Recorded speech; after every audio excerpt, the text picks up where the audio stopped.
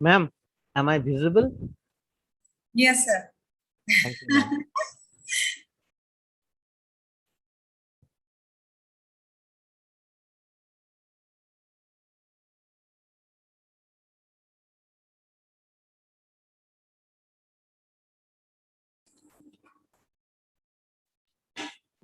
So, dear all, please mute yourself. We are going to start the session.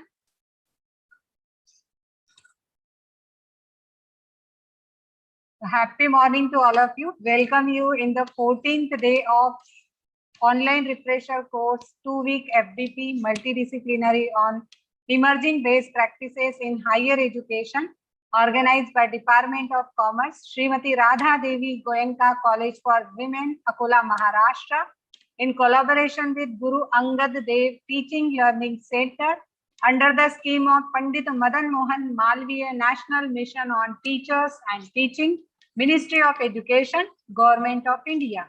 So once again, all dear participants, you are welcome in the presentation session of this day.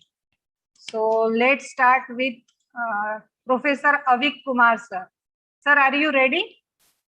Yes, ma'am, I am ready. Okay, sir. Please present your screen, share your screen, and present your presentation. Ma'am, is my screen visible, ma'am? Yes, sir. Both things are proper. Please start. Okay, ma'am. Thank you. Good morning, everyone. Good morning, sirs and madams. I am Avik Kumar Basu. I am going to present my talk on flipped classroom model. So, what is a flipped classroom basically? I have taken a picture from internet and put it here to show the basic difference. That is the what we used to do in earlier time in the classic lecture setting. Before class, the student may read over the material or they may not be do anything. During class, they would listen to a lecture what we were giving, and after class at home they prepare for homework or the difficult one things. But the problem is they are sparing their most of the time here with us just listening to a lecture, and when the time comes to do the homework they sit at home and do it there by own themselves. So this is a model where we during the class what we do before the class we give some material to them to read about them on online material through interactive learning module. During the class they practice and apply those concepts and give feedback to us, and after class they check understanding and extend the learning of the more complex task. So that way the classroom concept has been totally flipped over here. So why we need these changes? Because it speaks the language of today's students. What today's students do, they generally interact in via internet, via computer. They are very handy at those. So it is easy for them to watch those videos we have uploaded in the internet, or we have given some links of some other videos to them. They can easily watch them. It also helps the struggling and busy students. Some students are very busy. They have other works to do. They are involved in drawing and dancing and singing and different things. So they're busy and it helps them. Some students struggle to learn as fast as the other students. These things also help them because they can repeat and repeat it all and see it over time and time. Uh, it helps students of all abilities to excel. Not only some greater student will be better student will be more better, and a work student will do more works. Not like that. It helps all the abilities to excel, and all those extra why we need those flipping. Here is some given. I have some given here. There. Okay, so what is the meaning of this four word four letter FLIP? F stand for flexible environment. The environment is flexible. They don't have to sit at a time to read something or learn something. L for learning culture. This is a different learning culture totally. I will not elaborate on this because we have less time. I stand for intentional content. What we need to learn. Everyone has different needs, so that's why they will need different content for them. That is intentional content and professional educator us. So let's see at the flipping model, flipping what flipping class look in Bloom's taxonomy. In the earlier approach, in the traditional approach, in the Bloom's taxonomy, the lower two levels are called remember and understand, and they take the most of the area of this pyramid. That means we focus most of the time on these two things. These two things happen in class, during the class. What? Understanding and remembering. And all those four, applying, analyzing, evaluate, and creating those abilities, they do for after class, and that gradually decreases. But what happens in flipped classroom? In flipped classroom, before class, they already remember the things, they understand the things by their own, by watching the videos.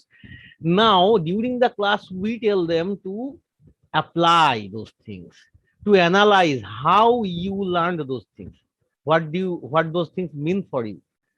And then during the class or after the class, they can create and evaluate. So this pyramid somehow has been flipped.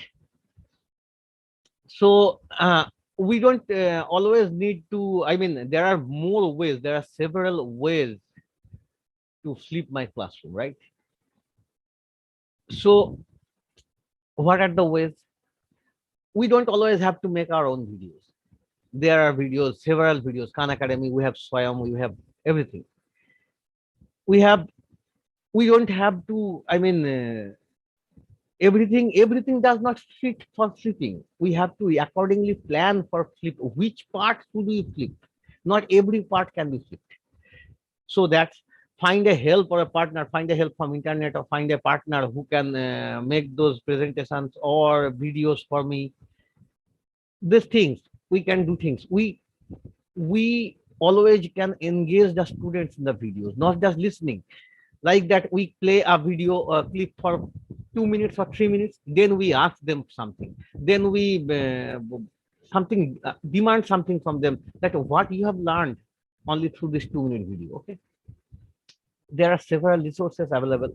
I have written some of them: Swayam, NPTEL, Khan Academy, Academic Art, Teacher Tube. Please check this: Teacher Tube, YouTube Education, Ed Canvas, and TED. Nowadays, this flipped classroom concept was invented in 2012. Many of my fellow participants have already told this thing yesterday or before that in their presentations.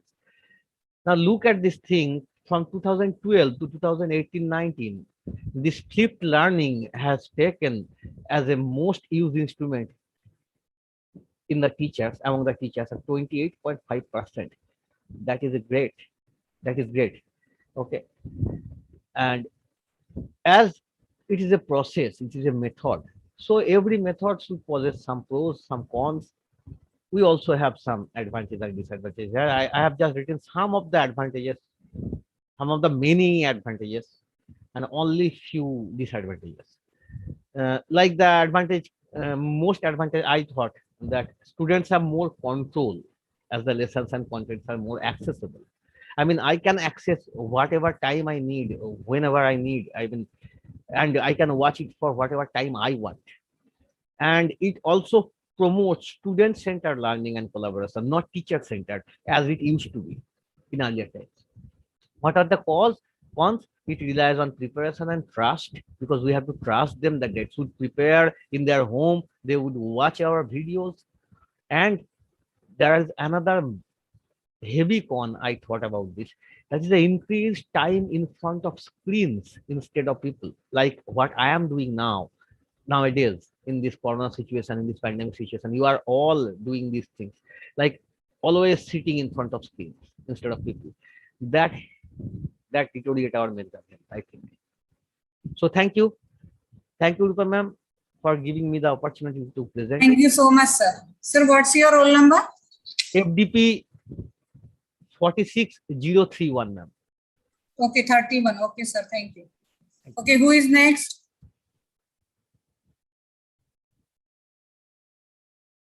Who is ready now? Okay, Rizwana ma'am.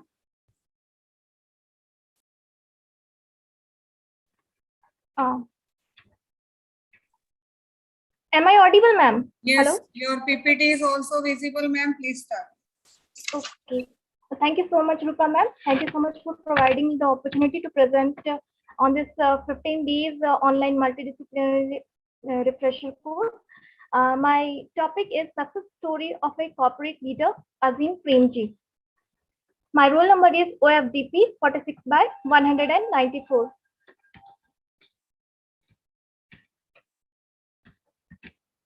Not moving.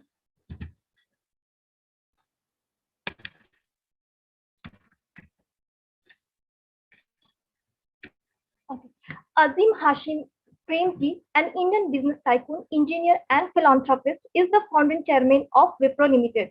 He has guided Wipro through 4 decades of diversification and growth. And finally, the company Wipro emerged as one of the famous IT companies, and Hashim Premji came to be known as one of the global leaders in the field of software industry.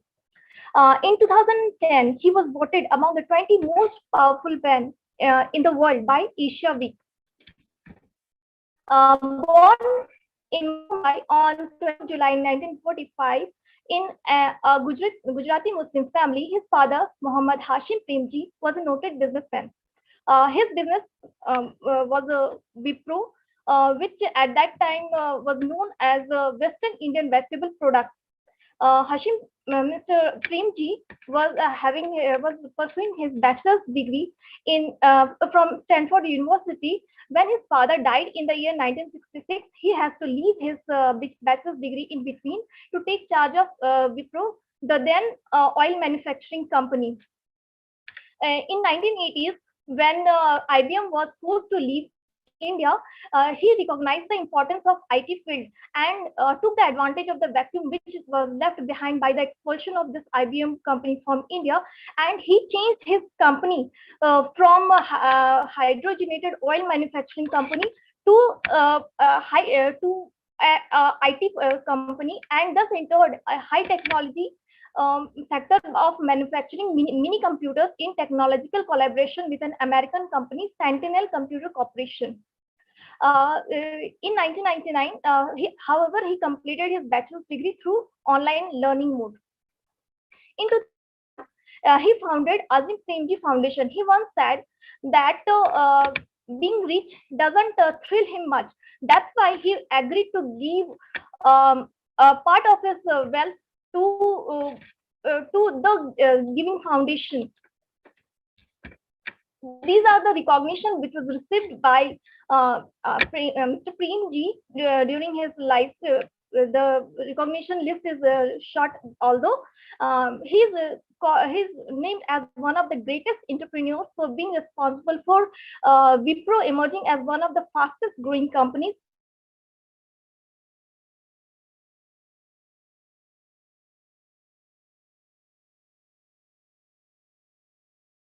Academy of Higher Education. In 2006, Azim Premji was awarded Lakshya Business Visionary by National Institute of Industrial Engineering, Mumbai. In 2009, he was awarded an honorary doctorate from Wesleyan University in Middletown, Connecticut for his outstanding philanthropic work. He is known as one of the most famous philanthropist billionaires. In 2015, Mysore University conferred an honorary doctorate on him. In 2005, Government of India honored him the title of Padma Bhushan for his outstanding work in trade and commerce. In 2011, he has been awarded Padma Vibhushan, the second highest civilian award by Government of India. In 2017, India Today magazine ranked him 9th in India's 50 most powerful people of 2017 list. In December 2019, Premji was cited by Forbes magazine as one of the heroes of philanthropy list of 30 altruists in Asia Pacific region.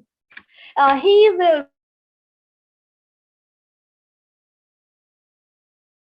has helped a lot. And his Jagdishji Premji Foundation, which is dedicated for the education of Indians, is working in a great capacity and doing great work for the education, and for the students of India. That's all. That is all in my. These are my references. That is all for my in my presentation. Thank you for listening. Thank you so much. Thank you, ma'am. Who is next? Please share your screen. Ma'am, myself Sarika Tejasvi. Can I present? Okay. Yes, ma'am. Yes, ma'am. Your Thank role. Thank you, ma'am.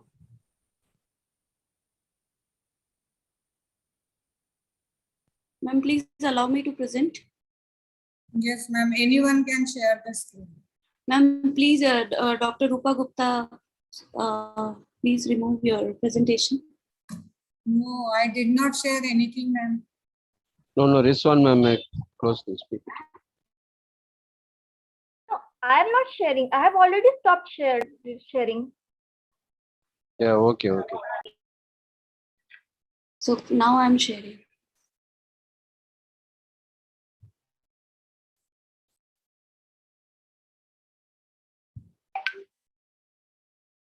Ma'am, my screen is visible? Yes, ma'am. Yes. Yeah, Audible and visible, madam. Okay, And thank you. your roll number? Yeah, myself, Dr. Sarika Tejasvi. I'm from Kirodimal College, University of Delhi. My presentation is on national education policy. And I have taken the chapter 20 of national education policy, where we will discuss the reintegrating professional education into higher education. For this, there are the main objectives for this is basically the holistic approach towards the preparation of the syllabus for higher education. And basically here the main emphasis has given on the ensuring broadcast competencies to the century skills. And the third thing is that an understanding of the social human context. And the last one is a strong ethical compass in addition to the highest quality professional caption. So overall, the objective is to provide higher quality education to the students. So in this context, we have taken the four field, the first in professional, the second in agricultural, the fourth in technical, and the fourth in healthcare system. So if I discuss in education to professional, so it has been grounded on four criteria. The first one is ethical education, and second is an education in discipline, and third is an education of practice, and the fourth one is education in importance of public purpose. So in ethical education, the person who is imparting education, they should follow the ethical grounds and do its duty honestly. And in education and discipline, and they maintain a decorum of discipline in the class as well as in their attitude. And the third one is an education of practice. An education of under this person has to include the indulge students in the lectures, whatever he's lectures or knowledge, whatever is imparting to the students. And the fourth one is education in importance of public purpose.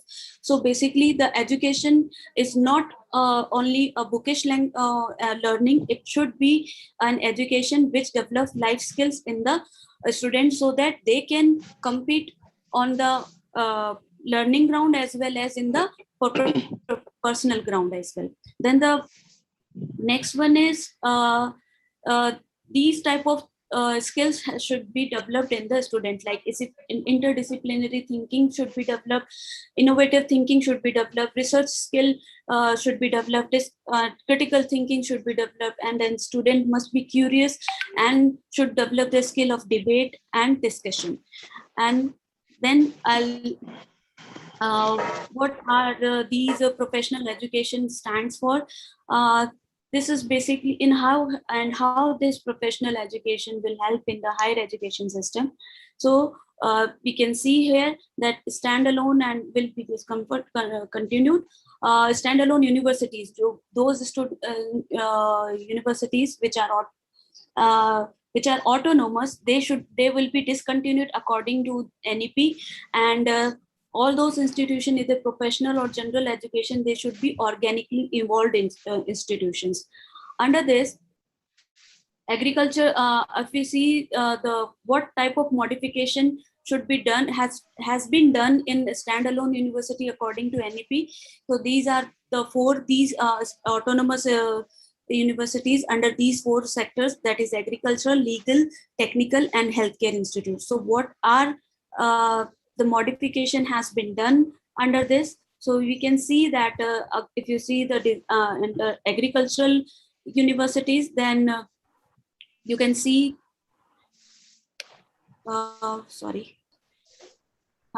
you can see that the agricultural institutes should be reviewed.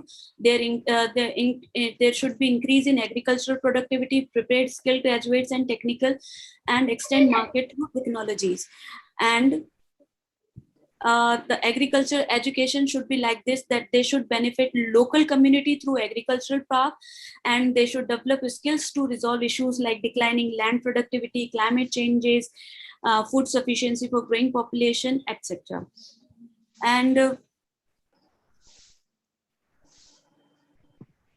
Ma'am, please conclude. yes, excuse me, ma'am. Then for legal education, there must be socio-cultural context, history of legal thinking should be developed, principles of justice should be developed, and practice of jurisprudence should be developed. And then the last one, in healthcare education, these development has to be done under NEP, where the regional students and assessment and their assessment should be at the primary and secondary level. Healthcare, there must be choices in the healthcare education system. All the development should be done in all the streams like allopathic, Ayurvedic, naturopathy, Unani, and etc. And re-envisionment of a healthcare system. Under this, preparation of professionals who are willing for both current and future practices should be encouraged, and more inculcation of professional disposition should be continued. And then these skills must, and any MBBS graduate must possess medical skills, diagnostic skills, surgical skills, and emergency skills. And the design for technical education, the technical education should be improved in terms of technology, management, architecture, town planning, pharmacy, hotel management, and catering. And these strategic thrust on new emerging disciplines, the fast cutting areas should be artificial intelligence, 3D machine learning, nanotechnology, neuroscience, genomic studies, data analysis, biotechnology, and all those things should be given emphasis, so that the all-round development of the country should take place. Thank you so much. Thank you, ma'am. Now, Dr. R.B. Dhakne, sir. Yes. Sir, are you ready? Yes, ma'am. Okay. Okay.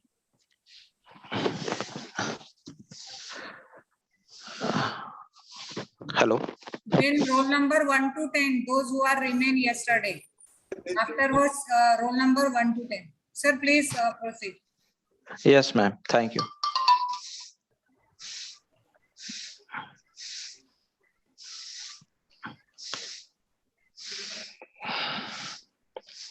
I'm going to make my presentation on National Education Policy 2020. I'm going to make a very brief presentation. Hello. Stop right now. Yes, sir. Please share your PPT. And unmute also. Please remember your mic should be on mute mode. Otherwise, I will put on you in waiting room or remove from the waiting. Please. cooperate us. When someone is presenting at that time, you should not do anything.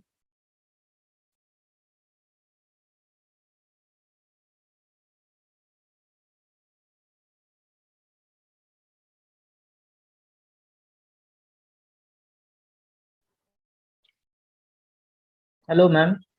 Hello. Yes, sir, please start. Dhakne sir, are you ready? Yes, ma'am. Just a second. I don't know.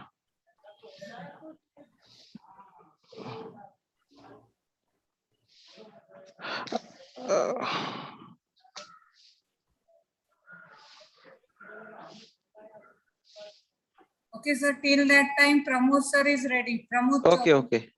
Ma'am, Okay, I'm ma'am. also Sorry. Prananda. Yes, Prananda sir. sir. Okay, share Yes, your. ma'am. Yes.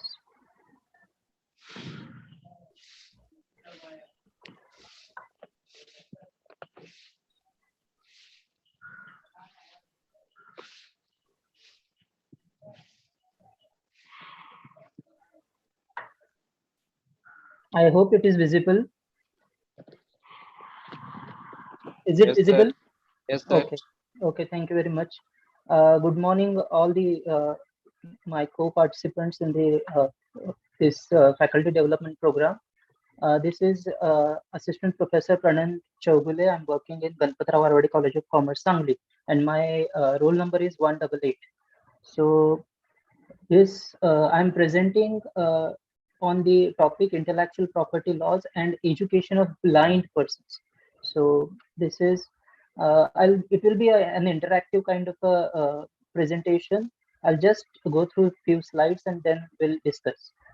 If in this present slide we can see that some blue portion is covered, and I'll tell you that behind this blue portion something has been written, but we cannot read it because that has been hidden. And the same what has been written behind this blue portion is written down in the Braille language. But we are not Braille literate, many of us, so we cannot read this. We'll move to the next slide. The similar is the case with this. Something has been written over there behind, and below are the musical notations, but those who are musical literate can only read this. This is, we all know that we can see it by open eye. This is the king of fruit. We call it as mango. So now let's go to the first slide again. This was the first slide, and what was hidden behind the curtain was Satyameva Jayate. And the second slide was the musical notations of the very famous patriotic song Vande Mataram. But we could not read it due to the medium or the language of Braille we could not understand. That is why. So what happened with the earlier two slides was we could not guess what was there behind the curtains. So now, if suppose one may say that we are illiterate, it would not be okay, because we could not see what is behind the curtains because we were not musical literate. So the point which I want to make in this presentation is that while educating blind and visually impaired persons, what is important is we are supposed to make them available. Sir, please unmute Prananda sir.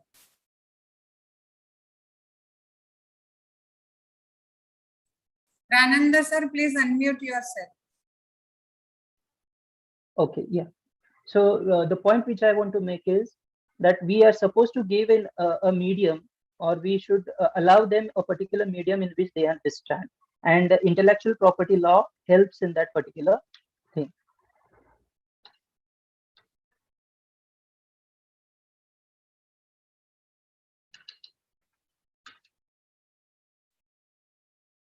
So how does the intellectual property law helps? We have participated in Marrakesh VIP Treaty. Accordingly, now whatever copyrighted material is there, if we publish it in a language or like Braille or any other format which is suitable for blind and visually impaired person, that would not be considered as breach of a copyright. And that is how it could help the blind persons. So it is according to the function of a law that law should change according to the needs of the society. That is very famous quote of Justice Bhagwati sir. Lastly, I express my deepest gratitude. Whatever images I have used in this particular presentation are not mine. I acknowledge the authors who have authorship over that particular images. Thank you very much for allowing me to present this particular presentation. Okay, thank you so much, sir. Next, Dr. Dheeraj Deshmukh. Next, Dr. Vijay Alshi, sir. Next, Dr. Nana Saib Pawar, sir, and Dr. Rasal Shivaji, sir.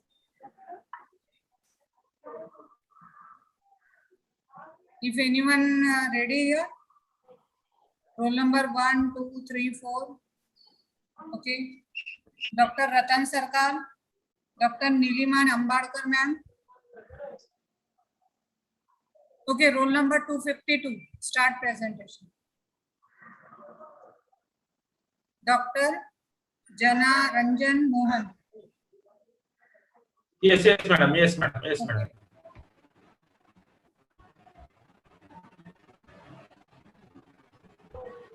Those who are ready, please minimize your presentation. There are so many people. Then roll number 125, Balvinder Singh, ma'am. Jay Kumar ji, next. 125 ready, ma'am. Okay, sir, after this. Oh, okay, thank you. Thank you very much. Thank you. Then roll number 190. 189, then 106. Please, those who are ready, be ready with your presentation. Keep it on minimize mode. Your presentation should be open. Okay. Okay. Smita ma'am is sharing. Okay. Please, madam, continue.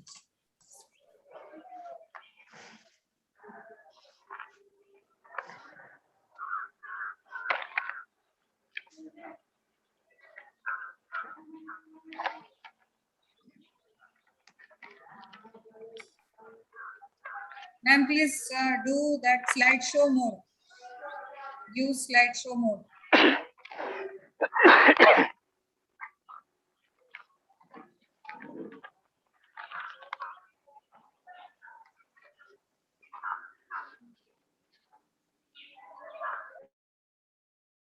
Smita ma'am, are you ready?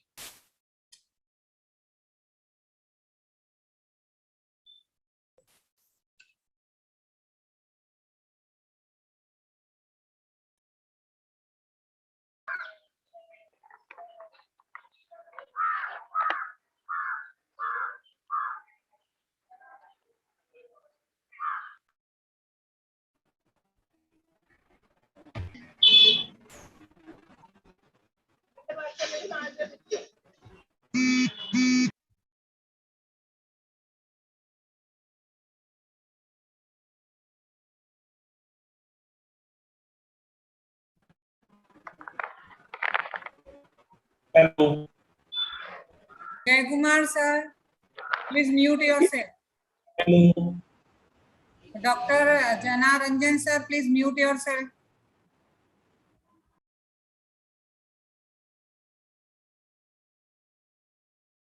Smita ma'am, please start.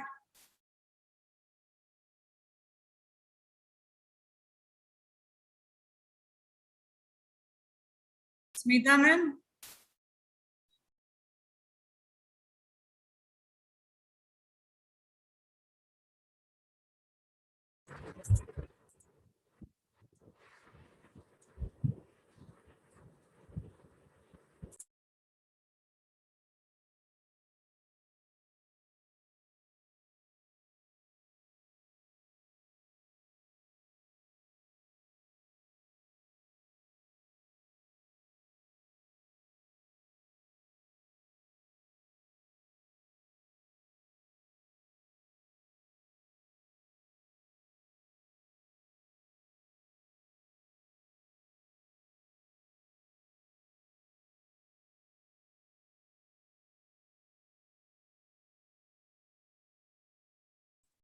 Smita ma'am, please. Ma'am, your mute- voice mute is not your- audible, madam.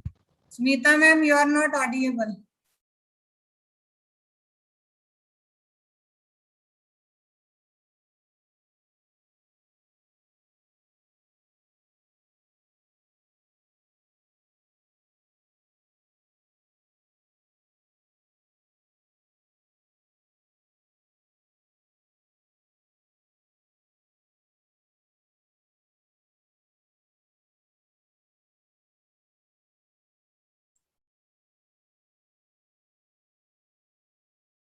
Smita ma'am, you are not audible.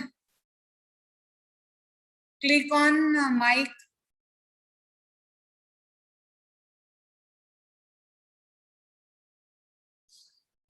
Okay, again click on mic. Okay.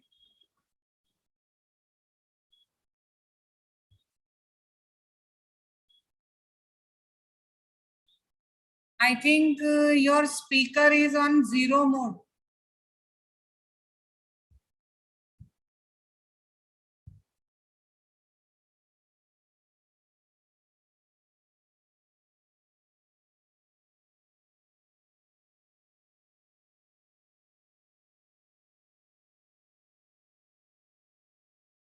Okay.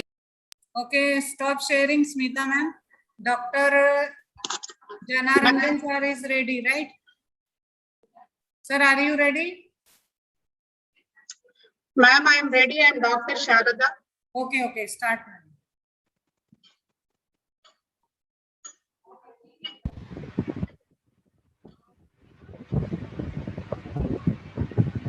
Ma'am, is my screen visible? Yes, ma'am. Yes, ma'am. Please continue. Good morning, everyone. I am Dr. Sharada from St. Joseph's College, Visakhapatnam. I am the chemistry lecturer here. So I am also one of the participants of this refresher course. Thanks for giving me the opportunity. So my topic for today's presentation is National MOOCs Coordinators of SWAYAM. So I would like to say a few words about the necessity for MOOCs coordinators and who are the MOOCs coordinators at what all levels.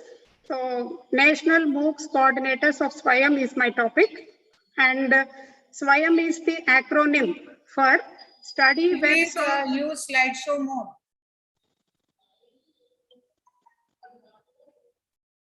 Yes.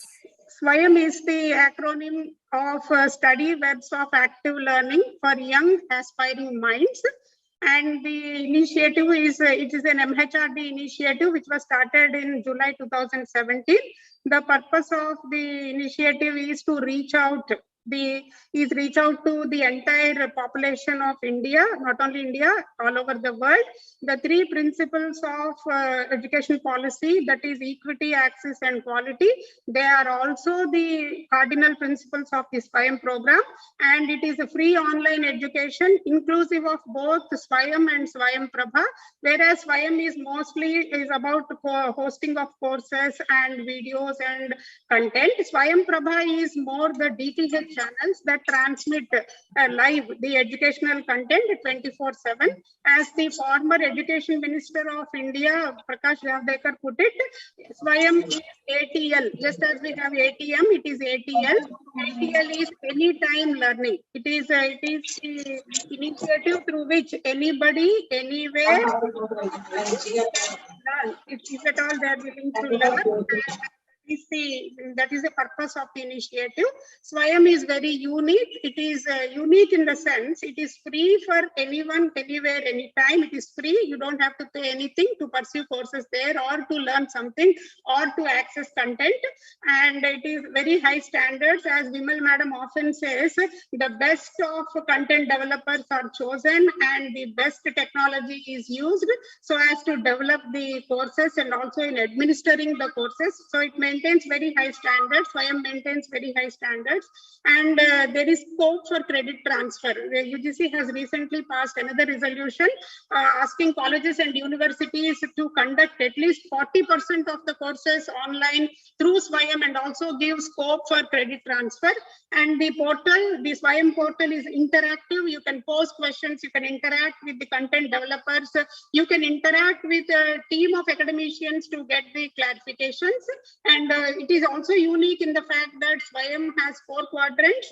It is the videos of all the content, and there is reading material that is developed just to suit the course.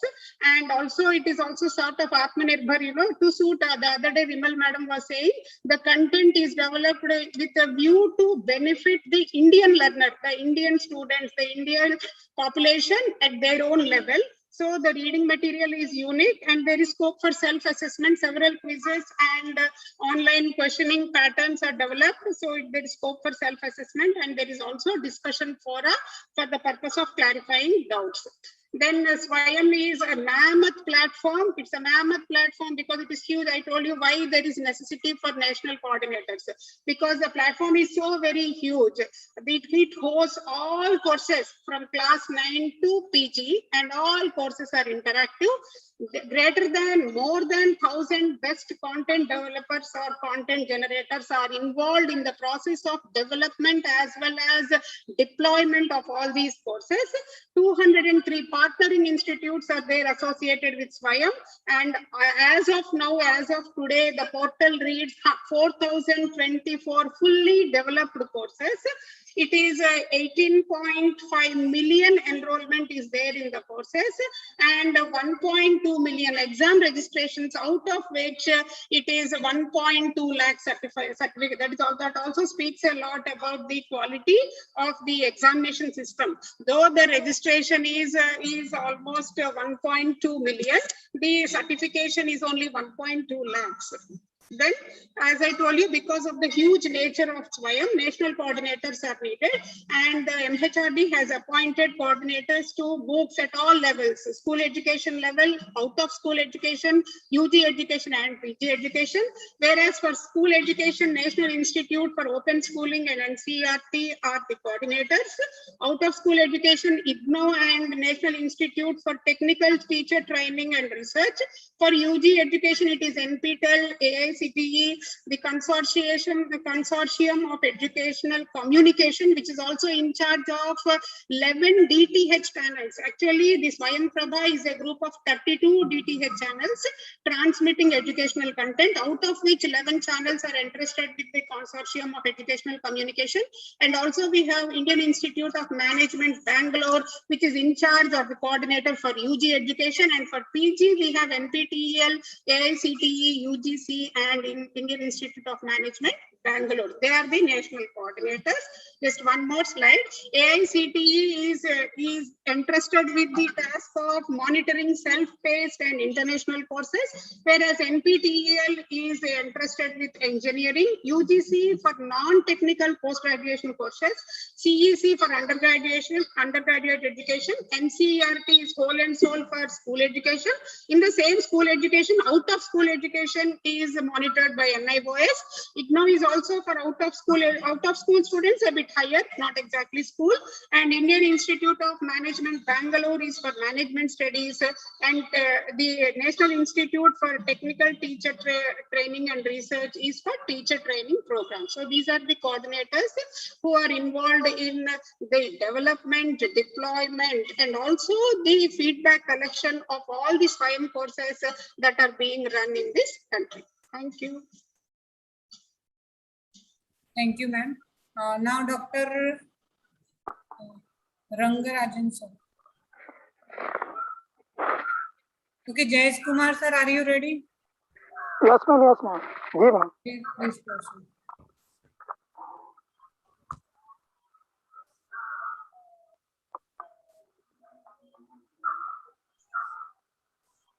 Can I present?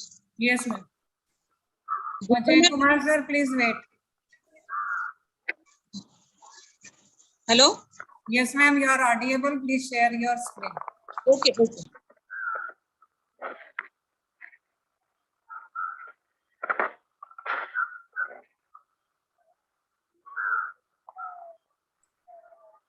Okay, sir. Ma'am, after this. Hello. Yes, sir. Hello, madam. May I start? Okay, sir. All of Okay. Good you, morning, please everybody. remember you have I'm Dr. to use slideshow mode. Okay. Okay.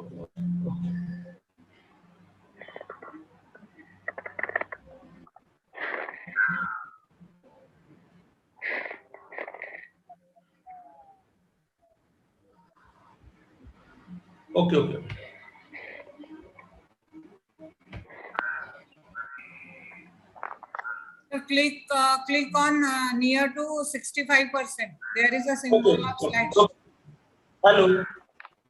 Hello. Am I audible? Yes, sir. Am I audible?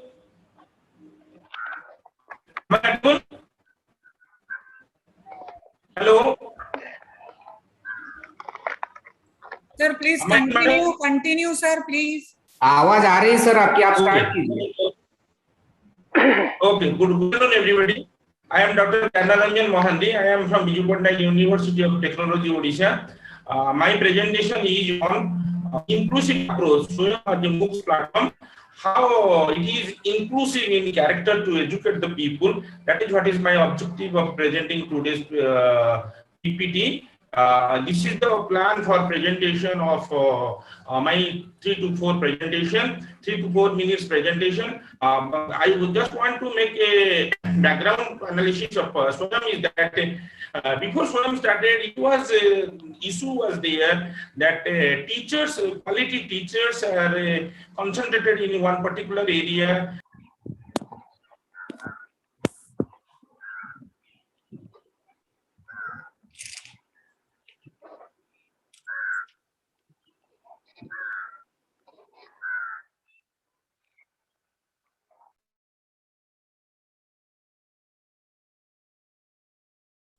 I think he is disconnected.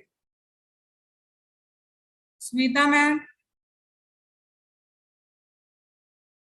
Smita Yes, ma'am, ma'am. you can share your screen. Okay.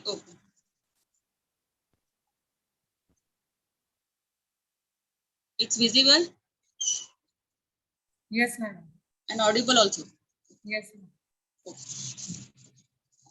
Hello, everyone. Good morning.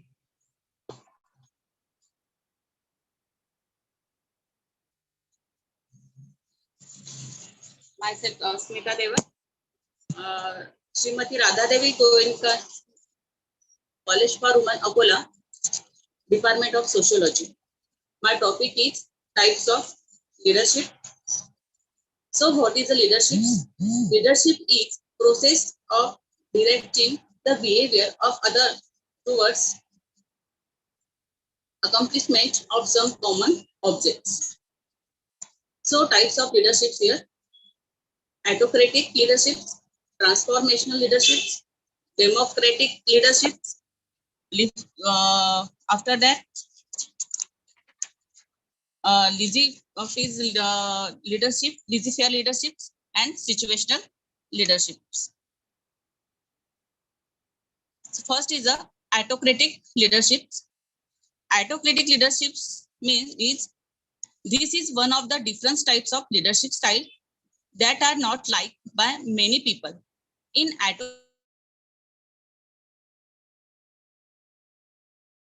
all the decision and asks for a little one, no inputs from the other members of the groups. A leader who adopts this leadership style makes decision on his belief self and just common others member to thus the credit of the works is given to the leader, not at all to the members. He is an autocrat, does not consult his subordinates. He takes all the decisions by himself. He also takes full responsibility for his decision. The subordinate must obey him without asking any question.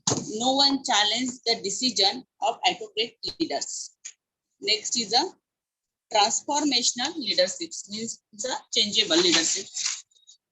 This is the very good leaderships I think transformational leadership is one of the effective types of leadership in which a leader inspire and encourage the members of the group to imitate and work toward the change that will lead of the success of the organizations. Although this leadership is mostly used in startup, it is generally seen in all the sub-level of the organization, be it division or department. Transformational leadership believes in taking risks and so as daring. It has proved to be a highly effective leadership style among all others.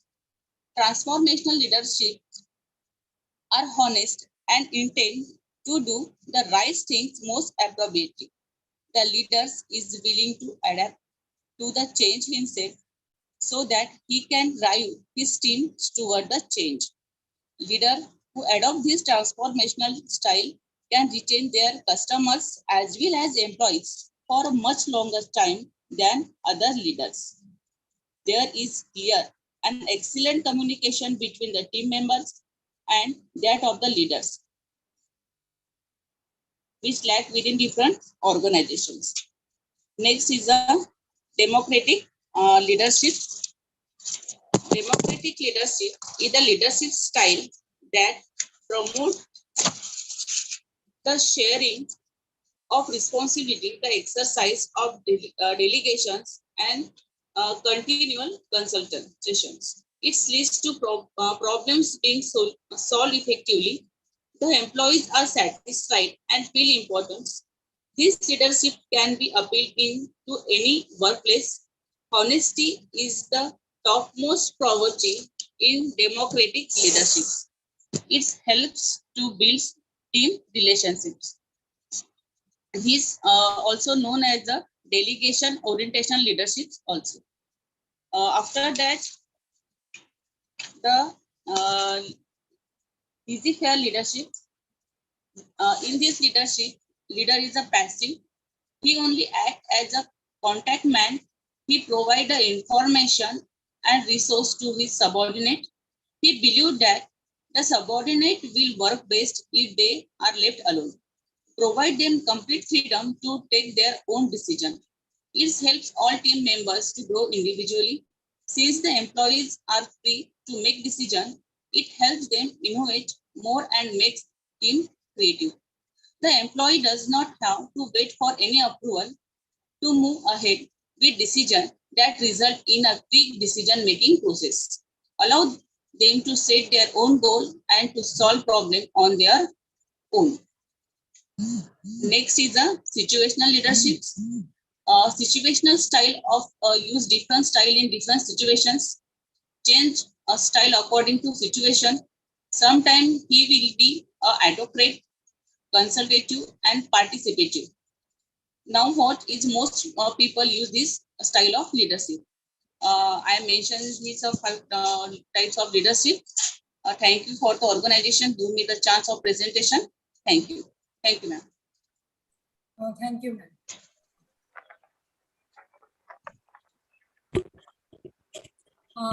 Who is ready next? Dr. Janaranjan, sir? Okay, Dhakne, sir.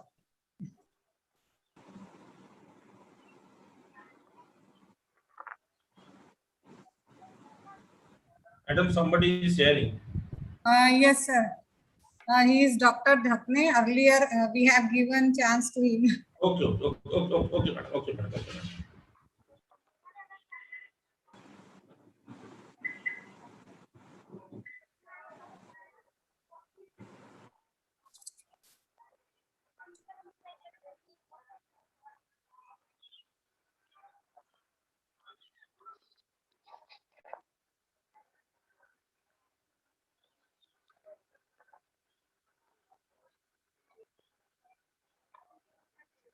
Hello, good morning. Hello, good morning. Yes, sir, audible, sir. Audible, okay.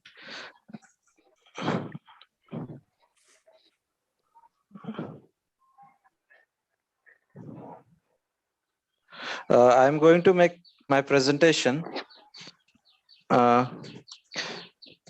Is it visible now? Can you see my screen? Yes, sir. Yeah. Okay. Yes, sir. Okay.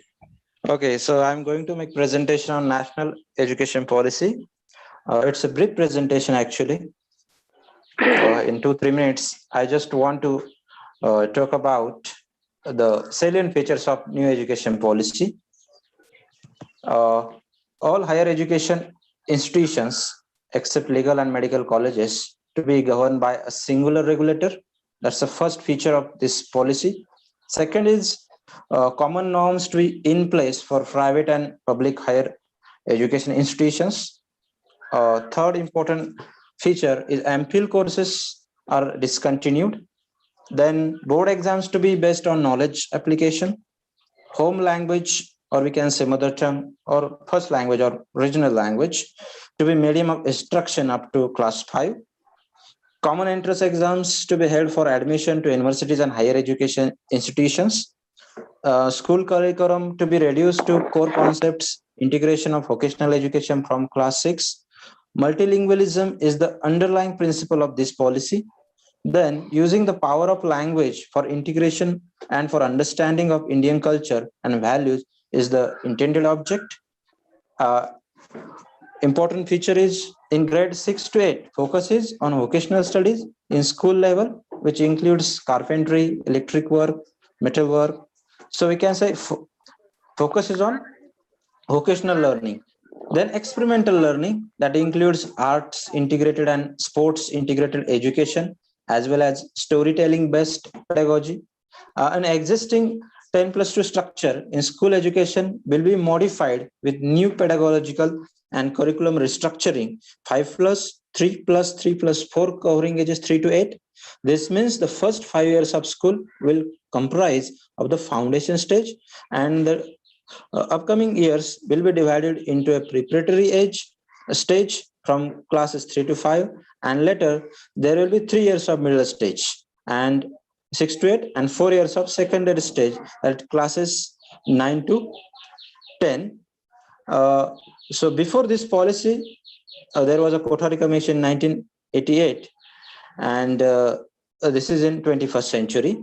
So basically the policy focuses on the need for change. We can say education in India stands at the crossroads today.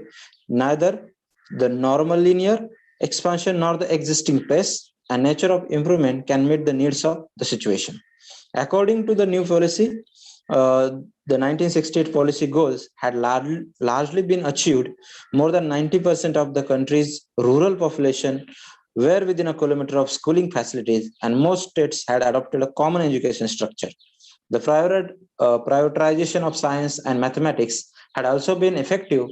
However, change was required to increase financial and organizational support for the education system to tackle problems of access and quality. So, through this new education policy, it is linked to sustainable development goals.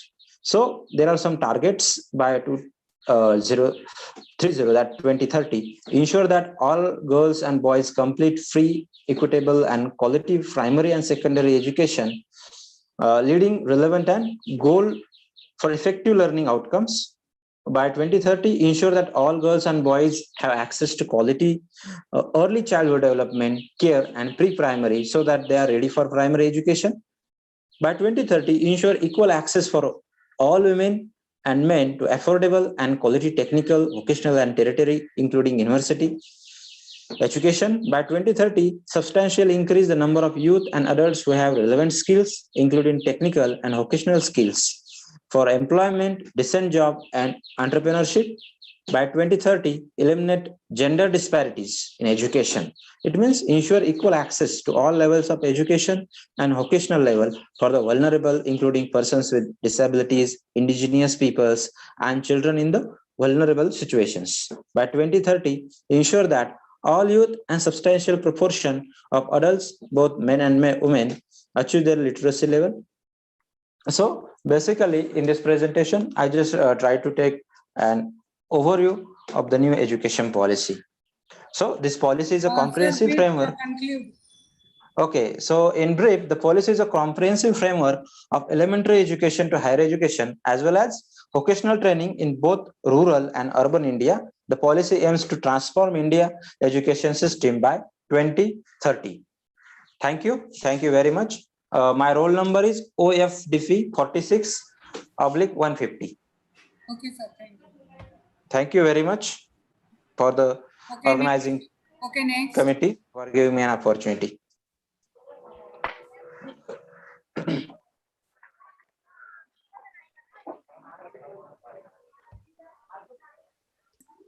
Hello. Yes, sir. Please present.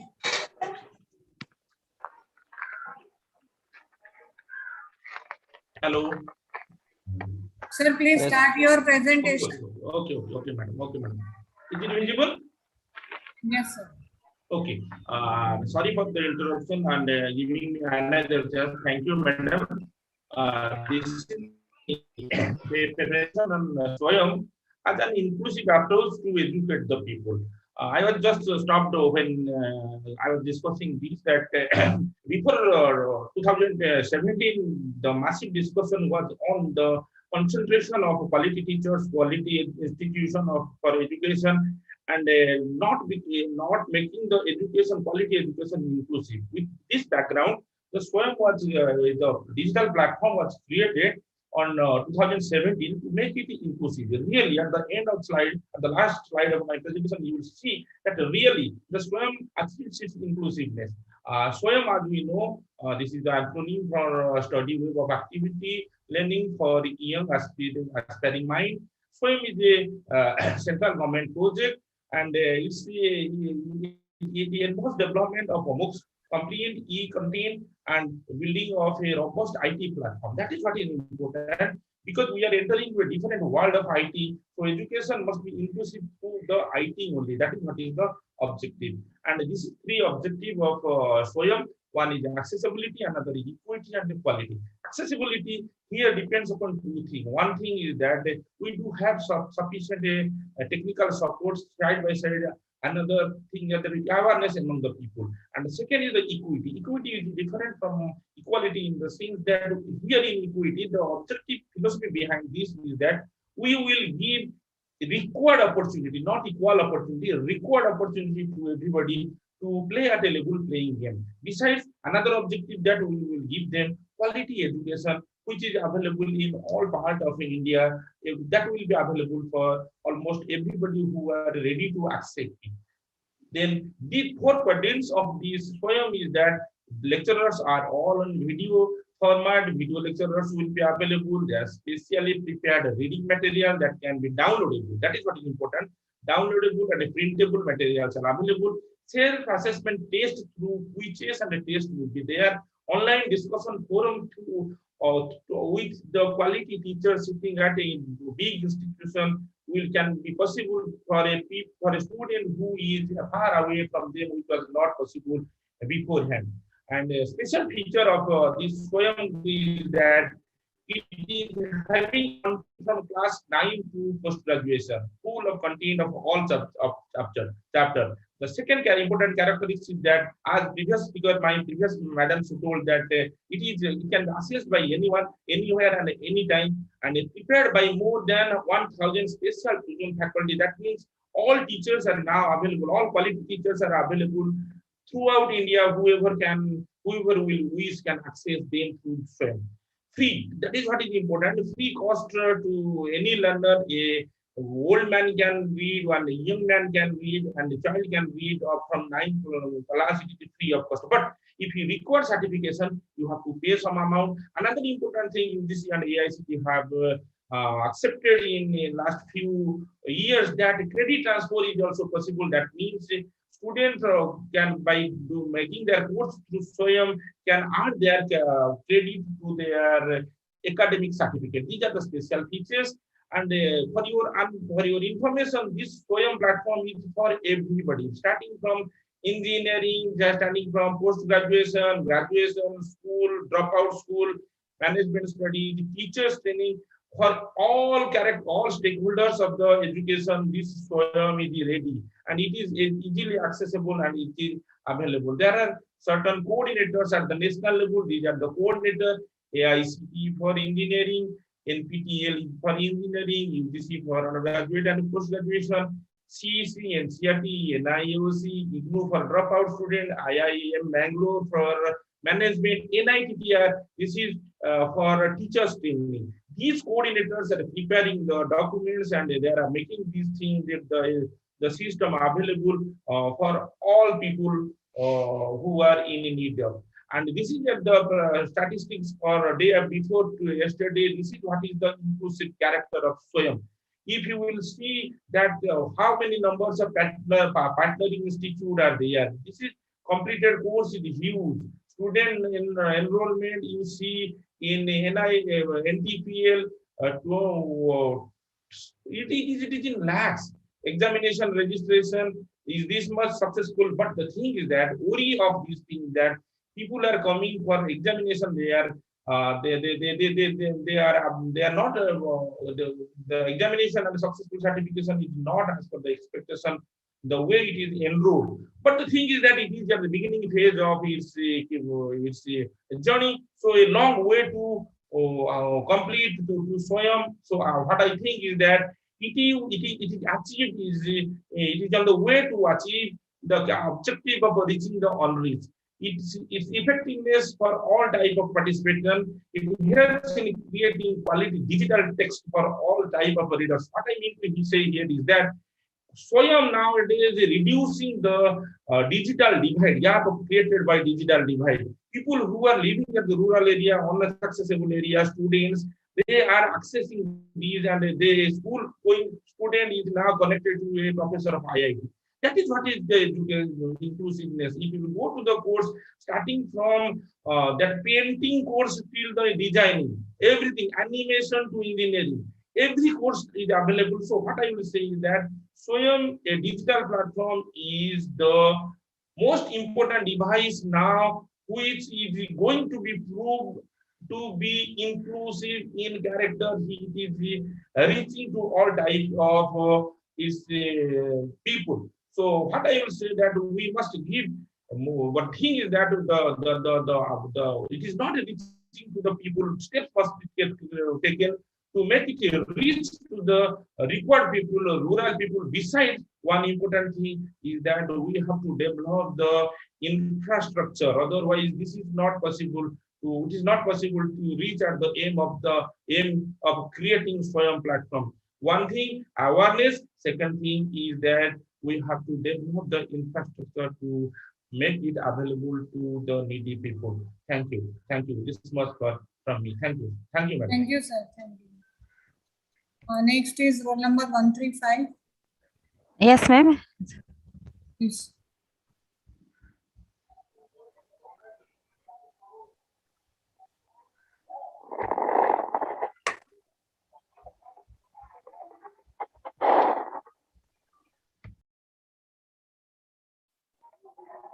Ma'am, 190.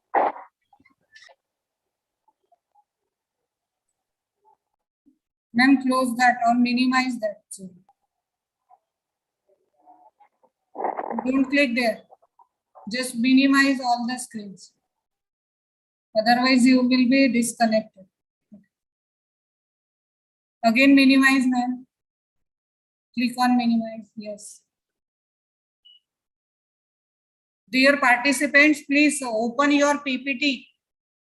You should be ready with your PPT.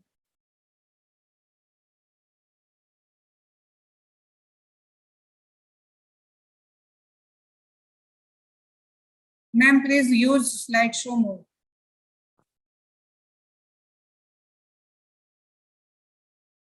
Near to 86%, there is a one icon of slideshow. Please click on that. What is? Ma'am, on the bottom of your PPT, see. No, ma'am. Not. Ma'am, in keyboard you press F5 button, madam. If your keyboard you have Please. keyboard you press F5 button. It's Yes, a ma'am. slideshow. Excellent. In your keyboard, you press F5. F1, F2, F3, F5 buttons. No, ma'am. No, Okay, no, in ma'am. keyboard, Learns madam. Just in your keyboard. Your laptop or your desktop. laptop test. Yeah, laptop. You Yes. press F5 button. It's just like show mode. Ma'am, there are some functions key. So just click on F5. F5. Yes, ma'am. Does not work. Don't work, ma'am. Okay, okay. Please continue. Okay. Thanks, sir. My topic is 4 quadrants on MOOC. MOOC is an open source online education platform. It was coined by Dave Cormier in 2008. The term MOOC means massive open online courses. Massive means that targeted participants are not limited to the class or the college. Any person can get registered themselves without any educational background that start learning. Around more than 1 lakh learners are enrolled in MOOCs now in India. Open. Open means the courses are open to all without any geographical boundaries and open content and free of charges. Online. Online means it is it may multiple courses. Access the courses are available online and can be accessed anywhere, anytime. Courses, there are many multiple courses available and can be taken with any educational background. MOOCs in India. So study waves of active learning for young aspiring minds, that is SWAYAM, is an open source Indian MOOC platform. It has been developed by MSRD of India. Access, equity, and quality are the 3 cardinal principles of education policy of SWAYAM. It provides online study materials to learners with free of cost or minimum cost. 4 quadrant of MOOCs approach. The course content developed on the portal follows a 4 quadrant approach with the following coverage of media and learning resources. The 4 quadrants are: quadrant 1, it is a e-tutorial that shall contain video and audio and simulation, virtual labs, etc. Quadrant 2, it is a content that shall contain portable document format, illustration, video and demonstrations, documents, and wherever required. Quadrant 4, a third, it is web resource that shall contain related links, open sources, case studies, book including ebooks, research papers, and information, historical development of subject, articles, etc.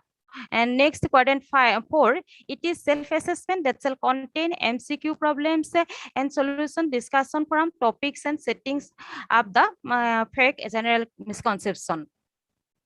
Next, conclusion. MOOC is the dream of India. They have made the education easily accessible to anywhere, anytime, and anyone. It is inflexible and quality learning. The success of MOOC is dependent on its equality and enrollment of learner. Overall, the development of MOOC is a great extent in the global era. Thank you all. Thank you, ma'am. Next is roll number 125. I have written sequence in chat box. Please go through the chat box. Yes, ma'am. Yes, ma'am. Sir, please start. Balvinder sir, please share your screen. Sure. Good morning, everyone.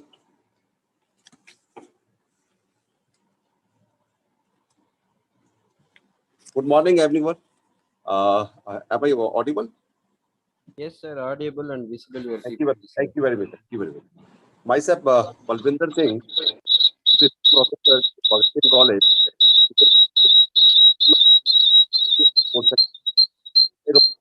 1 to 5. Sir, I think you are connected with 2 devices. Balvinder sir.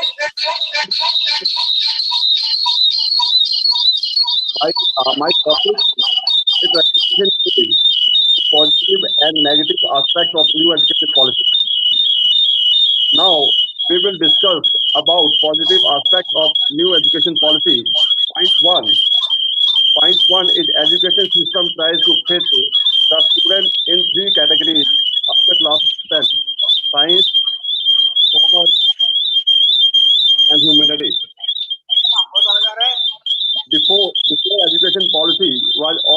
that you need to choose only one stream and you cannot study any other stream subject but to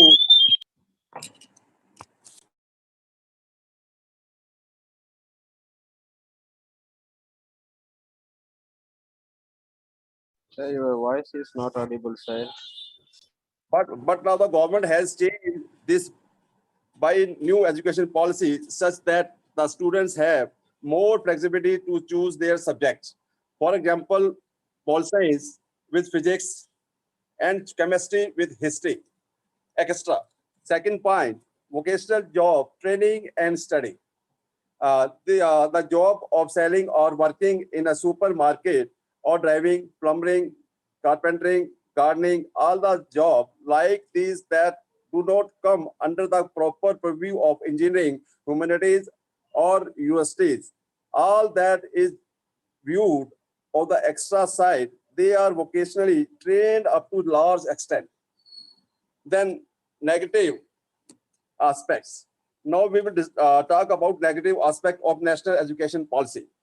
Point of language. Subject to be taught in the home language, mother language, and regional language. This medium, policy medium instruction from class 5th till class 8. The language of subject should be taught in their home language, mother language, or regional language. Second point is, more theoretical must be implemented physically.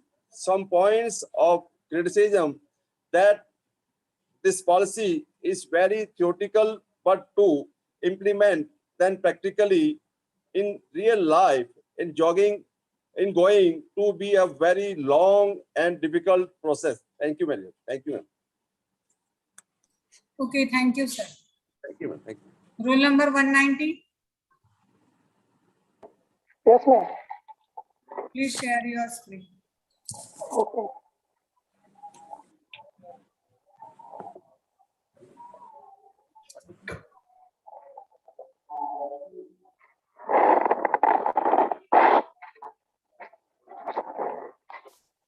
Yes, ma'am. मेरा screen show कर रहा है? Yes, visible, sir. Your PPT. Yes, start. सबसे पहले आप सभी को नमस्ते। आयोजन समिति को बहुत बहुत धन्यवाद, उन्होंने हमें प्रेजेंट करने का अवसर दिया। मैं जय Kumar, assistant professor, department of physical education, government degree college और भदोही, उत्तर प्रदेश। आज का जो मेरा टॉपिक है वो है study on move.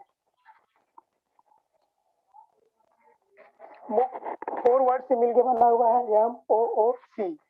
M for means massive, large of individual इसमें जुड़ते हैं। ओपन फॉर मतलब फ्री ऑफ कॉस्ट होता है, एनीवन एनी पर्सन किसी भी परिस्थिति में इससे जुड़ सकते हैं। ऑनलाइन कोर्सेस है ये, इसका जो कोर्स डिलीवर होगा वो इंटरनेट बेस पे आधारित होगा। कोर्सेज जो है कि सेल्फ बेस्ड मतलब कि एनी इंडिविजुअल अपनी कैपेबिलिटी के अकॉर्डिंग इससे जुड़ सकते हैं।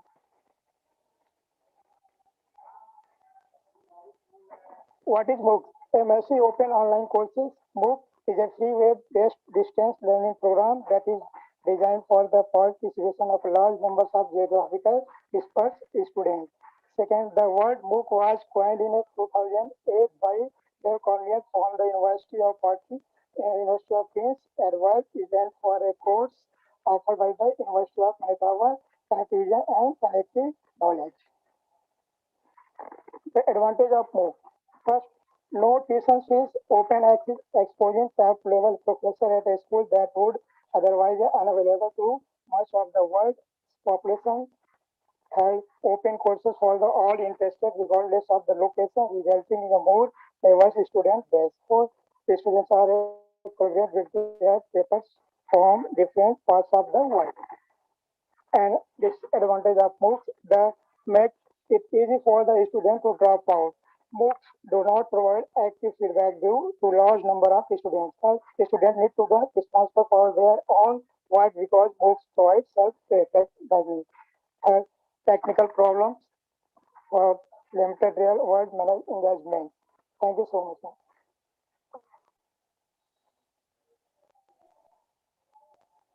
Thank you, sir. Who is next? Who is ready now? Hello, who is ready now? I am ready, ma'am. Okay, sir, please share.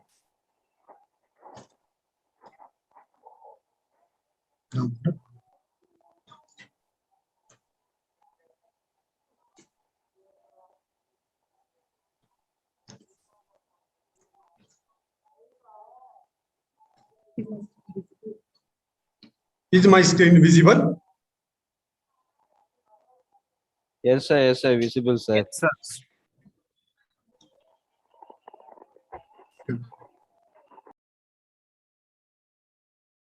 Yes, sir.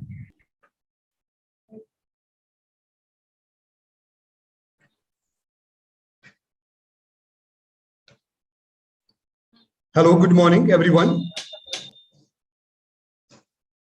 Myself, Pawan Kumar, Assistant Professor in History.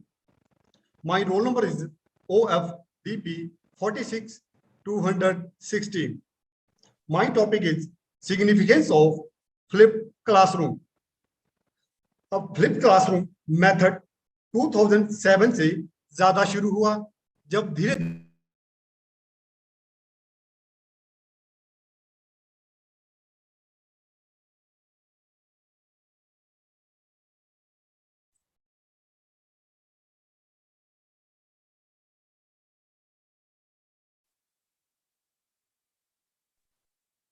Sir, please unmute yourself.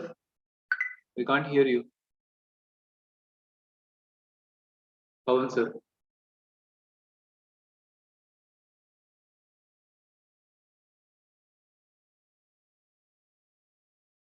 Hello. Sir, your voice is not audible, sir. Learning is a Peter Drucker की एक बहुत अच्छी quotation है sir. Learning is a life long process of keeping abreast of change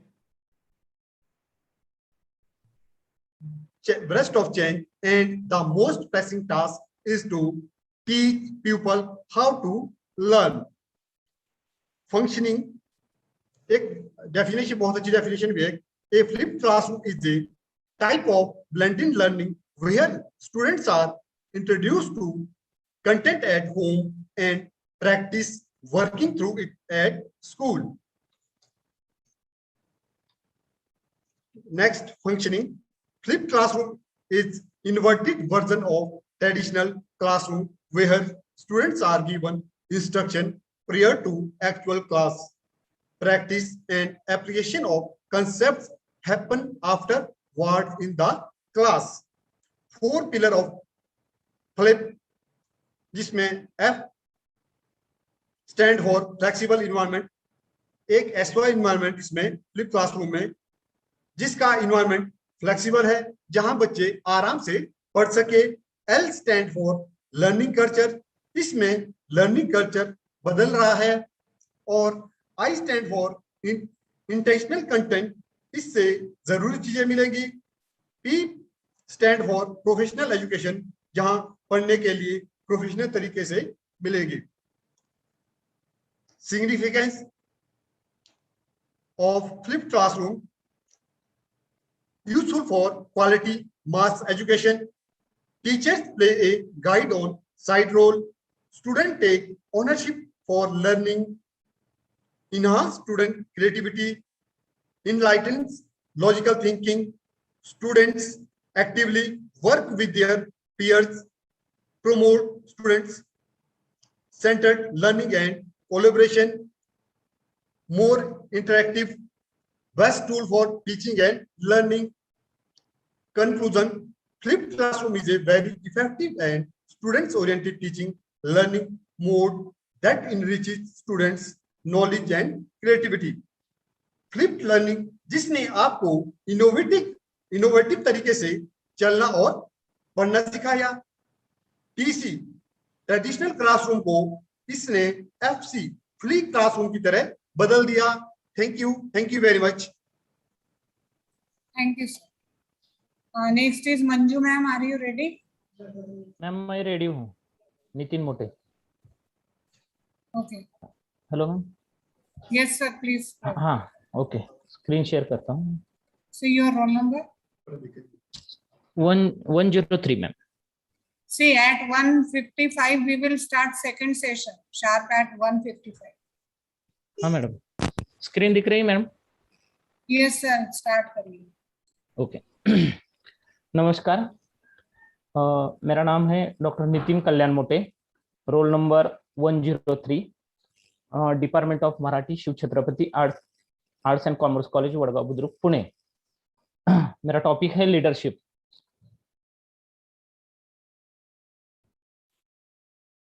जिसे हिंदी में नेतृत्व कहा जाता है, उसका अर्थ हम जाने तो नेतृत्व का अर्थ होता है लोगों के समूह की या किसी संगठन का नेतृत्व करना या ऐसा करने की क्षमता रखना, जिसकी परिभाषा कहा जाता है कि नेतृत्व एक प्रकार की व्यावहारिक क्षमता एवं एक कौशल्य होता है जिसके द्वारा एक व्यक्ति विशिष्ट लक्ष्यों को प्राप्त करने के लिए दूसरे के व्यवहार को प्रभावित करता है। यानी कि जो क्षमता नेता के अंदर है उसी हिसाब से वो समूह का नेतृत्व करता है, उसे नेता कहते हैं। और जो उसकी क्षमता है उसे हम लीडरशिप कह सकते हैं। उसकी क्या विशेषताएं होती है, तो हम अगर नेतृत्व की विशेषताएं देखते हैं तो उसमें नेतृत्व वह विशेष व्यवहार है जिसमें प्रभुत्व, सुझाव तथा आग्रह का सम्मिश्रण होता है। नेतृत्व के लिए दो पक्ष नेता और अनुयायी का होना अनिवार्य है, यानी कि सदस्य के सिवा नेता नेतृत्व नहीं कर सकता। नेता अनुयायियों के व्यवहार को अधिक सीमा तक प्रभावित करता है। नेतृत्व संबंधित प्रभाव दबाव युक्त नहीं होता, इसे साधारण तथा स्वेच्छापूर्वक ग्रहण किया जाता है। दबाव केवल नेता के नैतिक प्रभाव का होता है। नेतृत्व अनियोजित न होकर विचारपूर्वक अनुयायियों के व्यवहारों को निश्चित दिशा में मोड़ दिया जाता है। फिगर्स के अनुसार नेतृत्व क्या है, देखिए। नेतृत्व पारस्परिक उत्तेजना की प्रक्रिया है।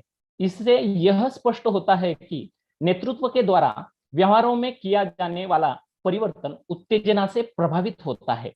नेतृत्व की एक विशेष परिस्थिति होती है। इस प्रकार एक ही व्यक्ति विभिन्न क्षेत्रों में अलग अलग तरह से नेतृत्व से प्रभावित हो सकता है। जैसे उसकी विशेषता है, उसी तरह से नेता के कार्य, जो जिस समूह का वो जिस उद्देश्य से नेतृत्व करता है उसकी कार्य क्या होती है, तो उसमें कार्यपालिका का कार्य, यानी कि वो जो कार्य करने वाला है उसका कार्य उसके सिर पे होता है। जो कार्य करने वाला है उसके लिए उसको योजना तैयार करनी पड़ती है। जो योजना करने का कार्य भी उस नेता का होता है। जिस योजना की है उसकी नीति या उसका निर्माण करने का भी कार्य उस नेता को करना पड़ता है। और ये सब कार्य उसके उद्देश्य तक ले जाने के लिए उसमें कुछ विशेष रूप से विशेषज्ञता उसमें होनी चाहिए, जो कार्य के लिए बढ़ोतरी हो सकती है। इस नेता की शैलियां किस तरह से होती है, तो तात्पर्य नेता द्वारा दिशा देने, योजनाओं को लागू करने तथा लोगों को प्रोत्साहित करने की शैली से है। नेतृत्व ही की बहुत सी शैलियां हैं जो राजनीतिक, व्यावसायिक या अन्य क्षेत्रों में प्रदर्शित होती है। जिस तरह से शैली है उस तरह से उसका स्वरूप किन किन प्रकारों में होता है उसका भी हम रूप देखें। जो नेतृत्व का स्वरूप होता है वो साधारणतः 3 हिस्सों में किया जा सकता है। उसमें अभिप्रेरणात्मक स्वरूप, शक्ति स्वरूप, पर्यवेक्षीय स्वरूप। जिसमें अभिप्रेरणात्मक स्वरूप में धनात्मक और ऋणात्मक ऐसा उसके पार्ट कहे जाते हैं। शक्ति स्वरूप में निरंकुश, जनतंत्रीय और स्वतंत्र, जो शक्ति का बल का उपयोग करके किए जा सकते हैं। और पर्यवेक्षक जो है जिसमें कर्मचारी केंद्रित और उत्पादन केंद्रित होता है। यानी कि अभिप्रेरणात्मक स्वरूप जो होता है वो प्रबलन देने के हेतु होता है। शक्ति स्वरूप दबाव करके नेतृत्व किया जाता है और पर्यवेक्षक में मार्गदर्शन करके उसमें नेतृत्व किया जाता है। जैसे हमने धनात्मक और ऋणात्मक अभिप्रेरणात्मक में देखा था, उसमें धनात्मक में क्या होता है तो पारितोषिक देके, बढ़ावा देके, प्रबलन देके उससे कार्य किया जाता है, नेतृत्व किया जाता है। तो ऋणात्मक में क्या किया जाता है तो अपमान, निकासी, जबर, छुट्टी, इस तरह के दंड विधान इस्तेमाल करके नेतृत्व किए जाते हैं। नेतृत्व के प्रकार हम अगर देखे जाए, इसमें 4 प्रकार मैंने यहाँ पे लिए हैं। जिसमें निरंकुश नेतृत्व है, जिसमें समूह से संबंधित निर्णय सदस्यों, अनुयायियों के परामर्श के बिना ही लिए जाते हैं। यानी कि यहाँ नेता सदस्यों का विचार लेता नहीं है, जो वो गठित करता है वो उन पे लाद देता है। जैसे उदाहरण देना चाहेंगे तो सैन्य नेतृत्व या तानाशाही प्राधिकरण केंद्रीकृत होता है और विरोधी विचारों का दंडित करने के लिए अक्सर बल का उपयोग किया जाता है। लेविन के प्रयोग के सुझाया है कि निरंकुश शैली सदस्यों के बीच असंतोष की उच्चतम स्तर का कारण बनती है। निरंकुश नेता आक्रामक और आत्मकेंद्रित होता है, यानी कि वो सदस्यों का विचार नहीं लेता है, वो अपना विचार उनपे गठित करता है, लादता है, तो उसमें आक्रामकता ज्यादा होती है, यानी कि गुलामी तौर की नेतृत्व इसमें कहा जा सकता है। दूसरा प्रकार है जैसे लोकतांत्रिक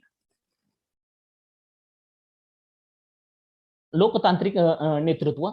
इसमें जैसे कि सदस्यों के विचार कौन सा ही निर्णय लेने में उनका लिया जाता है। जैसे लोक नेतृत्व की इस शैली को बहुत खूब तरह से पसंद करते हैं।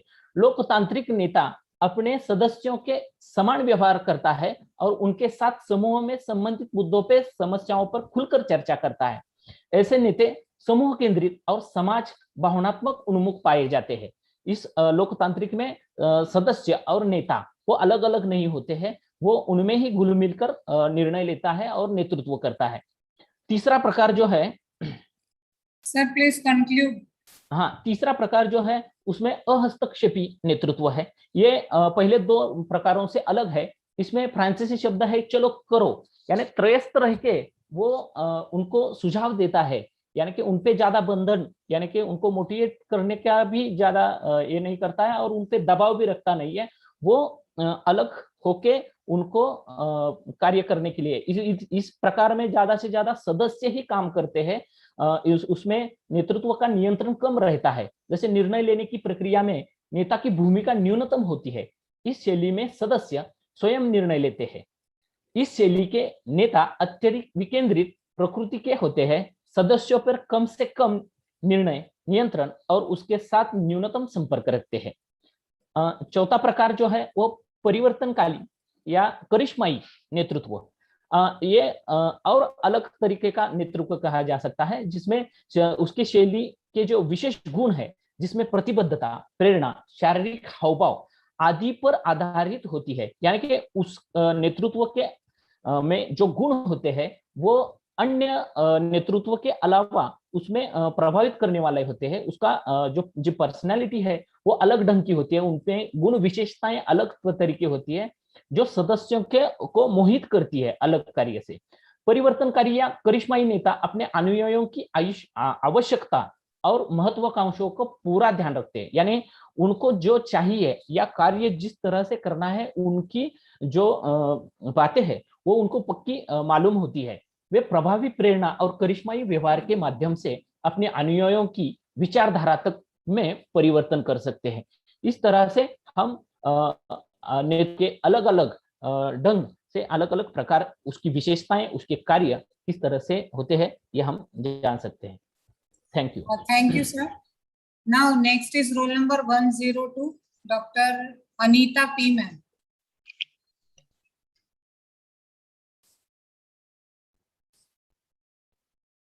Dr. Anita P. Ma'am, are you ready?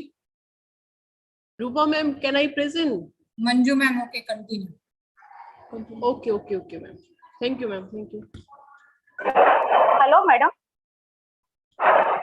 Hello. Madam तुम्ही थांबा आता, कारण तुमचा टर्न चालू होता. दुसरा सेशन झाल्यानंतर करू madam.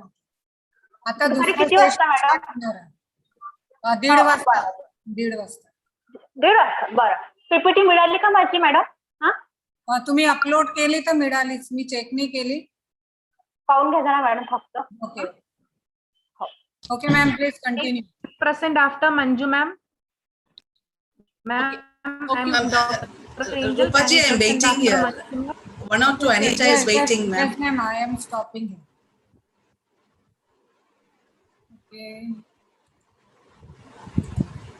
Okay, ma'am, now share. Anita ma'am, please share yourself.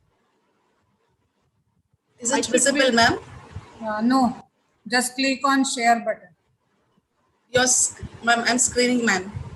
My screen is there, ma'am. Can you see, ma'am? I can see you only, not your screen.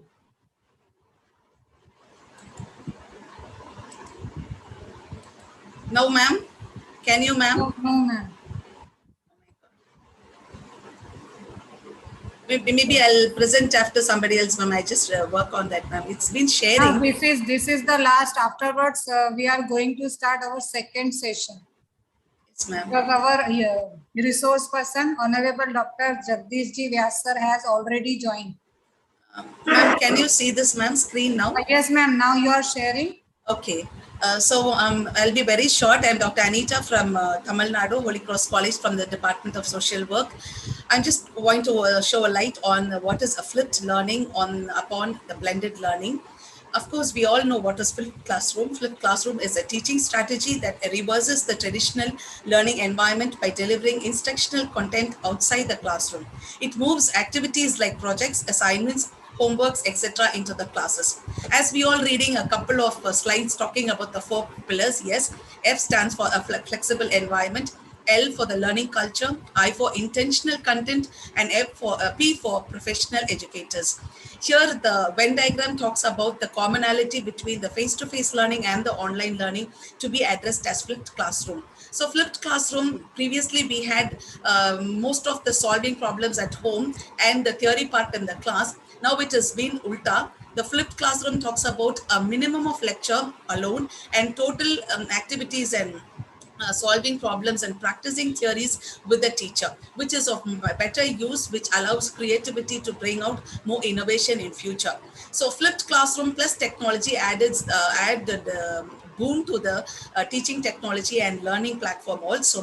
Interactive lecture becomes very active, and solving problems with the teachers and with peers brings out more productivity for the students as well, where the productivity and the ultimate goal of the higher education institution is easily achieved. So with this, I have some advantages and disadvantages, which we already know about it. So just I talk about the advantages alone, no need to talk about the disadvantages, because whether good or bad, we are going to take flipped classroom. The student love to take the ownership for learning, and it promotes a student-centered learning with collaboration with litter of teachers intervening. Lessons and content are more accessible all through the hours and all through the day.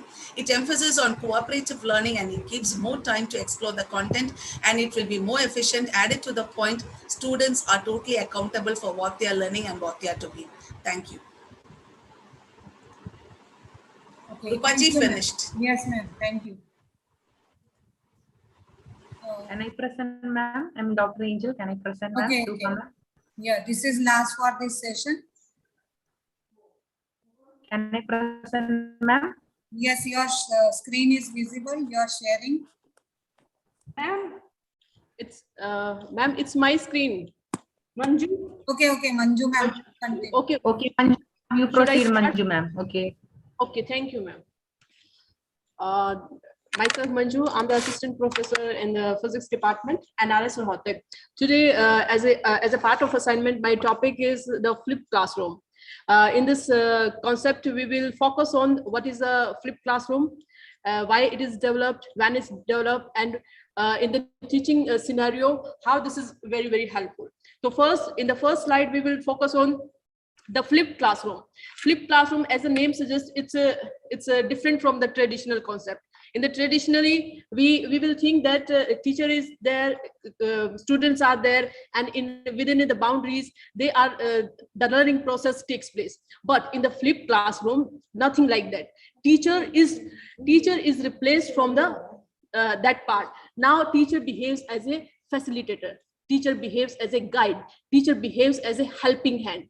So in this method, when the child is in the learning stage, then the whole focus of the teaching process, the whole focus of the learning strategy, it is based on our child. Then the child aspects are considered in the flipped classroom. Though this concept was developed in 2012 or earlier then, but now in the digital scenario, it is more prominent. Now we can see that in the COVID scenario, the learning takes place through the process of the help of this digital era.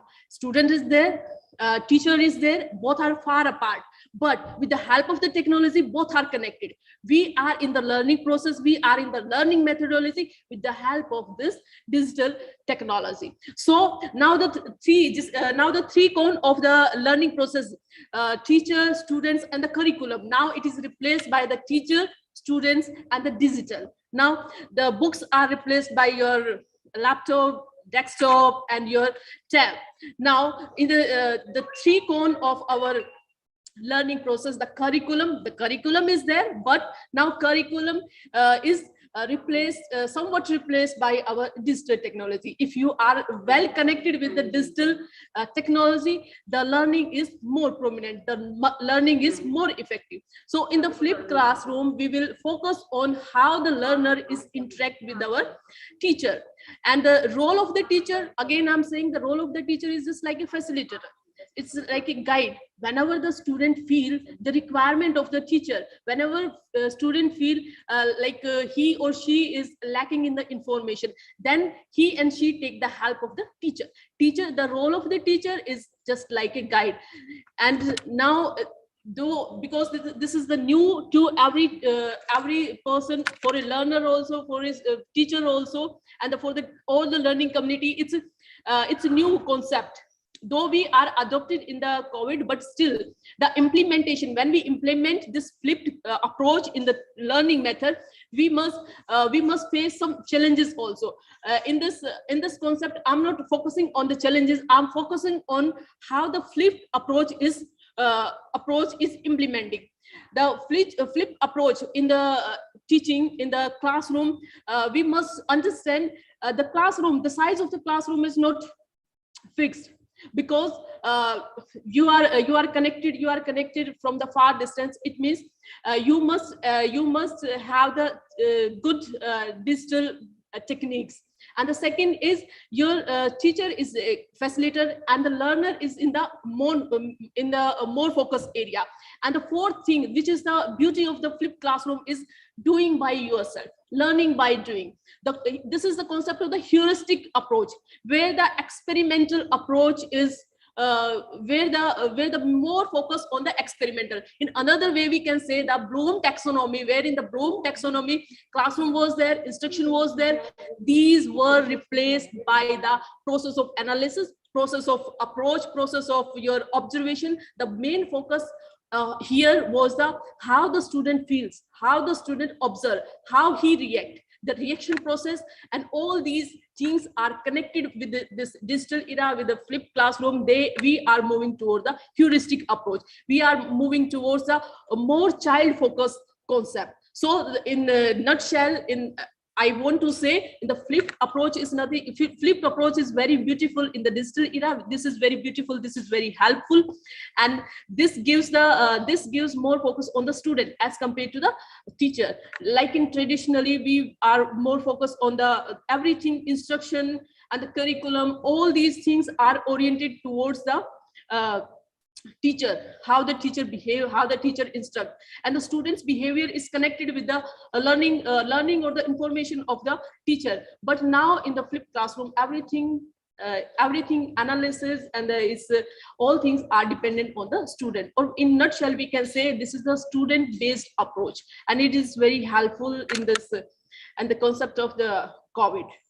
So with this, I will conclude, and this is all about the flipped classroom. Ma'am, shall I present? No, madam. This is the last presentation for this session by Professor Sanjay Vite sir.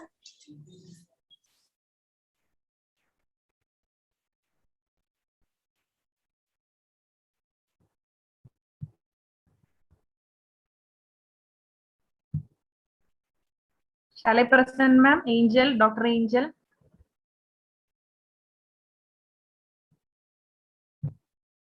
No, ma'am. Now Professor Sanjay Vite sir is giving presentation.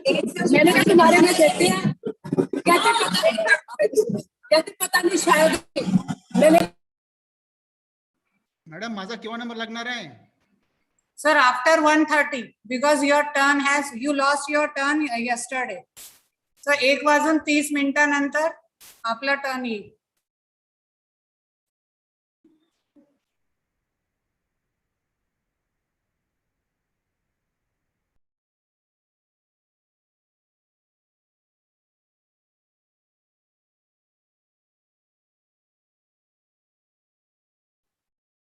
Ma'am, if no one is presenting, shall I present, ma'am?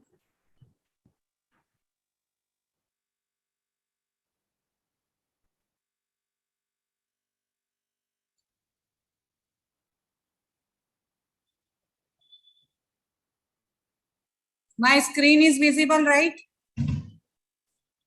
Yes, ma'am. Yes, yes. Okay, okay. Just wait Yes, for sir. some Yes, minutes. madam. Yes, ma'am.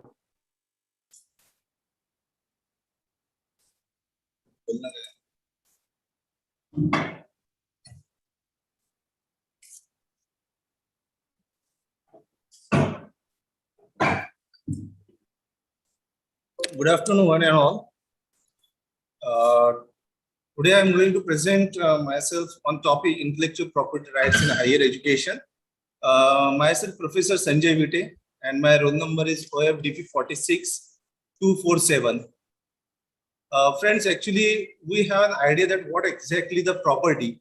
We do deal with the different kind of the property nowadays, but at the same time, we don't have an idea that there is another topic which is very burning issue nowadays so far as the intellectuals are concerned, and that is what the intellectual property rights.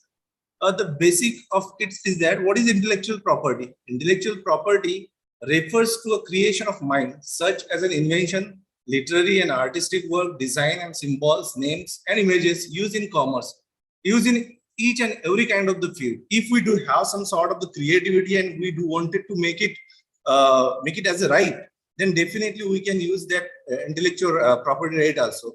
So far as the intellectual property right is concerned, it is protected in law by, for example, patents, copyright, trademarks, geographical indications, which enable people to earn recognition of financial benefits from what they invent or create. By sticking the right balance between the interest of innovators and the wider public interest, the IP system aims to foster an environment in which creativity and innovation can flourish.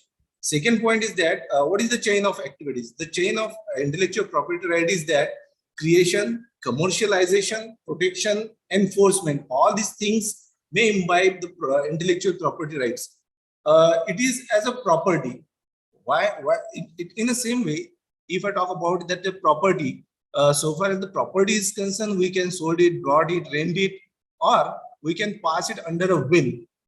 In the same way, so far as the intellectual property right is concerned, it can be sold, it can be brought, it can be leased or on rent, can pass under a will or can be assigned. So far as the types of IPRs are concerned, that is copyright, patents, trademarks, industrial design, geographical indications. Then when we talk about intellectual property rights in higher education, higher education institute and research institutions are among the direct contribution towards the innovation and research, particularly in economics. The potential pool of talent for innovation in this economics also emanates largely from educational institution and research institution. Of late, the significance of IPR and higher education collaboration has been widely recognized. The primary focus of this policy is towards promoting innovation and creativity, especially amongst the entrepreneurs and in higher education institutions. The policy briefs specifically mentions synergizing all forms of IPR, concerned students and agencies from tapping the creativity and innovative energies in India, with special emphasis on startups and educational institutions. National Institutional Ranking Framework, a ranking system by the Ministry of the Human Resource Development, MHRD, ranks institutions of higher education in India. This ranking acts as a mechanism for the institution to include promoting innovations, research and development while assessing the performance beyond academics. One of the parameters considered while ranking and which is significant to our discussion is research and professional practices. That includes IPR and patents, both published and granted by students and faculty members, which has a age of about 15 marks. Publications and patents applications have been found to be highest from the Engineering and Technology Institute. Thank you so much for giving me the chance to say something here. Thank you so much, Rupa Gupta, madam. Thank you.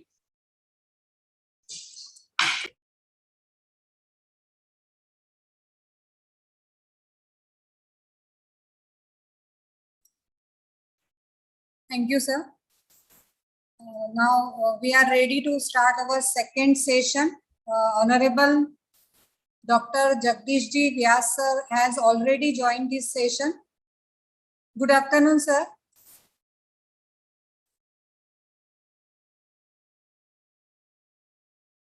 Hello. Good afternoon, sir.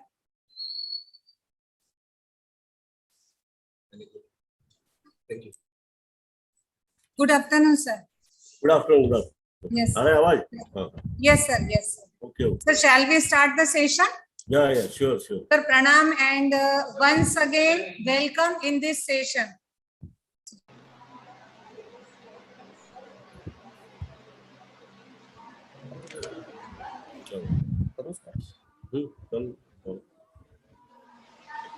Sir, sorry. Sir, again pranam and welcome. Once again, welcome. Second time in this huge junction of online refresher course. Now I request Professor Dr. Anita P. Ma'am, please introduce today's our resource person, Honorable Dr. Jagdishji Vyas sir, for the topic in the Wonderland of Human Resource Management. Over to you, ma'am. Yes, ma'am. Am I audible, ma'am? Yes, ma'am. Okay. So let me introduce today's speaker to you all participants. Honorable Dr. J. Jagdishji Vyas, sir holds MSc Chemistry, MSW, MBA, PhD in Management. He has 30 years of teaching experience in various organizations. Meanwhile, he worked for 10 years in different textile industry at technical level, from technical supervisor to deputy manager technical. Presently, he is working as a professor and head Department of Management, Raipur Institute of Technology, Raipur. He has vast academic experience, such as he has co-opted as a member of Board of Studies in the subject Business Economics in the Faculty of Commerce and Management by SPV Amravati University. He is nominated as subject expert by Honorable VC Sant Gaj Baba Amravati University on selection committee. He was in the expert team for selection of assistant professor in commerce at RPG College for Women, Akola. He worked as a member of Board of Studies BE Management with Chhattisgarh Swami Vivekanandan Technical University, Bhilai. Besides these, he was invited to deliver an expert lecture in Academic Staff College of Amravati University on 28 January 2015.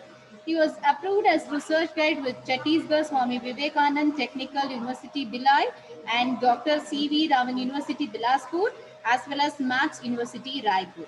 He was an external supervisor for PhD thesis in relation to SGB Amravati University, Amravati, as well as Osmania University, Hyderabad.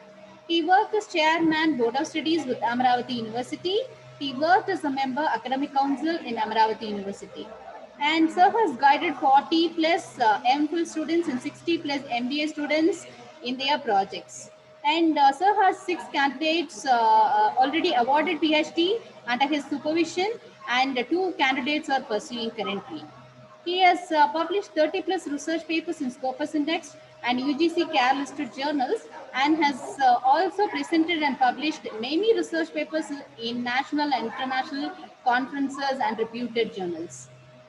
Along the way, Sir has chaired 24 sessions of national and international conferences that encompasses a few like he chaired the session on 10th Jan 2020 in International Conference on Sustainable Research in Engineering, Science and Management at Sri Shankaracharya Institute of Professional Management and Technology, Raipur.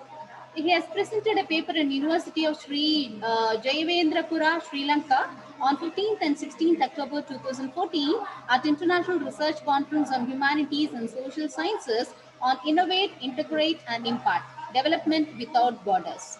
He also chaired Technical Session 3 in 13th Annual International Conference at Bangkok Thailand on global turbulence, opportunities and challenges during 5th to 6th May 2012 by DSPSR, Delhi. Apart from this, Sir is also a life member of Indian Society for Technical Education, a life member of Textile Association India, as well as Secretary of NHRDN Raipur chapter. So with this note, I hand over the session to Dr. Vyas sir for delivering a talk on the topic in the Wonderland of Human Resource Management. So I welcome you, sir.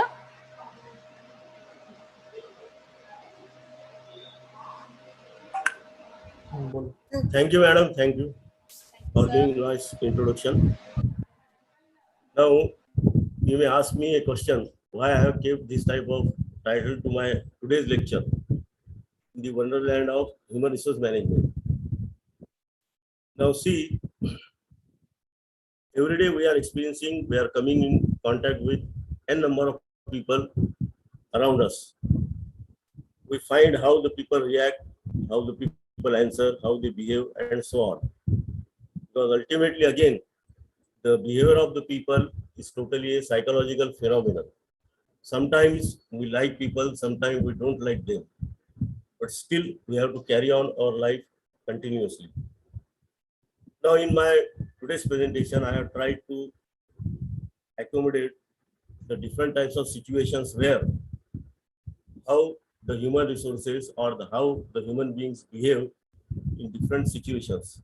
Perhaps you will enjoy today's my session because instead of giving some knowledge, I know you all people are very knowledgeable, perhaps maybe more than me, but I don't want to hammer the great knowledge upon you people.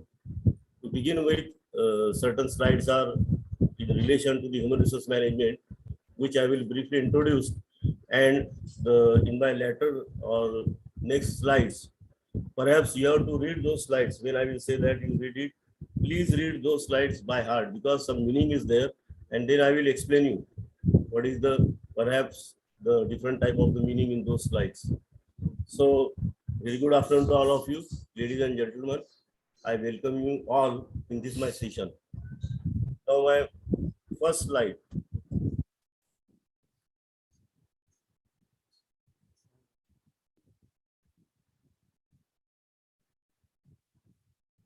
Hello.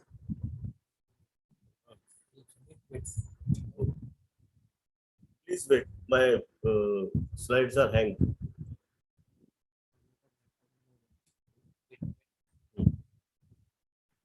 Please wait for 1 minute. The system is hanged.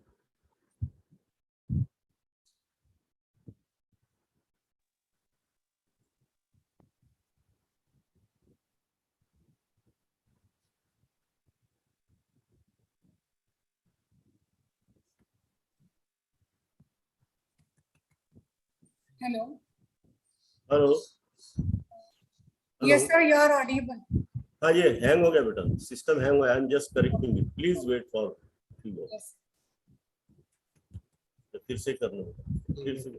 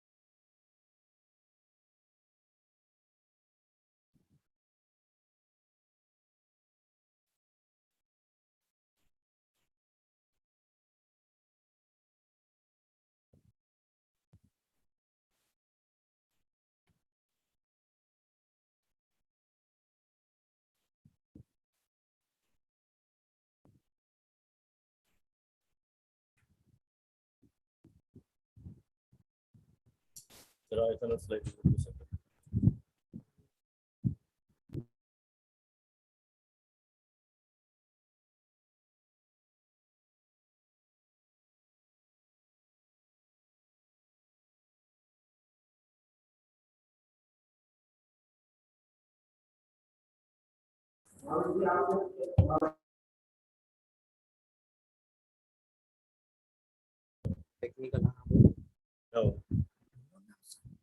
Hello. Hello. Yes, sir. Yes, sir. You are audible. Next slide.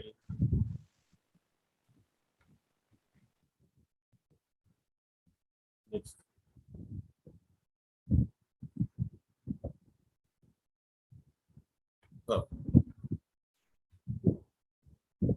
See, sorry for interruption. Now, according to L.F. Purvik, he is one of the human resource management expert. He says that the business houses are made or broken in the long run, not by the markets or capital, patents or equipments, but by the main. It means he wants to prove that the importance of the main, the importance of the employees. Am I audible? Hello? Am I audible? Yes, sir. Yes, sir. Okay. The importance of human beings, the importance of employee is of above all the factors which accommodate with the businesses like markets, capitals, patents, or the equipments and so on. So from this aspect, you'll find that the human beings play an important role in life of the organization. One of the management expert, the Indian expert, Mr. Shiv Khera, he says that the winners don't do the different things. They do the things quite differently. Yes, this is very true because we find the people who do the things in a different way, definitely they get the name and the frame. So this is the basic of the human resources, how they behave, what they think, and so on. Now, the definition of HRM, just briefly I am taking, don't worry. It is said, according to Edwin Filippo, HRM is the planning, organizing, directing and controlling procurement, development, compensation, integrating and maintenance of the human resources to the end that the individual, organizational and societal objectives are accomplished. Definitely in any organization, it is nobody but the skilled people, the learning people, the experienced people who work for the organization and ultimately they achieve the goals and objectives of the organization. Because whatever the technology is there, whatever the type of the machineries are there, ultimately it is nobody but the human beings, but the experts who can run the type of the equipments which have been provided in the organization. Now, features of human resource management. Nowadays, after 80s, the human resource management has been given more importance because all over the world, it has improved that it is nobody but the human being who can work perhaps in the most competent way, provided there are different factors like motivation. If the people are motivated, they can achieve anything in their life. Because it is said that our capabilities, our potential are enormous. The only thing is that we should understand, we should know, we should realize what are our potential. One of the great example in our mythology is of great Hanumana. Hanumana has enormous potential, but many times he has to arisen that Hanuman, you possess this much of the power and you do all these type of things. So we find in life, it performs the miraculous things in the life. Likewise, for every individual, I won't say that me, you, or anybody, but even the beggar, he has also got a certain type of enormous potentialities and he can perform accordingly. So, as a part of human resource management, the first function is comprehensive function, second is people oriented, third is action oriented, fourth is development oriented, fifth is pervasive function, then continuous function, feature oriented, challenging function, interdisciplinary, and nerve systems. Now these are the various types of the features of the human resource management. Perhaps you may be knowing or you can read in the textbooks. Then next, The objectives of the humorous manual. Can you read my slide on that side? Hello? Can you read Yes, my sir. slide on that side? Yes, sir. Very good. Now see the objectives. We provide the well-trained and well-motivated employees. As I have told you, the role of employees, the role of people is very, very important in the organization.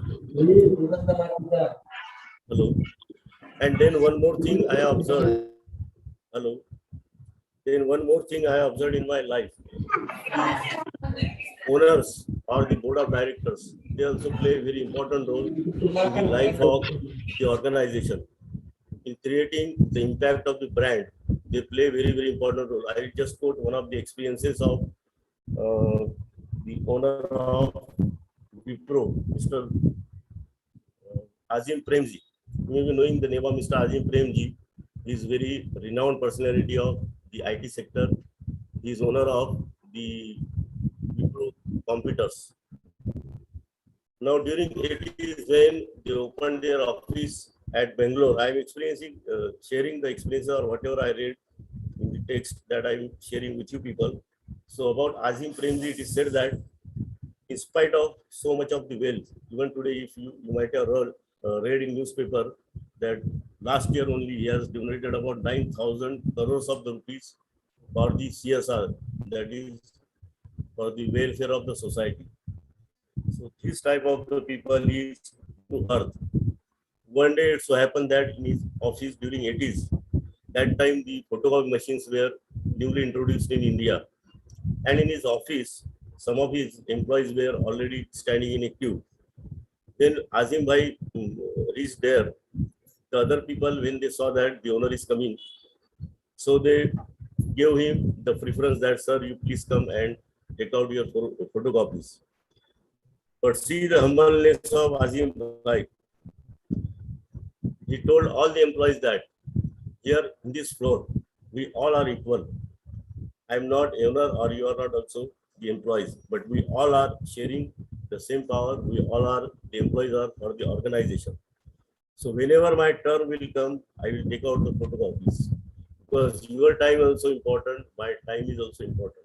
So these are the people who inculcate the type of culture in their organizations. And that is why you'll find the Wipro is doing enormous things in the IT sector and they are earning the lots of profits.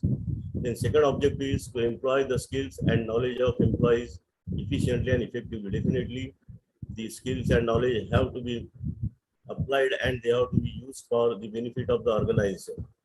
Then enhance the job satisfaction. Nowadays, because of the complexities of the jobs, because of the globalization, so many pressures are there on the employees. From that perspective, their job satisfaction must be enhanced. So it is the duty of the HRM management to take care of the employees. Then next is to establish and maintain the productivity. Definitely, ultimately, any organization works for the ultimate target, that is the production or the productivity, or the ultimate goal of their product which they are manufacturing for the ultimate end user, that is the customers. Then to develop and maintain the quality of work life. Nowadays, QWL, this is a new terminology which is emerging very fast, where the balance between the personal life and the balance between the business life or the work life has to be maintained.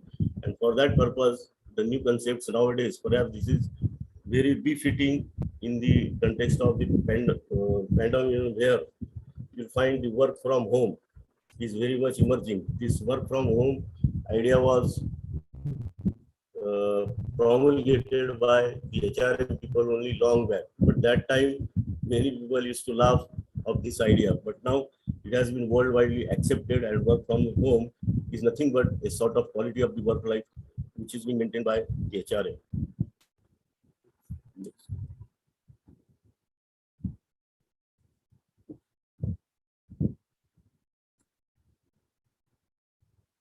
Again, the system is hanged.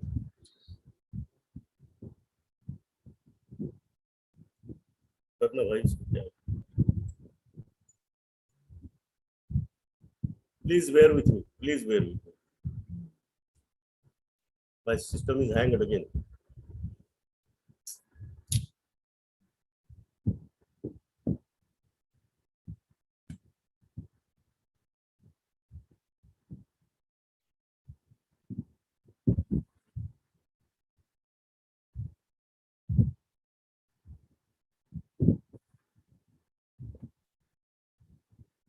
Keep on running.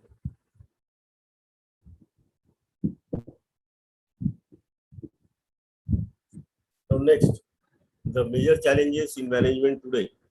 One is managing the teams, managing diversity, managing globalization, and managing the change. Now we'll find that without teamwork, no work can be done.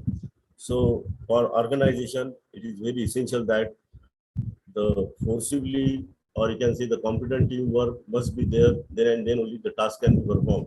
Then managing diversities. As we find, India is a diverse cultured country where the people from different diversities, different cultures, different states, different languages, they come together at one place, that is the organization.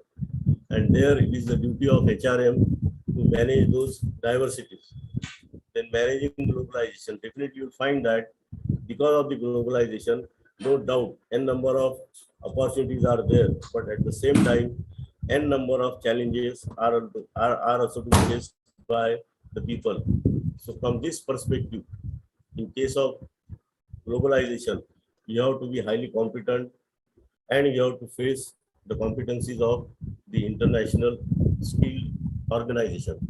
So from this perspective, managing globalization is also one of the important tasks. Then managing the change. Definitely, even in our life, we'll find that change is a different type of aspect where people don't come readily forward for the change. The obvious reason is a very psychological reason where the people don't want to come out of their comfort zone. So from this perspective, it is the duty of the HRM to convince those people and come them forward for managing the changes, because change is perhaps the truth of the life. If you don't change with the time, then perhaps you are out of the order. Like in the life of the organization also, if you don't change, if you don't renew the things, then perhaps a day will come that your organization will perish from the map of the industry. So from this perspective, managing the change is very, very essential factor of the HRM. Now, my next slide, you have to read it and perhaps you will enjoy, because you will find that nowadays the young generation, what is their impact of the branding on their mind, that will perhaps explain this slide. This is a conversation between a teacher and a student. The teacher is asking, what is India Gate? The teacher was expecting that he will say that this is a monument in Delhi. But the student's answer is, it is basmati rice. Perhaps you all know India Gate is also one of the brand of basmati rice. Then again, teacher asks, what is Charminar? The student says cigarette. Then again, the teacher asks, what is Taj Mahal? The student says, it is tea, sir. So teacher says, you stupid boy, you have made a joke of all our national monuments. You have failed the test. Get your father's signature tomorrow. Next day, the student comes to class and puts the gift, a wrapped parcel, on the teacher's table. The teacher asks, what is this? The student says, signature, sir. You had asked for my father's signature. I have brought you this whole bottle. The teacher is very happy and hugs him and said, yeah, pass ho gaya. Have you read this slide? Hello? Hello? Yes, sir. Very nice. Very nice. Yes, sir. Have you understood the meaning of this slide? Yes, yes. This, I want to say that what is the impact of our teaching? Because one has to be very alert. What is there in the mind of the youngsters? What they think of the different things. This is one of the representative joke, perhaps I would say. So from this perspective, and perhaps in this pandemic, we have to reassess the things, how far they have been grasped by our students and how far we are delivering and so on. Now, my next slide. Please read this slide very seriously. Let us see a very beautiful interview of a IS. Now, before that, I will just quote about this. Many times we all go to certain type of the interviews, and there, out of curiosity, we ask to the candidate who comes from the interview boardroom that what were the questions, what are the type of the answers, and so on. This is a very typical type of the interview here. By imitating others or by making the copy of others' answers, how the joke of one's get, just you will enjoy this. Please read, or shall I read it? Now the slide says, one young man went for an IS interview. When did India get independence? He was asked. This was the question asked by the interview board. He said, the efforts began a few years earlier and final result was in 1947, he replied. Very nicely replied. Who was responsible for our independence? The answers, there were so many whom to mention. If I name one, it will be injustice to another, he replied. The next question, is corruption the number one enemy in our country? He says, some research is going on the subject and I can answer with certainty only after seeing the report, he replied. The next question, the interview board was very pleased with his original and thoughtful answers and asked him not to reveal the questions to others. Since they were planning to ask the same questions, the interview panel board said him that don't reveal the questions because we are keeping the same set of the questions for all the candidates. Then next, when he comes out of the room, what happens? Just see the mockery. Then he went out naturally. The others were curious to know what was asked. He politely declined, but one persistent Santa and Vanta, we hear all these terms. Santa would not leave him. At least tell me the answer. He pleaded, and our friend obliged. Then it was the term of this Santa. When he went inside, since his resume was slightly illegible, the board member asked him, by the way, what is your date of birth? He replied, the effort began a few years earlier and final result was in 1947. Somewhat puzzled, they asked another clarification. What is your father's name? What is your father's name? He replied, there were so many whom to mention. The next question, he answered, if I name one, it will be injustice to another. The interviewer was incensed. Hey, are you mad or what? He replied, some research is going on the subject and I can answer with certainty only after seeing the report. So this is the beauty of copying down the other people without giving a thought on the particular type of the situation. Hello? Hello? Yes, sir. Yes, sir. Interesting, sir. Could you understand Yes, what sir, I said? yes, sir. Very much. So what I mean to say, this is also one of the type of great human being act. The type of the people, how they behave, and without thinking anything, they make the mockery of themselves. So this is one of the perhaps beautiful interview which was carried out. So it is a type of learning for all of us that don't imitate anybody, don't copy down anybody, but be yourself because you are, I am, he is. Likewise, as we experience in our life, the sun shines when his time comes. The moon shines when his time comes. Likewise, when your time will come, you will also shine. So don't be excited or don't exceed your limits. So follow the rule of nature, follow the rules and regulations in our life. Now, next slide. This is a very beautiful letter written by a great lady. Perhaps you may be knowing or I don't know, but I am sharing here with. Now see, many a times we keep mum in spite of getting injustice on us, though we are very true on our stand. So this letter relates to one of the great lady accordingly.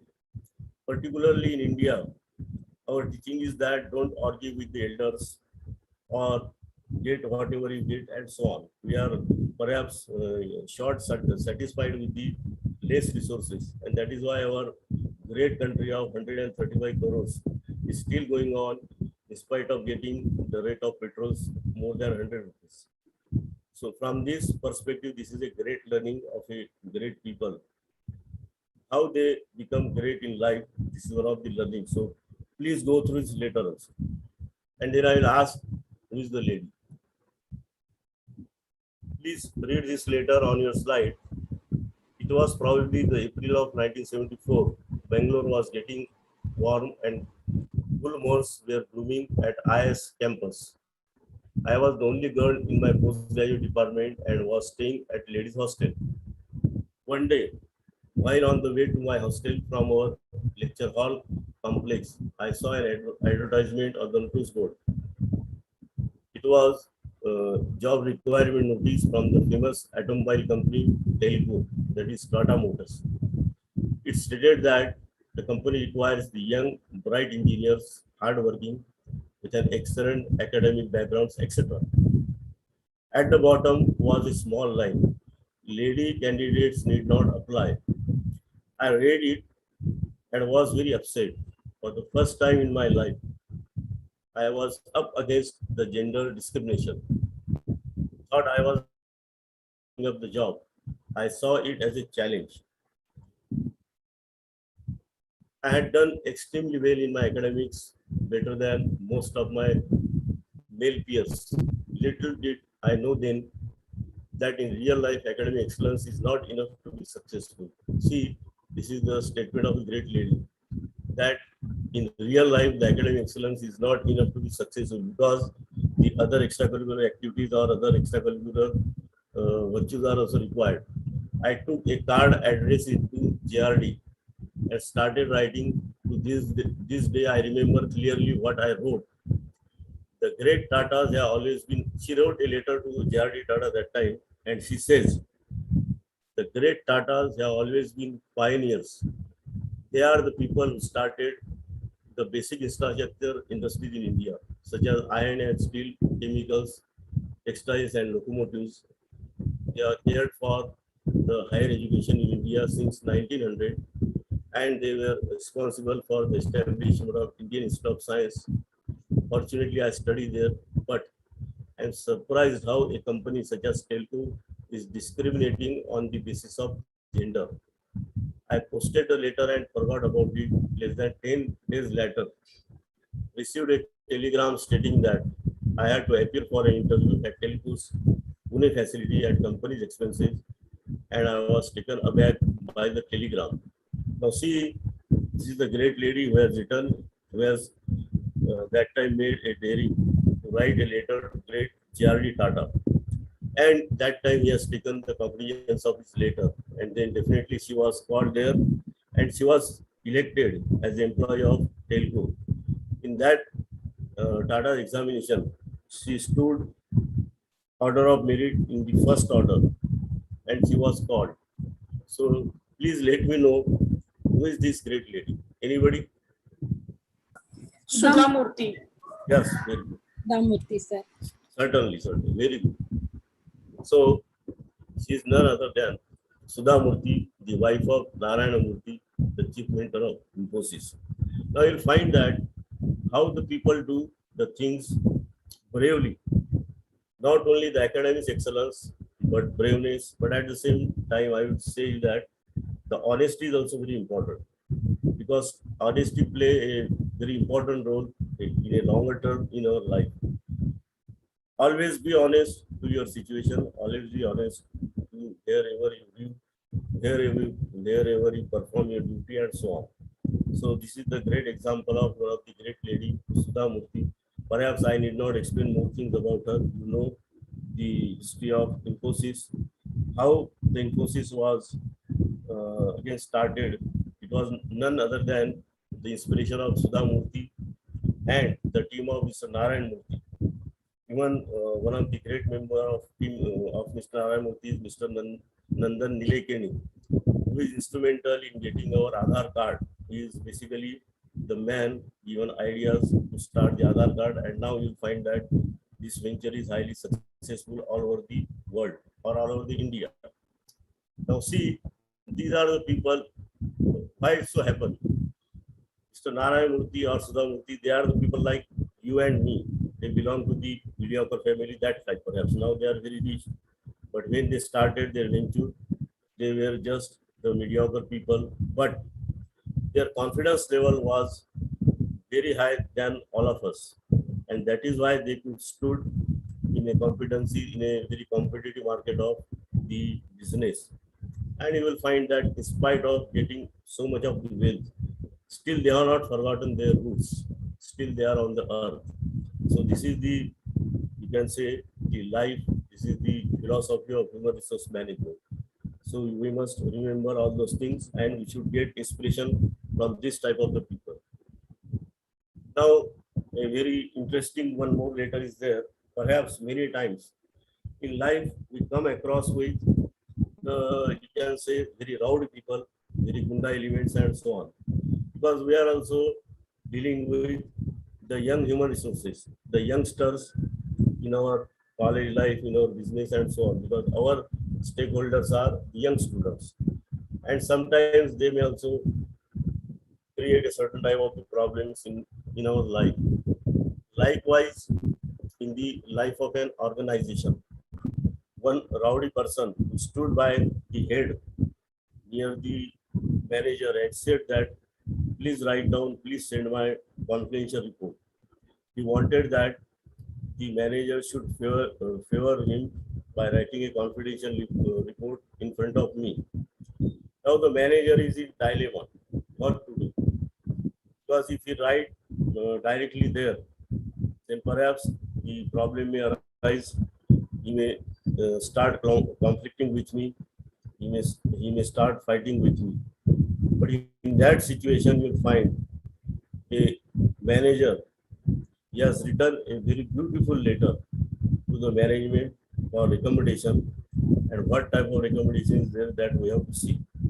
Now see, in life, the God has given the tongue to us, and where and how we use our tongue, that play a very important role in our life. Perhaps it is called as the language, you can say, device, or whatever it may be. But it plays a very important role. I will just quote one mythological incident. Please excuse me, I'm not, you can say, promulgating the religious things, but it's a sort of story. You can just enjoy how our language changes the outlook of the situation. Now, perhaps in Hinduism, we know the name of Shani, Shani Graha, and also Lakshmi, the goddess of wealth, and about Shani, everybody knows. Now, one day in the heaven, they started fighting. Shani says that I am very beautiful, God Lakshmi. Lakshmi says that no, I am more beautiful than you. So they started competing between each other. Are you getting me what I'm saying? Hello? Yes, sir. Are you getting? Yes, sir. So one day it so happened. Then they decided, let us see who will judge our beauty. Then they came on the earth and catch hold of an intellectual person like you and asked him, please tell us who is beautiful as compared to both of us. Now see, the dilemma is there that the person thought, if I pray about Shani Deva, then as you know, the Lakshmi, she will not perhaps favor me and everything, I will get daridre, or I will become very, very poor, because without Lakshmi, you cannot perform any task in your life. Equally, there is importance of Lakshmi.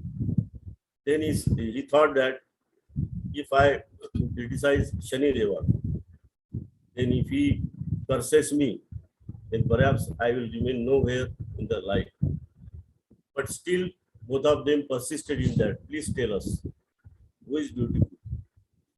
Then he intelligently thought in the situation, and he says that God Shani, when he goes out from our life, he looks very beautiful. For God Lakshmi, when Goddess Lakshmi, you come to our life, you looks very beautiful. So I understood the meaning what I'm saying. Hello. Hello. Yes, sir. So this is the miracle of the language. How we should use in a particular situation. Because here in both the cases, we cannot harm to either of the entities.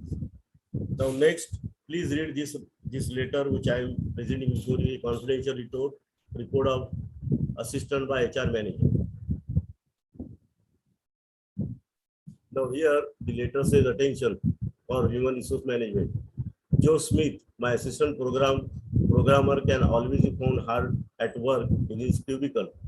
Joe works independently without wasting the company time talking to colleagues. Joe never thinks twice about assisting the fellow employees, and he always finishes the given assignment on time. Often, Joe takes extended measures to complete his work, sometimes skipping the coffee breaks. Joe is an individual who has absolutely no vanity in spite of his high accomplishment and profound knowledge in his field. I firmly believe that Joe can be classed as a high caliber employee, the type which cannot be dispensed with. Consequently, I duly recommend that Joe be promoted to executive management and a proposal will be executed as soon as possible. Regards, this is project leader. Now he has recommended this leader this time. Why? Now, sirs, see the next slide. Very beautiful. He has given a note. Email to attention. Human resource Joe Smith was reading over my shoulder. Just fine. Joe Smith was reading over my shoulder while I wrote the report sent to you earlier today. Kindly read only the odd number lines 1, 3, 5, etc. for my true assessment of his ability. Now I will appeal you all. Please read odd lines 1, 3, 5, 7 like this. So we will go again. Now see, Joe Smith, my assistant program, can always be found wasting company time talking to colleagues. Joe never finishes given assignment on time. Often Joe takes extended coffee breaks. Joe is an individual who has absolutely no knowledge in his field. I firmly believe that Joe can be dispensed with. Consequently, I duly recommend that Joe be executed as soon as possible. This is regards from project manager. You can just see in a situation how beautifully he has managed to write his positive report as well as negative report. But lastly, he says that please read the negative report where mentioned in the odd lines 1, 3, 5, 7 like this. I understood the meaning of this letter. Hello.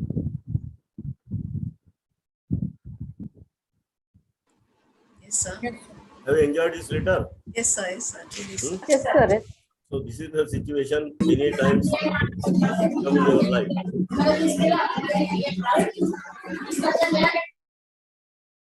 Sir, please unmute.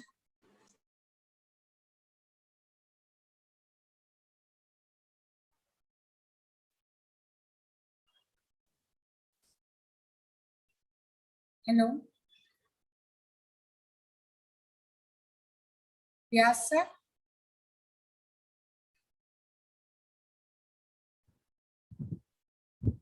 Hello. Yes, sir. Now next. Now again, this is a very inspirational story of a great scientist. Perhaps you will be knowing, but still I have started to accommodate. Now this great scientist was born in 1809 on February 12. In 1860, his family was forced out of their home and he needed to work to support his family. Then, sorry, this slide is about a great politician.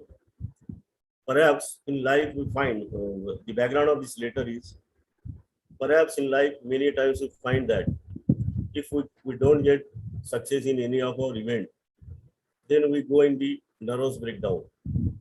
But what I mean to say, we should make our mind set in such a way that the one failure or two failures doesn't make a difference in your life.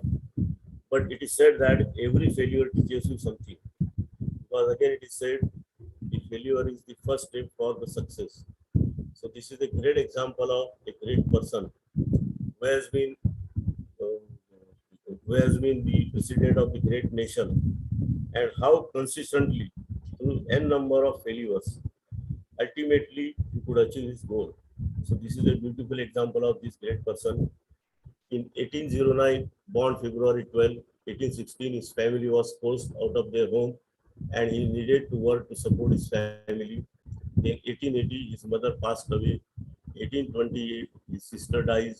1831, a business venture failed. 1832, he ran for the state legislature, he lost. 1832 again, in the same year, he also lost his job. He decided he wanted to go to law school but couldn't get in. 1833, he borrowed money from a friend to start a business. By the end of the year, he was bankrupt. Now see, this is a series of failures which are coming in the life of a great person. Then again, in 1834, he ran for the state legislature again. This time he won. In 1835, the year was looking better as he was engaged to be married. Unfortunately, his fancy died and he was grief-stricken again. In 1836, this was the year he had a total nervous breakdown, and for 6 months he was bedridden. Again in 1836, he sought to become the Speaker of the state legislature. He again defeated. In 1840, he sought to become the elector. He was again defeated. In 1842, he gets married to a woman named Mary Todd. There are 4 boys, but only one who lived to maturity. Again in 1842, he ran for the Congress post. He again lost. Again the series of 1846, he ran for the Congress again. He won and moved to Washington. In 48, he ran for re-election to Congress. He lost. In 1850, his son Edward dies. In 1854, he ran for the Senate of the United States. He lost.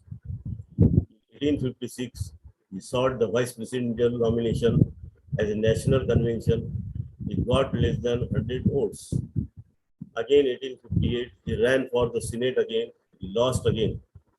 And ultimately, finally, in 1860, he got elected as the President of the United States. Perhaps you may be knowing the name of this great person. Anybody? Anybody? Can you tell the name of this great person? Hello? Hello? Am I audible? Yes, sir. So do you know who is this great person? Yes. Hello? Please sir, tell. Please tell his name. Hello? Okay. Hello? Hello. And in 1865, on April 14, he was assassinated. So amazingly, he was none other than the great person, Abraham Lincoln. Amazing how much he went through, he kept still going on. Now see, I have read out consistently the number of failures. Perhaps one of his success is equal to all the failures. But in life, we have to learn. Definitely, if today the morning is there, tomorrow night is there, again the sun will rise. So this is the law of the nature. In spite of the consistent failures, he never deterred from his life and he continuously performed his duties, as Gita also says, Karmane Vadikarasti. So likewise, we should always perform our duties. The ultimate fruits or the ultimate success are in the hands of the Almighty. So these are the certain learnings in our life which we can take from the great persons like Abraham Lincoln. So after the consistent failures, a man succeeds to the highest post of the nation. So this is one of the great example, perhaps, I think. Now next. This is about Abraham Lincoln I have written. Did you know that Abraham Lincoln had two business ventures? Okay, right. Now next, always do your best. Now see, our life is full of miracles. As I have said, or I can say, be honest to your duty, be honest to your performance, be honest to environment, be honest to the situation. That can definitely bring the laurels. So always, wherever, in whatever situation you are performing, don't think that my owner is not looking after me or he's not checking the things and so on. But many a times, the things, if we perform badly, that may reflect on us. I'll just quote a simple story. Every day, a beggar used to come to the. Should I share? Hello? Hello? Yes, sir. Yes. Because I want some reaction from you also, otherwise it will become monotonous.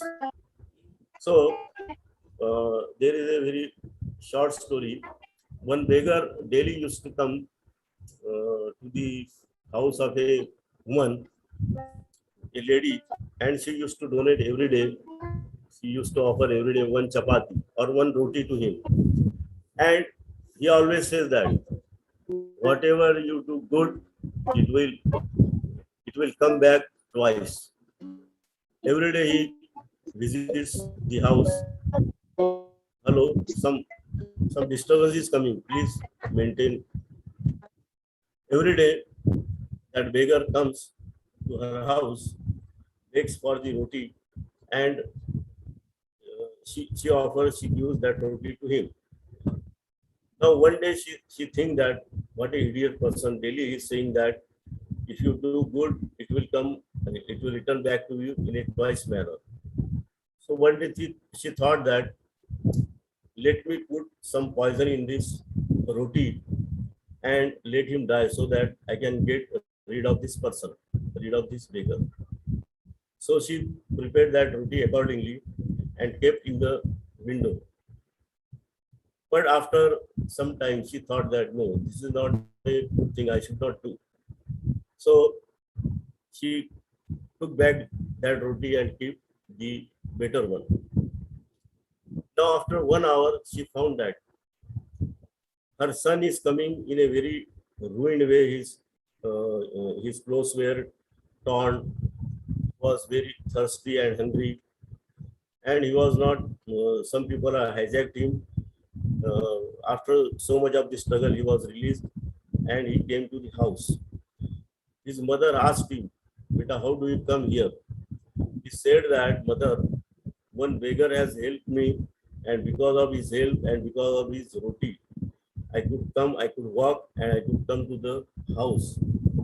Now the lady realized that had I kept that poisonous roti, perhaps that would have gone to my child, to my son.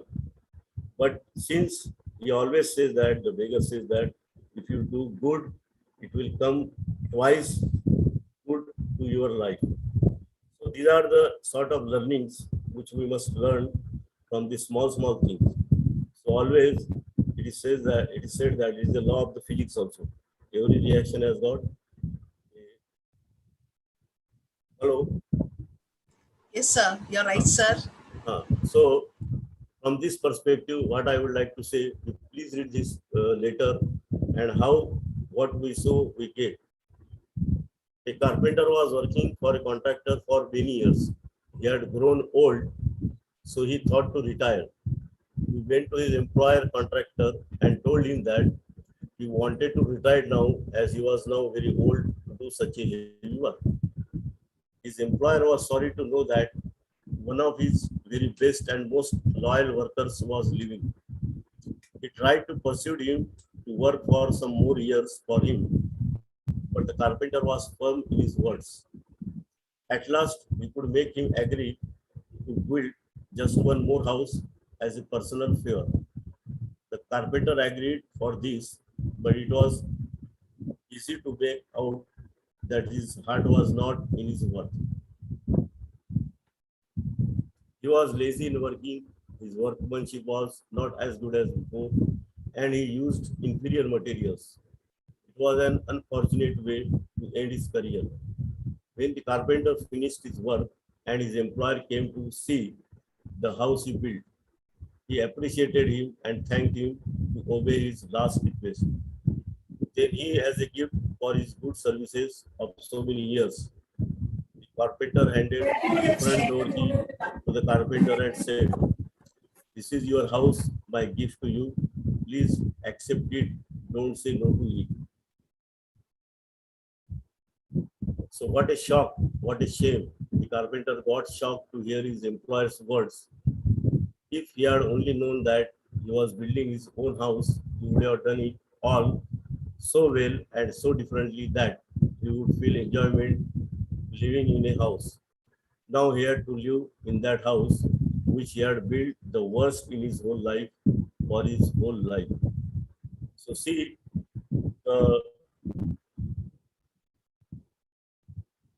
the situation here. Even for a fraction of time, if you don't work honestly, then the definite repercussions will come at you only. So this is a sort of teaching where be always honest in your job, in your lives, in your deeds, in your performance, in your behavior, and so on. So this is nothing but again a award of honesty or dishonesty, you can say, because lastly he saw that the owner is not watching my work and I can befool him by giving inferior type of the quality of the house.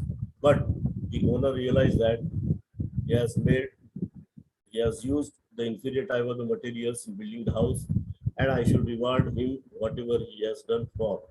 So this is again a type of take and give situation where what you sow, you reap accordingly.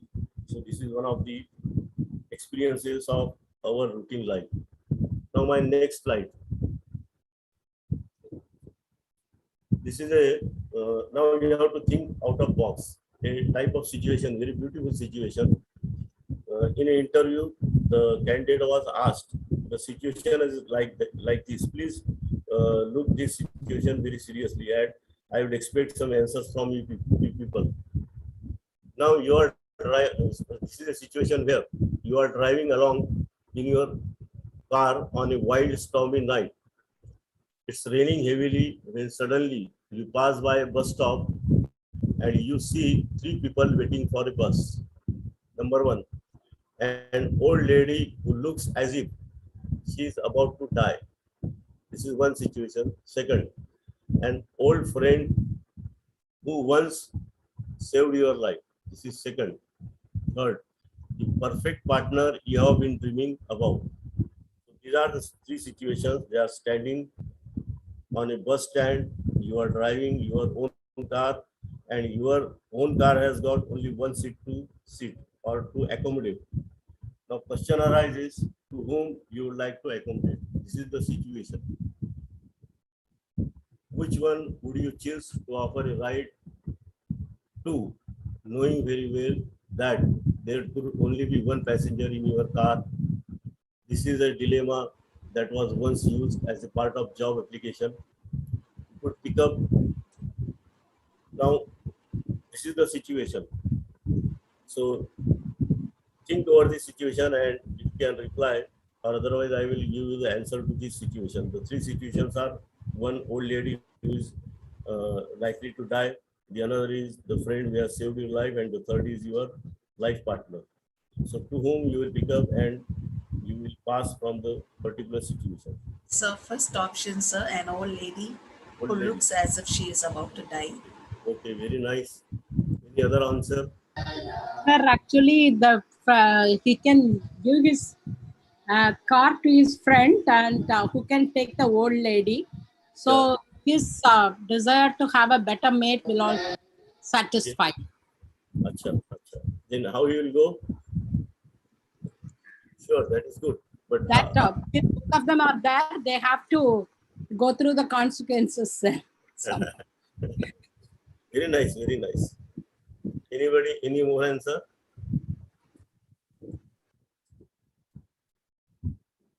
Okay, then I will reveal. Now, which one will you choose to offer to ride to knowing very well that there could only be one passenger in the car? This is the dilemma that was once used as a part of job application. So you could pick up the old lady because she is going to die and thus you should save her first. Or you would take the old friend because he once saved your life and this would be the perfect chance to pay him back. Or third, how you may never be able to find your perfect mate again. Now the answer is the candidate who has hired had no trouble in coming up with his answer. So guess what is the answer now? I will reveal the answer. He simply answered, I would give the car keys to my old friend and let him take the lady to the hospital. I would I would stay behind and I wait for the bus with the partner of my dreams. So sometimes we gain more if we are able to give up our stubborn thought limitations. So never forget to think out of the box. So this is the answer perhaps where he has given a cake to his friend and the old lady was taken up and he and his life partner, they went by bus later on. So this type of situations, many a time we come across in our life and we have to make the justice in between the line. So perhaps this will make you to think before you act in any sort of the situation. So because that is most important type of the situation. Now, one more I will share with you people. It's a mockery of the language, or you can say many a times you find the old people are there in our house. And we say the new generation, there is always a conflict between the new generation and the old generation. They say that the old generation don't know anything or they are out of the order or their experiences of no use and so on. But always remember everybody's life is very precious on this earth. Now in one of the marriage situation, the father of a bride, he agreed to marry one of the son of a bridegroom father after so many negotiations. Now, when the party of the marriage, the party of the groom, went to the house of the bridegroom, there again, the father of the bride put one condition before offering the garland to the bride, that he said that one river is flowing in between our city. I want that your side or your people should flow the river of milk. Put that condition. Now you see the second condition, what he put that if you are whenever you are coming for a marriage purpose to her house, please don't bring any old person along with you. But fortunately or unfortunately, it so happened that one of the old person, that is Nana, he enforced that no, I will accompany with you people. I will hide behind the luggage, but please take me to the marriage. Now, when they reached that site, and when this condition was put before the youngsters who were in the marriage party, now they thought that this is a next to impossible thing to flow the river of the milk in the city or the river which is flowing in the city. So fortunately or unfortunately, they started winding up and came to the bus. There, the old Nana was sitting. He asked, youngsters, what happened? They said that again one more condition has been put before us to flow the river of the milk. It is not possible. He said that then see the experience how it counts. He said, oh, what nonsense you people are talking. There is nothing in it. It is very easy thing. The youngsters asked how it is easy. He said that please go to the father of a bride and tell him that please vacate the entire liver by water and then we flow the milk because we have made the provision for the milk. So this is the situation. Then he heard this answer that father of a bride. He claimed that definitely some old person, some experienced person you have brought along with you. So this is the situation many times. Have you understood what I have said? Hello? Hello? Yes, sir. Yes, sir. Yes. Listening, sir. Have you enjoyed the Yes, situation? sir. Yes, sir. So this type of the situation many times comes. So ultimately the solution was with the old person, the experienced person, and so on. So never think that the old people or the old thoughts are useless, but they are useful, just and meaning. Now next slide. This is about the great scientist which I was telling about. In 1914, Thomas Edison factory in West Orange, New Jersey was virtually destroyed by the fire. Although the damage exceeded around 2 million, the buildings were insured only for 2,000, 38,000, which was the less amount than the 2 million. So because they were made of the concrete and were thought of fireproof. Much of Edison's life work went up in smoke and flames that December night. At the height of the fire, the Edison's 24-year-old son, Charles, searched frantically for his father. He finally found him calmly watching the fire, his face glowing in the reflection, his white hair blowing in the wind. See the situation, the entire earnings of the life are burning into ashes before the eyes of a great scientist, that is Thomas Edison. Now, he said, my heart ached for him. Charles said, he was 67, no longer a young man, and everything was going up in the flames.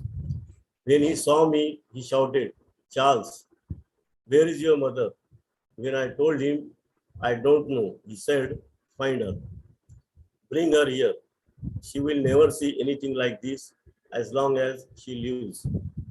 The next morning, Edison looked at the ruins and said, there is a great value in disaster. All our mistakes are burned up. Thank God we can start anew. Friends, 3 weeks after the fire, the Edison managed to deliver the first phonograph. He discovered the first phonograph. See the situation. After doing all the ashes, after putting all the efforts in the ashes, still he was not nervous. He was confident of his life, and he invented subsequently the phonograph. So this is the, you can say, the beauty of the people. We can see, we can learn how those people, even in the worst situation, stand in their life and they enjoy the situation. Perhaps a common man like you or me might have gone for the other type of the situation in the life, but he never went like that. Now, one more slide I would like to share with you. The title is As You Sow, So You Reap. So this is the, you can say, universal law. As we sow in our field, the same type will come out. So there was a farmer who sold a pound of butter to the baker. One day the baker decided to weigh the butter to see if he was getting a pound and found that he was not. This angered him and he took the farmer to the court.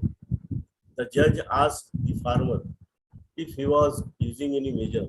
The farmer replied, Your Honor, I am primitive. I don't have a proper measure, but I do have a scale. The judge asked, then how do you weigh the butter? The farmer replied, Your Honor, long before the baker started buying butter from me, I have been buying a pound of loaf of bread from him. Every day when baker brings the bread, I put it on the scale and give him the same weight in the butter. If anyone is to be blamed, it is the baker. So see, what is the moral of the story? We get back in the life what we do to the others. So see, the farmer was very primitive. He was unlearned, and the baker is to take the disadvantage of the situation, and he weighed always the less weight for his items and could give him. But when when the farmer in return utilized the same weapon and return it back to the him. So the meaning is that in life, be always honest, be always truth. Whatever you perform, it will return to you. So this is nothing but the natural law of the life. So, okay.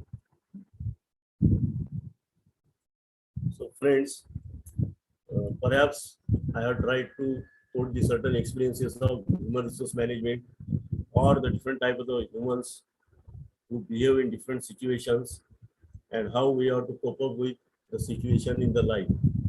So I would expect some questions if anybody would like to ask. Hello. Any question? Yes, sir. No. Dear Or any- participants, if you have any questions, any query, you can ask. Or any reactions for today's delivery? Sir, may I talk? Yeah, please, sure. Sir, your vast experience enlighten us not only as a teacher, but as a head of our family, as a part of social activities, other type of activities, wherein number of variety of samples we are dealing each and every moment in our life. Yeah, thank you, sir. Thank you. Though many part of your lecture, as I think I am belonging to law faculty, and I think you are discussing these all aspects from corporate world, wherein the corporate sector is also dealing with different types of persons to achieve their given target. Yes. Here we are in service sector, wherein there is no such type of manufacturing target being given to us.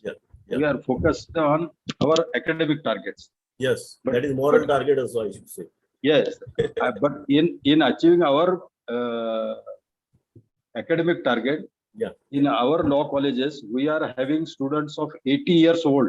Yeah. Oh. We are having the students belonging to MBBS faculty, BE faculty, management faculty, agriculture faculty, social sciences faculty, arts, commerce, science faculty. And human psychology is very interesting subject to which you throw the light and enlighten us. This is very nice lecture, sir. Thanks for a lot to you. Thank you, sir. Thank you, sir, for this session. Thank you. Hello. Hello. Yes, sir. Dear participants, do you have any query, any question? Rupa, Yes. should I go for one more case? Yeah, definitely. If people are enjoying, then I can just put orally. Yeah. Okay. So now listen to what I am saying. In one situation, see, in a village, one money lender is there. Perhaps you people are going on, I don't know, but it's also one of the very interesting case study and how in a very situation of dilemma, you have to escape out from the particular type of the situation where you are trapped and you don't find any other way, but you have to save yourself. Now see, in a village, one money lender was there and he gave certain amount to a old farmer. Now this farmer had a very beautiful daughter. She was living along with him. Now over the years, the money lender found that the farmer is unable to repay his loan or repay his amount, whatever he has borrowed from the money lender. Now in that situation, then one day he approached the farmer and said him that since you cannot repay my money, you please marry your daughter with me. But then again, the daughter nor the father wanted to marry with this gentleman. So they put one condition before him, that we will gather in a particular on a particular day, and there before the entire society, when we came near the bank of a particular river, where you'll find you have to you have to make the arrangement for the lottery. So what type of lottery? He said that on the bank of the river there were the black and white number of pebbles there. Pebbles mean the stones. Number of stones were there. So if your daughter takes out the black stone, then perhaps I will waive off the loan. But if your daughter takes out the white pebble or the stone, then I have a right to marry your daughter. Now see the situation. One situation is where if the white comes, she has to marry. If the black comes, the money will be waived off. Now in such a situation, how you will behave or how will escape? But the story says that in this particular case study, the intelligent girl, though she was a villager, she was very quite intelligent and she escaped narrowly from the situation. Now, how she escaped that I will tell you. Now, on one day, the entire village gathered on the bank of the river. Now, this money lender was a very intelligent person, very extraordinary person. He put both the white pebbles, white stones in the bag from which she has to take out one pebble. Now, fortunately or unfortunately, that girl saw that mischievously this fellow has put both the pebbles as a white pebbles. That means whatever the situation comes, she has to marry with the money lender. But to the intelligence, salute to the intelligence of that girl. When the time came, she took out one pebble and she pretended and collapsed down on the floor. And that pebble fall down and mixed with the other pebbles which are lying on the bank of the river. Now, when the jury came, they checked the bag, they found that the white pebble was there. That means the jury said that the black pebble has been taken out by the girl. It means since it is a black pebble which has been taken out, the money lended to the farmer should be waived off. And she cannot marry because it was not the white, because they could not identify that, because there are only two situations, either one black or either one white. Now, since white remained in the bag and the black was definitely, it is supposed that the black has been taken out by the girl, and ultimately she narrowly escaped from the situation, and the loan of her father was also waived out. So see, the people behave in a most intelligent way in this type of the situations where both the aspects are the winning aspects for the people. Have you understood the situation? What I Yes, sir. Yes, sir. hello? Have you understood? Sir? Yes, sir. Yes. So I think for today, this is more than sufficient. So I would like to thank all of you for listening very patiently. If still any queries, please you can ask for. So thank you so much for accepting our invitation for this topic. Sir, you have very nicely shared your vast experience with us. So again, thank you so much. Rupa. Yes, sir. I just want only if you are enjoyed the situation session or not. That's all. I don't want anything. Yeah, definitely. We enjoyed the session. Thank you. We all enjoyed. Right, dear participants? Yes, ma'am. Yes, ma'am. Yes, ma'am. Yes. Yes, ma'am. Yes, ma'am. So thank you so much. Now I request Professor Dr. Anita P. Ma'am, please express gratitude for this session. Good afternoon to one and all gathered here.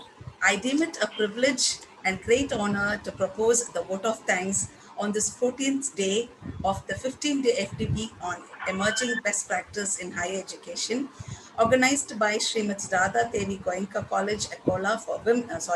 Radha Devi Goenka College for Women, Akola, in collaboration with Guru Angad Deva Teaching Learning Center under the scheme of Pandit Madan Mohan Malaviya National Mission on Teachers and Training, Ministry of Education, Government of India. I thank God Almighty for making today's session a resounding success. I appreciate and thank our Honorable Resource Person, Dr. Jagdishji, Professor, Head, Department of Management, Raipur Institute of Technology, Raipur. His words of thoughts on this topic in the Wonderland of Management. Sir, we could understand how much you go long for the subject you serve, truly illuminating us by the way you love the field you serve. The area of major challenges in management, truly the nugget we all have to practice to share the focus for a change in the organization, and the power of branding, the ultimate interview, the confidential report of an assistant HR, and all the instances is truly highlighting us. Not only we can implement into our practice, but also in a personal highlighting and personality building. These stories will be becoming a life-changing examples. Thank you so much.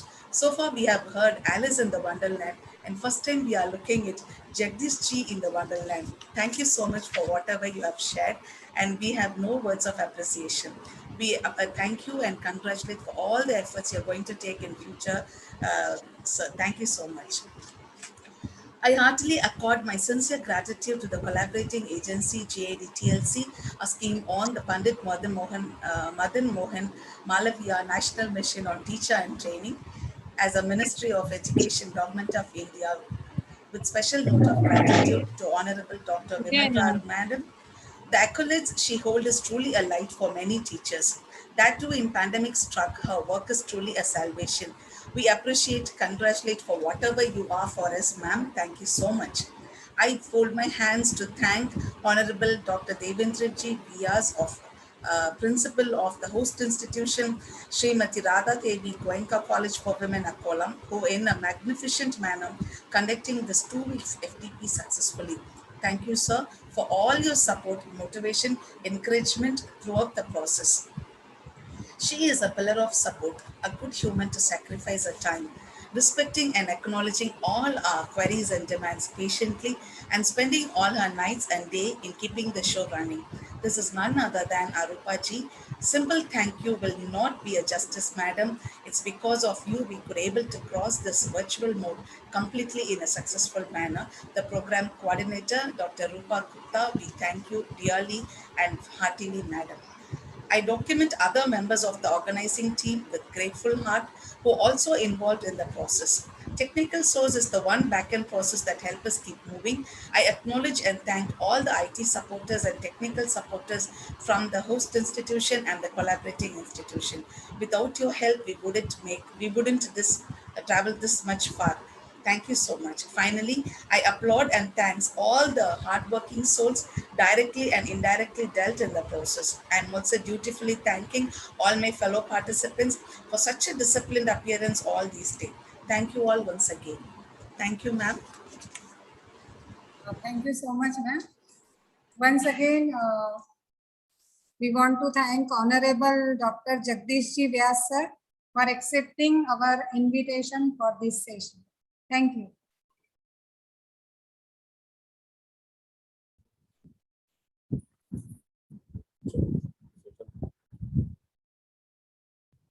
Now I think you all are ready for presentation. So, Nilima ma'am, are you ready? I'm ready, Dr. Angel. Okay, ma'am. Please share your screen. Okay, thank you, ma'am.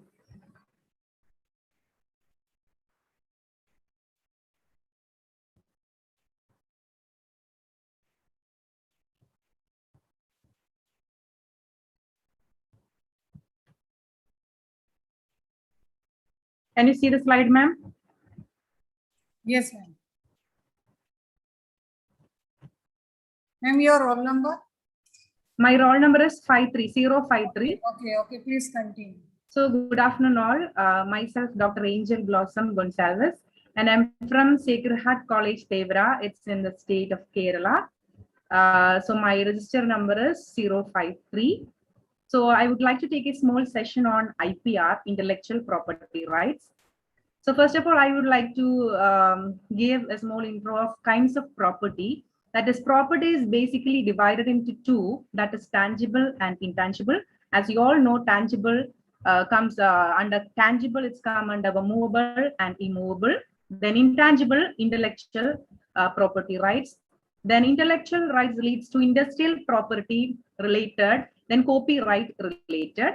And under industrial property related, we have patent right, trademarks, etc. Then what is IPR?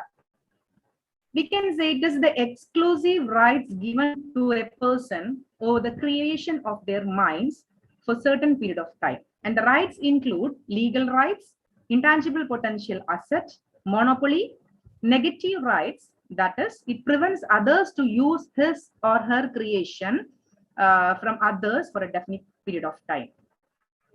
Reasons for IPR. The intellectual property rights were essentially reorganized and accepted all over the world due to some very important reasons. The first one, to provide an incentive to individuals for their new creation. Second, to accord due recognition to the creators and inventors. Third, to ensure material reward for intellectual property. And the last one, to make available genuine and original products. Kinds of IPR: patents, inventions for products, processes, materials, and compositions. Then technical solution to a technical problem. Industrial designs. External features appealing to the eye, new shape, pattern, or configuration. Trademarks. A visual symbol such as word, name, logo, label, monogram, slogan, etc. applied on article of manufacture or service indicates the origin of goods and services. Copyrights, artistics, literary, musical, and dramatic creations. Then proprietary right comes into existence as soon as the work is created. Then geographical indications identifies agriculture, natural or manufactured goods originating from a definite territory in India. And from Kerala, I can say one famous geographical indications, that is Aranmula Kannadi. Then possessing special quality or reputation based upon unique characteristics of the geographical location. Then these are copyright for literary, then dramatics, artistics, recording, then musical, then trademarks. All these are famous trademarks: Yahoo, Adidas, BBC, Walmart, Burger King.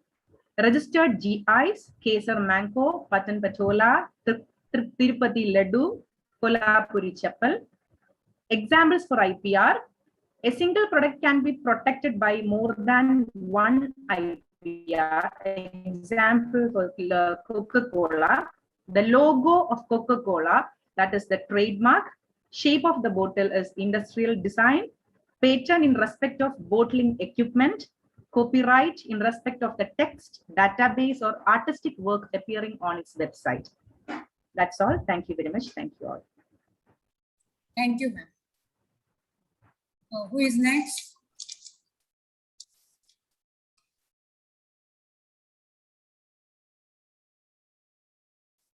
Dr. Rasal sir, are you ready? Mosmi ma'am.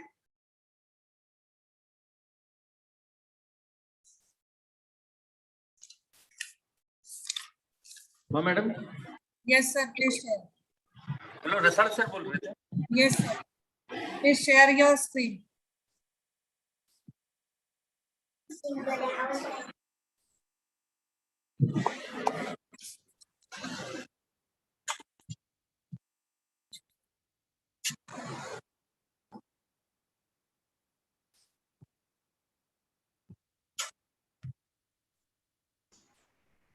Those who are ready can write their name in chat box. Those who are ready after Rasal sir, please just write your roll number and name in chat box. Hello. Yes sir. Madam यहाँ network का issue है, मैं रसाल बोल रहा हूँ। Pramod sir, are you ready? Please share your screen. Madam ये network जा रहा है आ रहा है मैडम, प्रॉब्लम आ रही है। Okay. Pramod Sardar sir. हाँ मैं कर सकता हूँ। Okay, okay. Afterwards 215 Ramesh Kumar sir. Then Sandhira madam. Okay. Please open your PPT. Yes, madam. Yes, I opened my PPT, madam. You should be open. You should be already open your PPT. As I told earlier, your PPT should be in minimize mode. So as soon as you will get chance, you can just maximize it. Okay, sir, please proceed. Okay, madam, I am Veena. Okay, ma'am. Already I have present my PPT and presentation, but that day I don't say my roll number. I forget it. Okay, ma'am, please WhatsApp. 175. 175. My name is Dr. Pramod Sardar from Yaschandra Mahila Mahavidyalaya, Amgaon, District Gondia. Today's my subject is IPR and National Education Policy. My roll number is 138. That means IPR intellectual property means जो property हम शिक्षा के माध्यम से जो हम निर्माण करते हैं, जो अपने जो स्टूडेंट होते हैं उसके माइंड से जो निर्माण होता है, जो क्रिएट होता है, तो उसको हम हमारी इंटेलेक्चुअल प्रॉपर्टी कहते हैं. The intellectual property rights are customarily divided into main areas or main parts. The rights of authors, literary and artistic works. जो भी हमारे विचार से या फिर हम जो कुछ शिक्षा पा लेते हैं और उससे हम जो कुछ निर्माण करते हैं, या फिर बुक्स हो या फिर हम हमारा म्यूजिकल हो या फिर हम कुछ लिखते हैं या फिर पेंटिंग करते हैं या फिर जो भी हम कुछ निर्माण करते हैं उसको हम हमारी इंटेलेक्चुअल प्रॉपर्टी कह सकते हैं. दूसरी बात यह है कि जो हम शिक्षा पढ़ते हैं और उसमें से जो इंडस्ट्री में जो हम प्रॉपर्टी निर्माण करते हैं उसमें से जो भी कुछ निर्माण करते हैं उसको भी हम हमारी इंडस्ट्रियल प्रॉपर्टी कर सकते हैं. The intellectual property is the product of the human intellect, including creativity concept, invention, industrial models, trademarks, song, literature, symbols, etc. The intellectual property rights do different from other two property rights.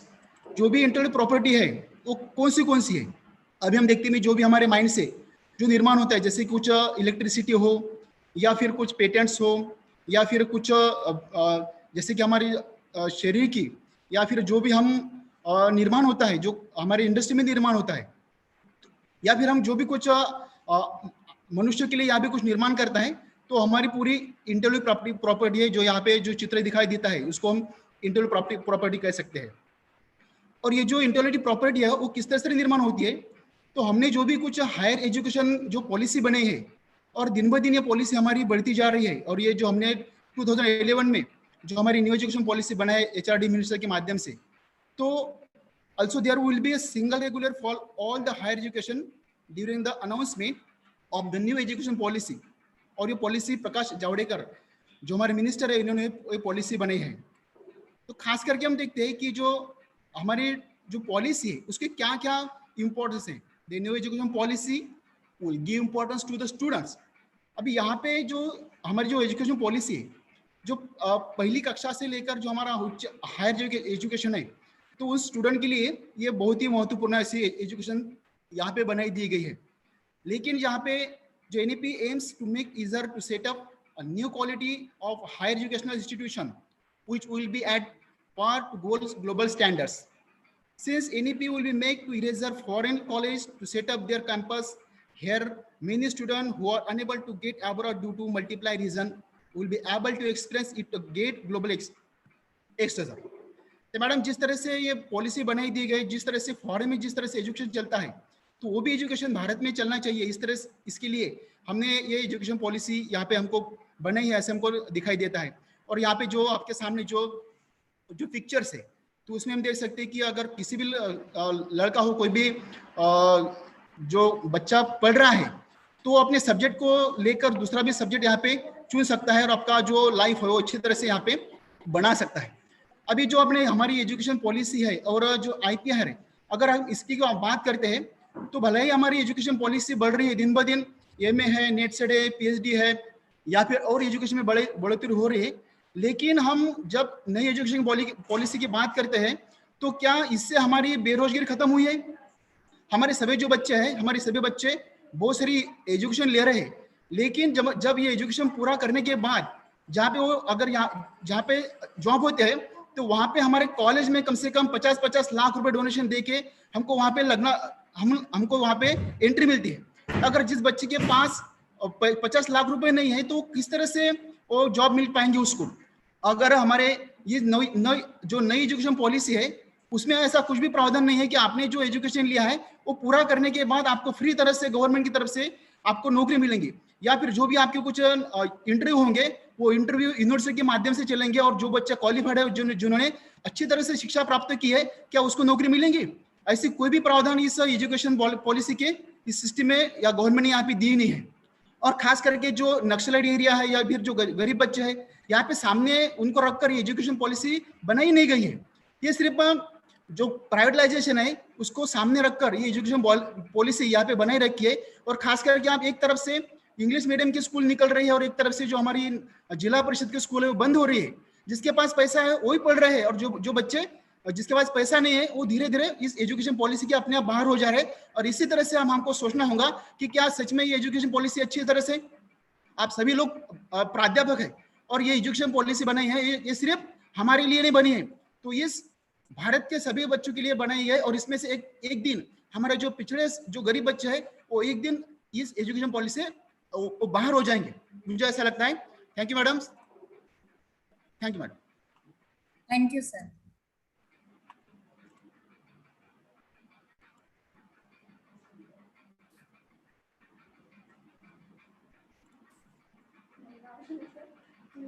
Okay.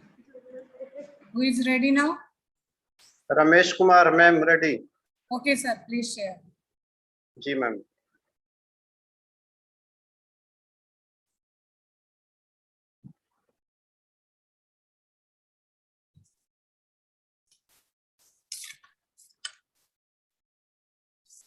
Roll number 115116. Are you ready? Sure. Roll number 119. Professor Ganga Sharma.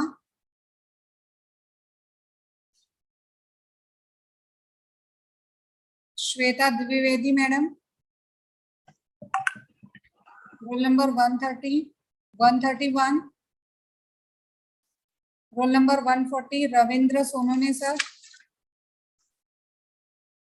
154. Sir, are you ready? Please share your screen. Otherwise, we will give to another person. Ma'am screen दिखाई दे रही है ma'am? जी नहीं, आप उस पर click करिए ना, share screen पर। मैम इसी पे किया, स्क्रीन शेयर पर। सर नहीं हो रहा है, आप तब तक प्रिपेयर रहिए। Okay Diksha ma'am, you can share your screen. Yes, ma'am. Santosh Kumar sir, Lolakshi ma'am, doctor Vijendra Puranik sir, mister Sanjay Gaikwad sir, doctor Rupesh Kubalkar sir, professor Vitthal Sadapure sir,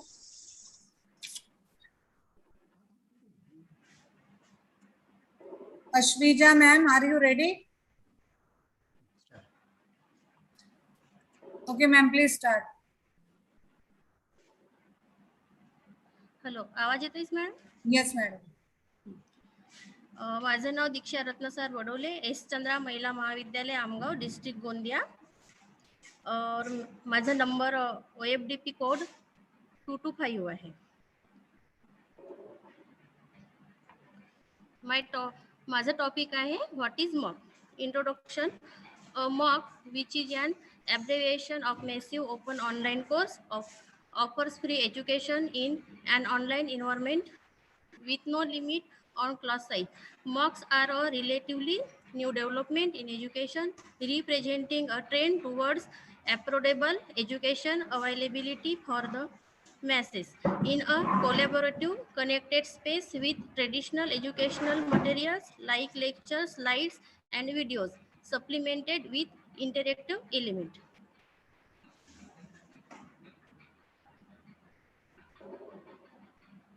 What is a MOOC? A massive open online course is an online course aimed to large-scale interactive participation and open access via the web. Classification of mocks. First is C mocks. C mocks emphasizes the connectivity philosophy. It is a social platform for collaboratively sharing and building knowledge within a community of people. Second is X mock. An X mock relies on a more traditional model of education based on lecture record in videos and usually is well financed. The advantages and disadvantages of mocks. First is the advantages of mocks. First, courses are offered for free. Second is access to courses offered by professors at the top schools. Third is courses are available to a vast and diverse audience across the globe. The second, the disadvantages of mocks. First is can't provide for personalized courseware and attention from a tutor. Second is it is difficult to keep track of students' assignment in involvement. Third is learners with disabilities and a poor internet connection can't use mocks. Four quadrant of mocks. First, e-tutorial videos. Second quadrant, e-content with about 3,500 words, PDF, text, ebooks, illustration and documents, including web resource, related links, Wikipedia, open content, etc. Third is curtain assessment, problem solution, MCQs, short answer types, quiz, assignments, etc. Four quadrant discussion.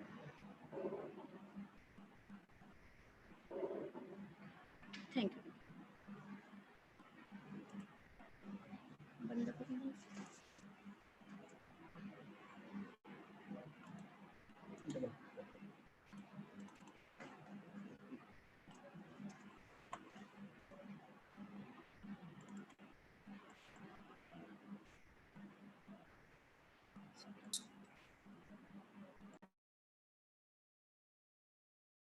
Please, those who are ready can share your screen.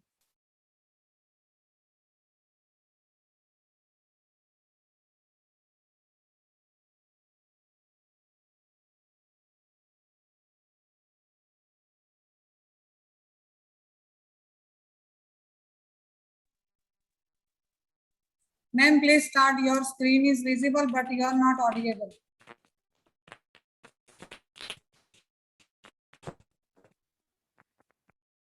Ashwija, ma'am.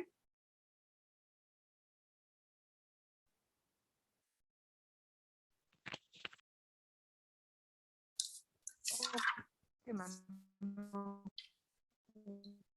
From roll number 195 to 269. Those who are ready can present after this. Ashwija, ma'am, are you ready? Okay, ma'am. Now I'm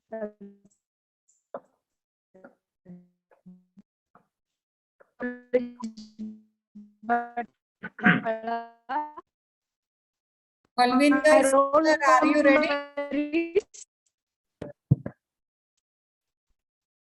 190.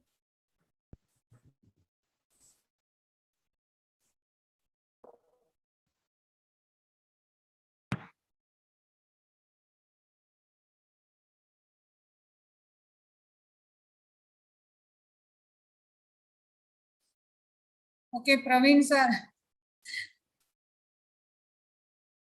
Start. Your screen is visible, but you are not am I audible, ma'am? Yes, sir. Yeah, thank you, ma'am. Good afternoon, everyone. Good afternoon, Dr. Rupa Gupta, ma'am. Just making the screen full. Yeah, this is the title of the topic here, 4 national MOOC coordinators of SWAYAM. Of course, this is Praveen D'Souza, a faculty of philosophy from St. Francis de Sales College, Nagpur, Maharashtra. And the slides that I have prepared are based on what I learned during this FDP or refresher course. And I have used this Canva software or app to make the slide. You can see that the first slide is at least attractive for us to see. Yeah, and By way of introduction, we know what is MOOC. Of course, it is massive open online courses, and it's very massive, and we will come to know very shortly why the word massive is very apt for this particular MOOC. Then what is SWAYAM? SWAYAM, as we know, it's an acronym for Study Webs of Active Learning for Young Aspiring Minds. And here, there is no age limit. Anyone can learn, provided we have young aspiring minds. And that is the crux there. Everyone can do that. And there are many MOOC coordinators, basically 9 in number, and they are termed as national coordinators. Out of the 9, we are asked to present only 4, and I have opted for AICTE, NPTEL, UGC, and CEC. So I'll be in the next slides telling you about these 4 MOOC coordinators, national coordinators. In brief, we can see in this slide that there are about 203 partnering institutes. And as we know that Guru Angad Dev is one of the partnering institutes. It's a teaching learning center. And the numbers are huge. That's why we call it massive. We can see in the slide the number of completed courses, number of students enrolled, almost 2 crore. We can say that 1.84 crore students are enrolled, and within a short span of time. And we can see that many are registered for exams, and many have even successfully completed. Yeah, for lack of time, I will just run through remaining 4 national coordinators. First of all India Council for Technical Education, that is AICTE. And what is their basic function? They are, of course, designated or appointed national coordinator by the Ministry of Education. And these are for self-paced and international courses as well. And it is a statutory board and a national level council for technical education, basically, under the Department of Higher Education. And it was established in 1945. And this is also responsible for proper planning and coordinated development of the technical education and management education system in India. And if you can see, there are 7 partnering institutes here. The number of students that are enrolled are about 3 lakhs, we can say 2.8 lakhs to be precise. Moving to the next one, that's National Program on Technology Enhanced Learning, NPTEL. And I myself am a fan of this particular channel or a particular coordinator. And it's an Indian online learning platform for university level science, technology, engineering, and mathematics subjects. It is jointly developed by IIT and IIS. The project's central idea is to put recorded lectures taught by its member institutes online for open access. So anytime we can access these recorded lectures, very good inputs you can find across the streams. And it operates one of the most extensive educational YouTube channel. And if you can see here, the number is really vast here. Almost more than 1.25 crore students have enrolled in this particular NAC coordinator, that is NPTEL. Moving ahead to the third one, that is UGC. We are all very well familiar with this. And it has been appointed national coordinator by the Ministry of Education for non-technical postgraduate education, basically. And it is charged with coordination, determination, and maintenance of standards of higher education.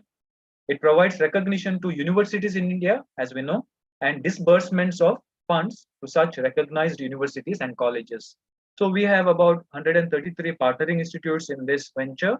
There are a lot of completed courses. We have about 2.84 lakh enrolled students. And the last slide that we have, or the last NAC coordinator, that is Consortium for Educational Communication, CEC. And in short, it is one of the inter-university centers set up by the UGC in 1991. And this deals with undergraduate education. So it caters to the needs of undergraduate education.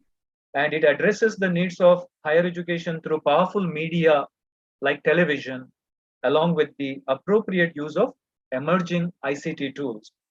CEC has one of the largest repositories of digital educational content in the country. Here I would like to highlight that its repository includes more than 40,000 video programs and more than 24,000 e-content modules. Really excuse me for hurrying up with all these facts. I know that many more are lined up. And in conclusion, what I would like to say is that we all, as the nation builders, through imparting education, quality education, we need to ourselves, first of all, register for these MOOC courses, YM courses, and later on inspire our students as well.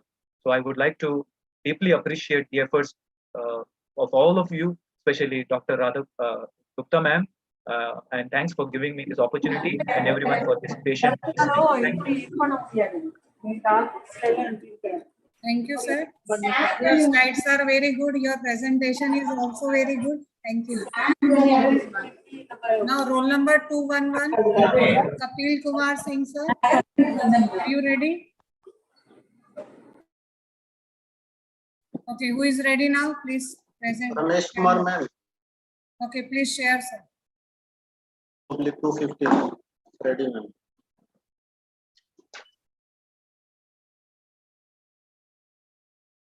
Can I start ma'am? Yes, sir. Okay, thank you.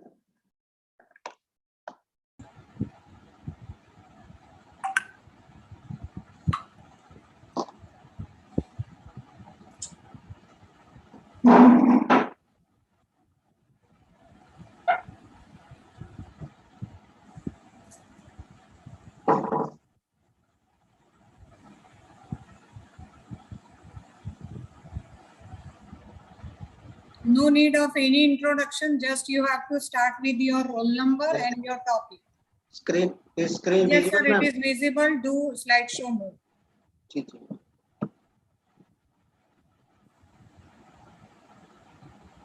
Good afternoon everyone. Sir, please use slideshow mode. It is my humble request to all the participants, when you are presenting, at that time your slide should be, your presentation should be on slideshow mode. Yes, ma'am.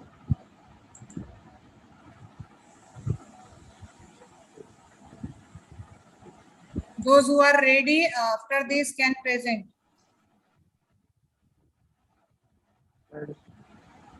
Sir, please click on.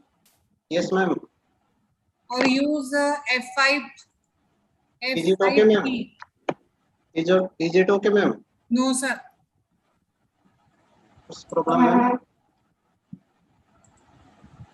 Dear participants, I think you all can see my cursor, right? There is a 68 or 69% near to that icon is given. Please click on that. From where, ma'am? I don't know. Sir, just press F5 button. अगर आपको पता नहीं है तो F5 पर click करो ना. जी जी ma'am. Keyboard पे एकदम स्टार्टिंग में फंक्शन की दी है, उसमें F5 पर आप क्लिक करिए प्लीज. Ji ma'am. कर दिया ma'am.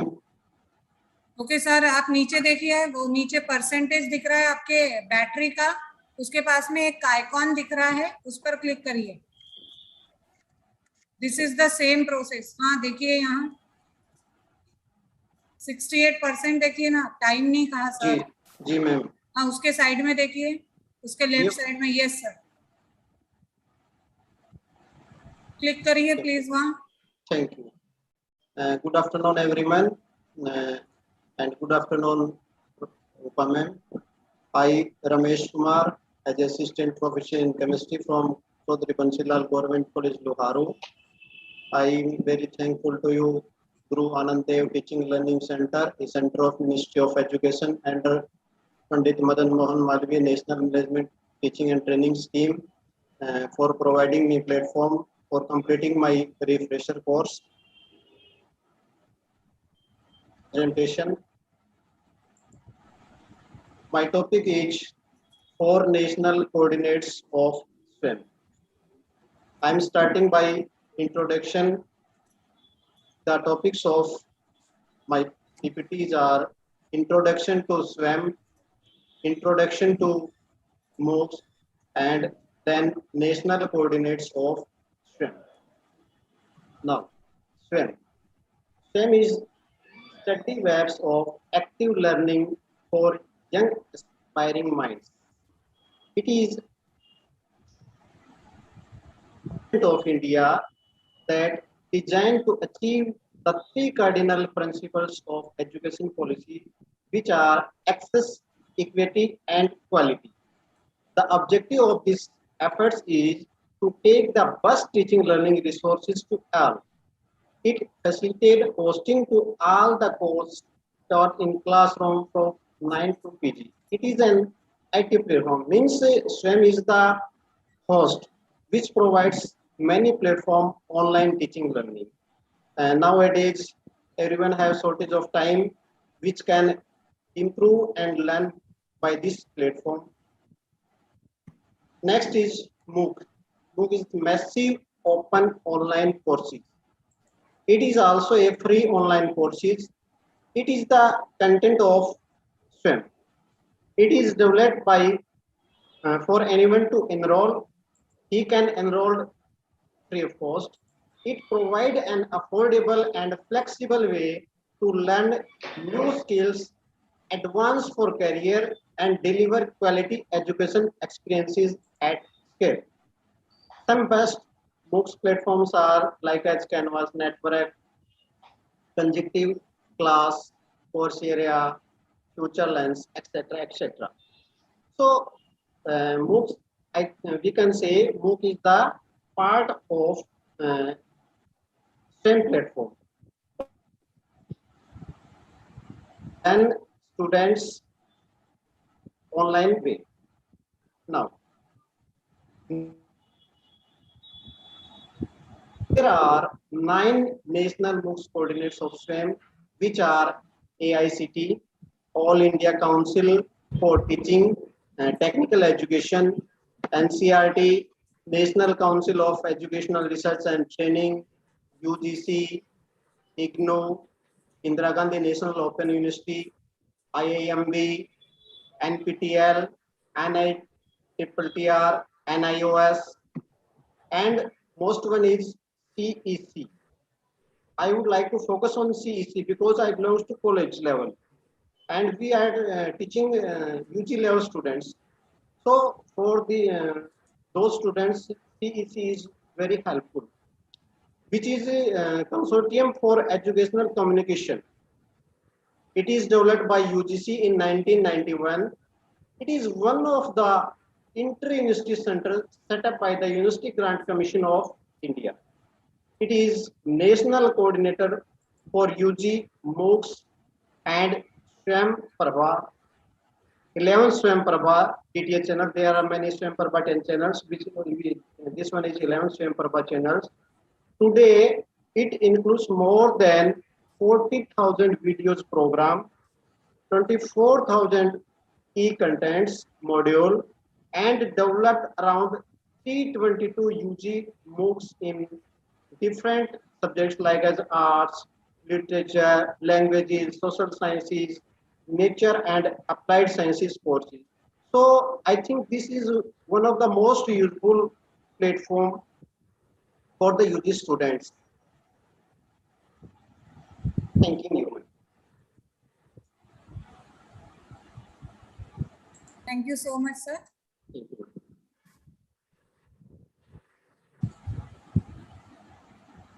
As I think you are ready. Yes. Kapil Singh, sir, you are also ready. Madam, I am ready, madam. Okay, please share. Those who are ready can share.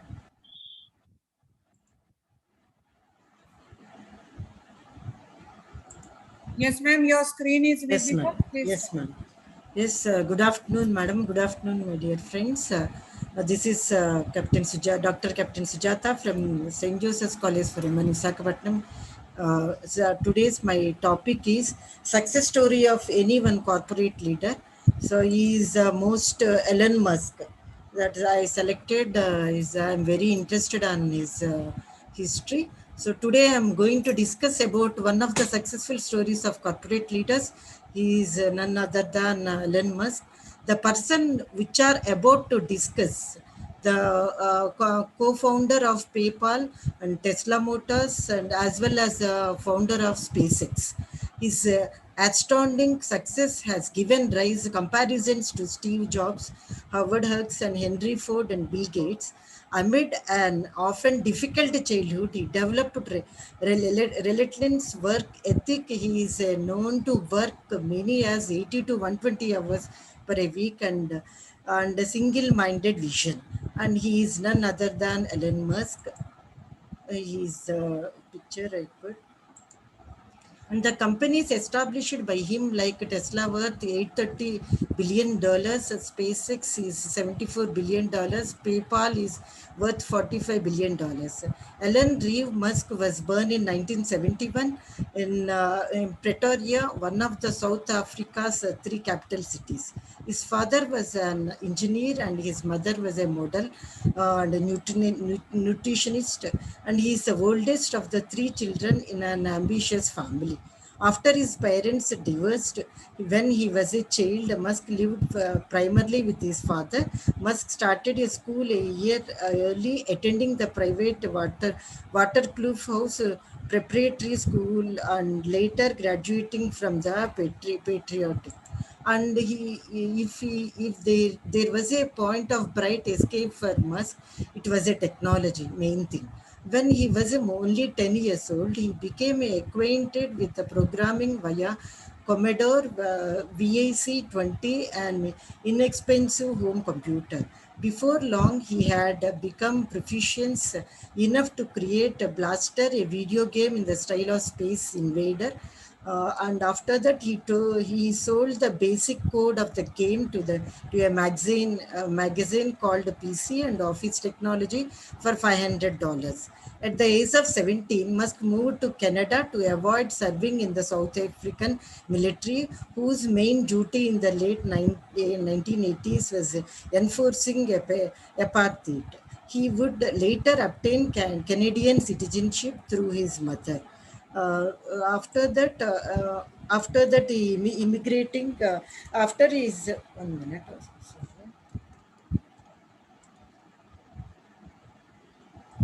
After immigrating to Canada, Musk enrolled in Queen's University in Kingston. Now, after that, it was there that he met Justin Wilson, an aspiring writer. They would marry and have 5 sons together before divorcing in 2008. After 2 years at Queen's University, Musk transferred to the University of Pennsylvania. He took on 2 majors, but his time there was not all work and no play. Musk graduated with a Bachelor of Science in Physics as well as a Bachelor of Arts in Economics from the Wharton School. The 2 majors speak to the directions Musk's career would take later, but it was physics that made the deepest impression on his thinking. Tesla was a revolution to start with and evolved so much over time. In 2004, Musk joined engineers Martin Eberhard and Mark Tarpenning to help run Tesla Motors, where Musk was integral in designing the first electric car, the Tesla Roadster. After Eberhard was ousted from the firm in 2007, following the series of disagreements, Musk ceased management control as CEO and product architect. And after that, under his watch, Tesla has become one of the world's most popular and coveted car brands. With his interstellar travel company SpaceX, Musk landed several high-profile contacts with NASA and the US Air Force to design rockets and conduct military missions using this one. And Musk has been Musk has been vocal. Musk's early interest in reading the philosophy, science fiction, and fantasy novels is reflected in his sense of idealism and concern with human progress. He aims to work in the areas that he has identified as crucial to our future, and specifically the internet, the transition to renewable energy sources, and the space colonization. With his work with PayPal, Tesla Motors, Solar City, and SpaceX, he has defied critics and made advances in all three of these frontiers. Now Elon Musk worth $165.9 billion, and he is third most richest person, and he is working in revolutionize transportation both on earth through electric car maker Tesla and in space via rocket producer SpaceX. I will end this speech about the Elon Musk with one of his quotes with says, failure is an option here, and if you are not failing, you are not innovating. When the something, that is the quote, failure is an option here, and if you are not failing, you are not innovating. So with this, I'm going to end with the today's presentation. I'm very impressed on his that leader, corporate leader. That's why I selected the topic. Thank you so much, ma'am. Thank you, ma'am. Nilima ma'am, are you ready? Kapil Singh sir, are you ready? Hello, Please ma'am. share your screen. Manna Dikkat, I am ready. Hello, ma'am. May I Please press? share your screen. No need to ask. Hello, ma'am. Hello, ma'am. I'm ready. Okay, you can share. Share. Please share. Share.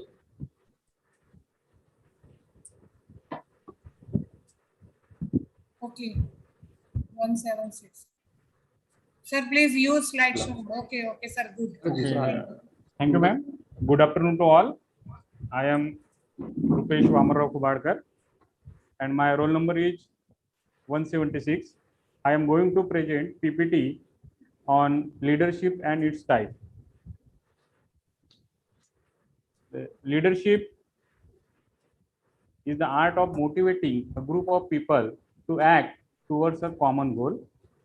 Leadership involves making sound and sometimes difficult decisions, creating and articulating a clear vision, establishing, achieving goals, and providing followers with the knowledge and the tools necessary to achieve this goal.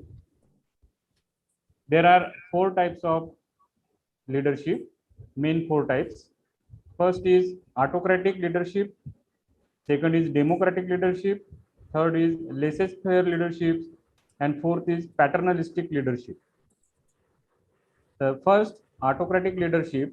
An autocratic leader centralizes power and decision making in himself. An autocratic leader gives order, assigns tasks and duties without consulting the employees. Autocratic leadership is negative, based on threats and punishment. Subordinate act as he directs. He neither cares for their opinion nor permit them to influence the decision. He believes that because of his authority, he alone can decide what is the best in a given situation. The employees work as hard as is necessary to avoid punishment. They will thus produce minimum which will escape punishment. This leadership style is less likely to be effective because the new generation is more independent and less submissive and not amendable to rigid control.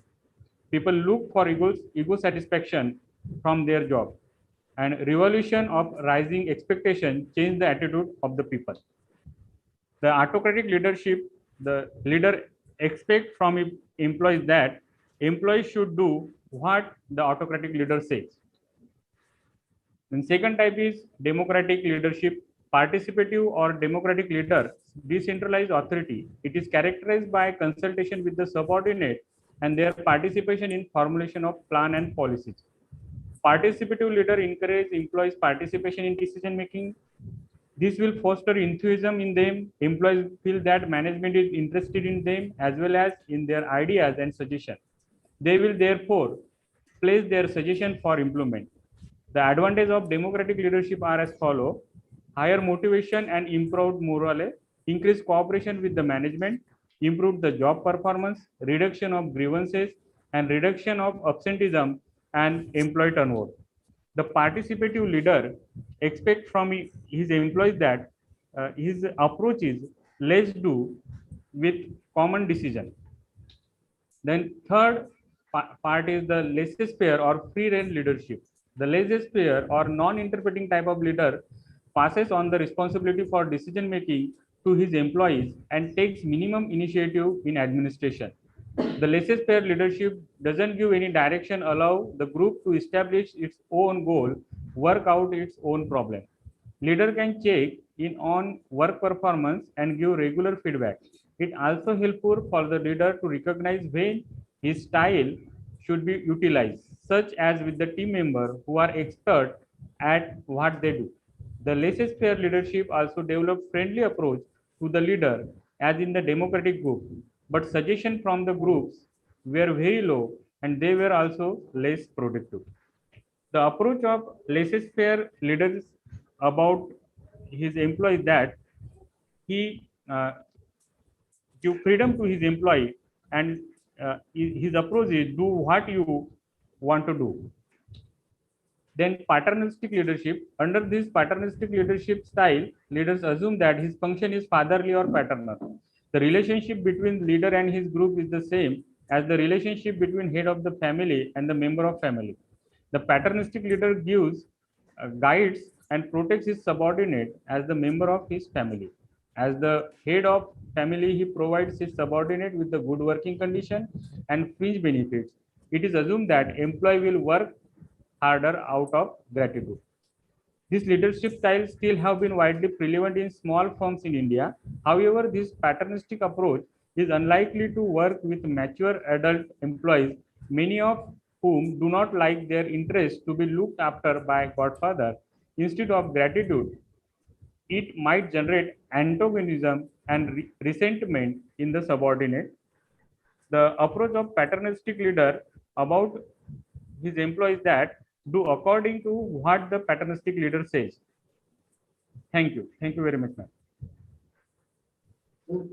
Thank you, sir. Nice, sir. Who is next? I'm Darwin. No need to ask, please share, just share. Okay, Darwin, sir. Yes, sir.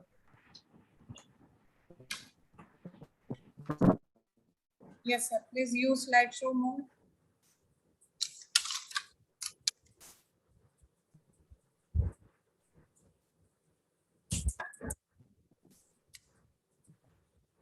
Can you hear my voice, ma'am?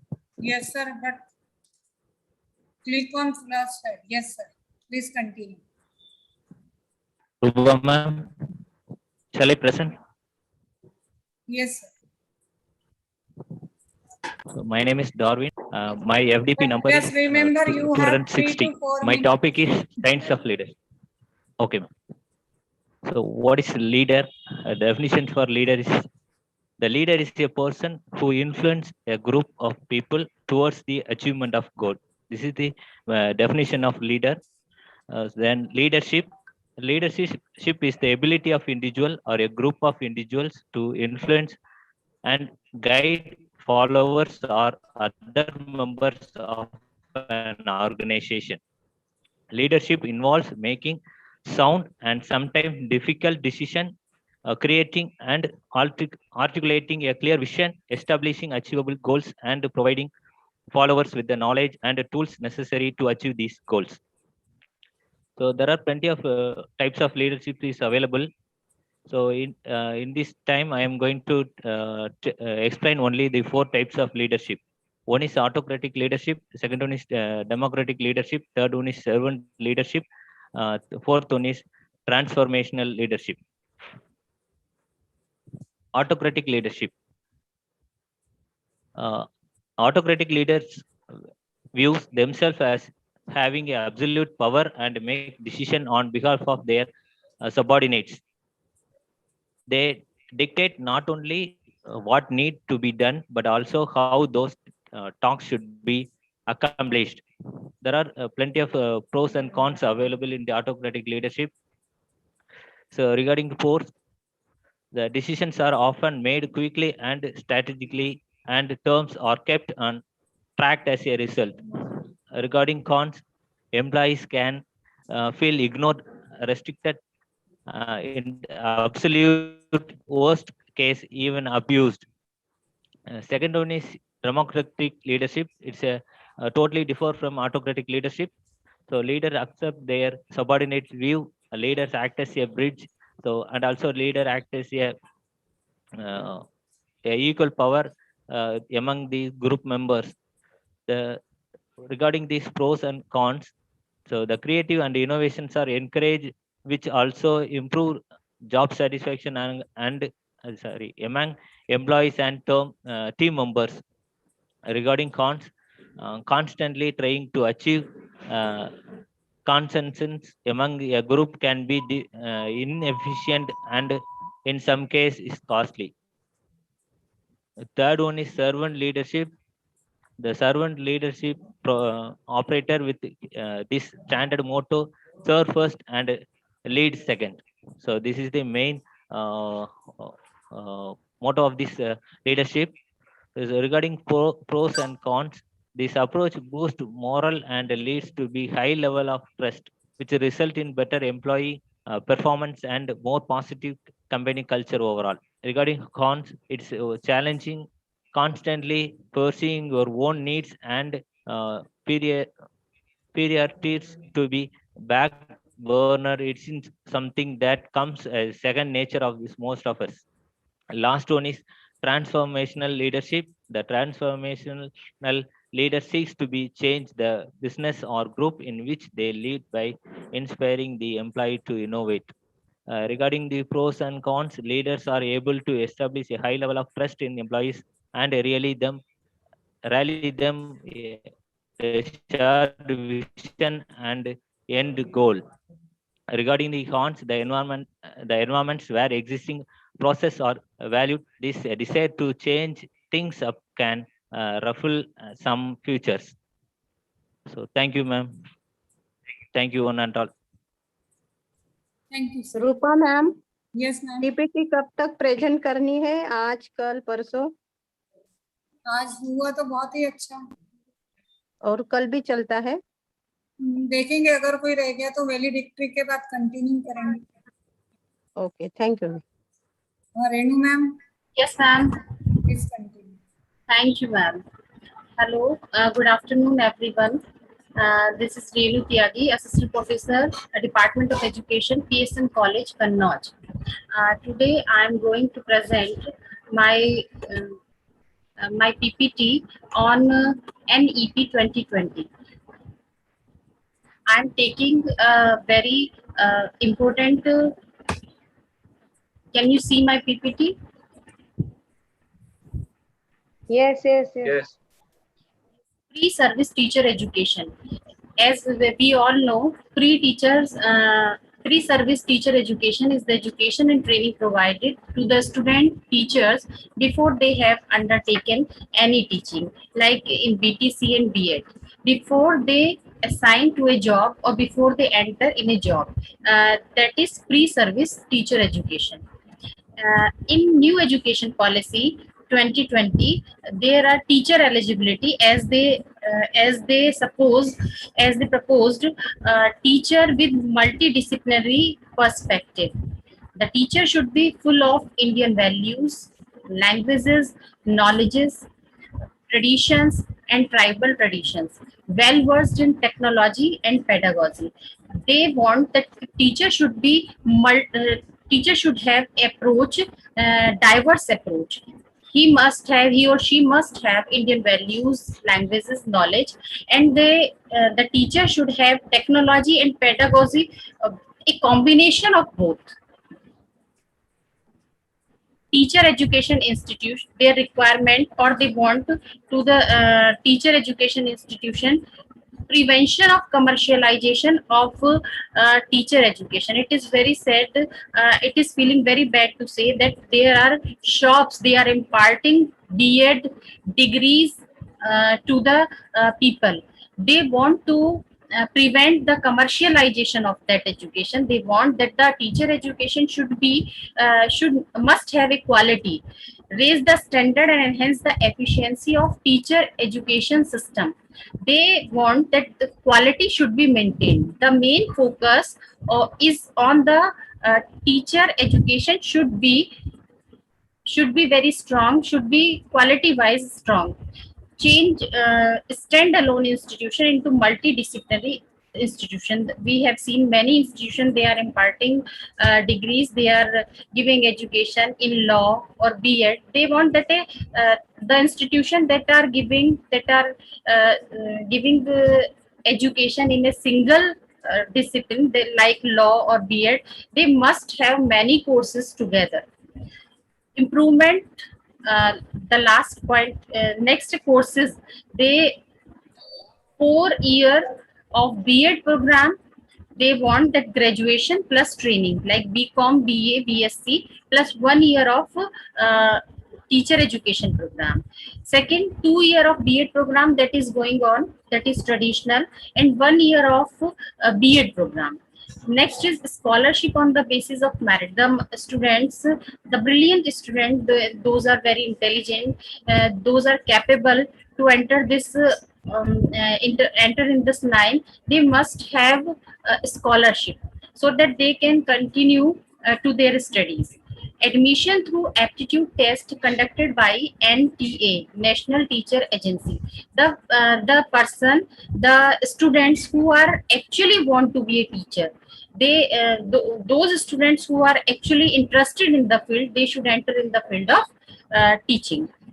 Nested teacher education, blended teacher education, the teacher should have a good combination of knowledge plus technology plus pedagogy. He must impart teaching, he must impart knowledge in a very effective manner. Thank you very much. This is national education policy that they want that education, teacher education should be better. Thank you, Rupa madam. I want to say special thank to Dr. Rupa. I am looking really, she is appreciable. Her patience, she is giving answer to us day and night. Even 11:30 students are asking, means teachers are asking, and she is very patiently giving answer. Thank you, ma'am. Thank you very much. Thank you, ma'am. Who is ready? Ma'am, I am ready to 24. Okay, please share your screen.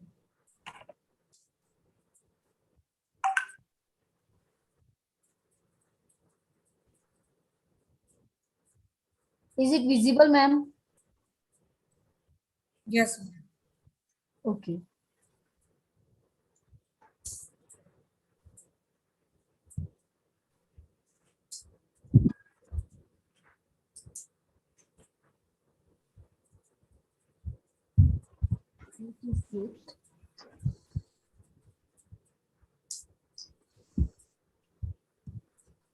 Okay. Good afternoon to one and all. I am Sandeeva and my roll number is OFDP 46-24. I am going to present on the topic leadership and its style. Leadership means to lead, to be followed, to motivate, to direct, and to influence others for achieving a preset goal and the objective of the organization. Definition of leadership. According to Peter F. Drucker, leadership is shifting of the vision to higher heights, raising of individual performance to higher standards, and the building of man's personality beyond its normal limitations. Now, I would like to discuss on the leadership styles. There are many styles of leadership, but I am here to discuss on the 4 styles of leadership, which are autocratic leadership style, democratic leadership style, free-rein leadership style, and transformational leadership style. First one, autocratic leadership style. It is the classical approach, and manager retains all powers and decision-making authority in his own hands. It does not consult staff nor allowed give any input. Even staff expected to obey orders without receiving any explanation. It has a structured set of rewards. And the great example of this kind of leadership style is Adolf Hitler. The next one is democratic leadership style. It is also known as the participative leadership style. It encourages staff to be a part of the decision making.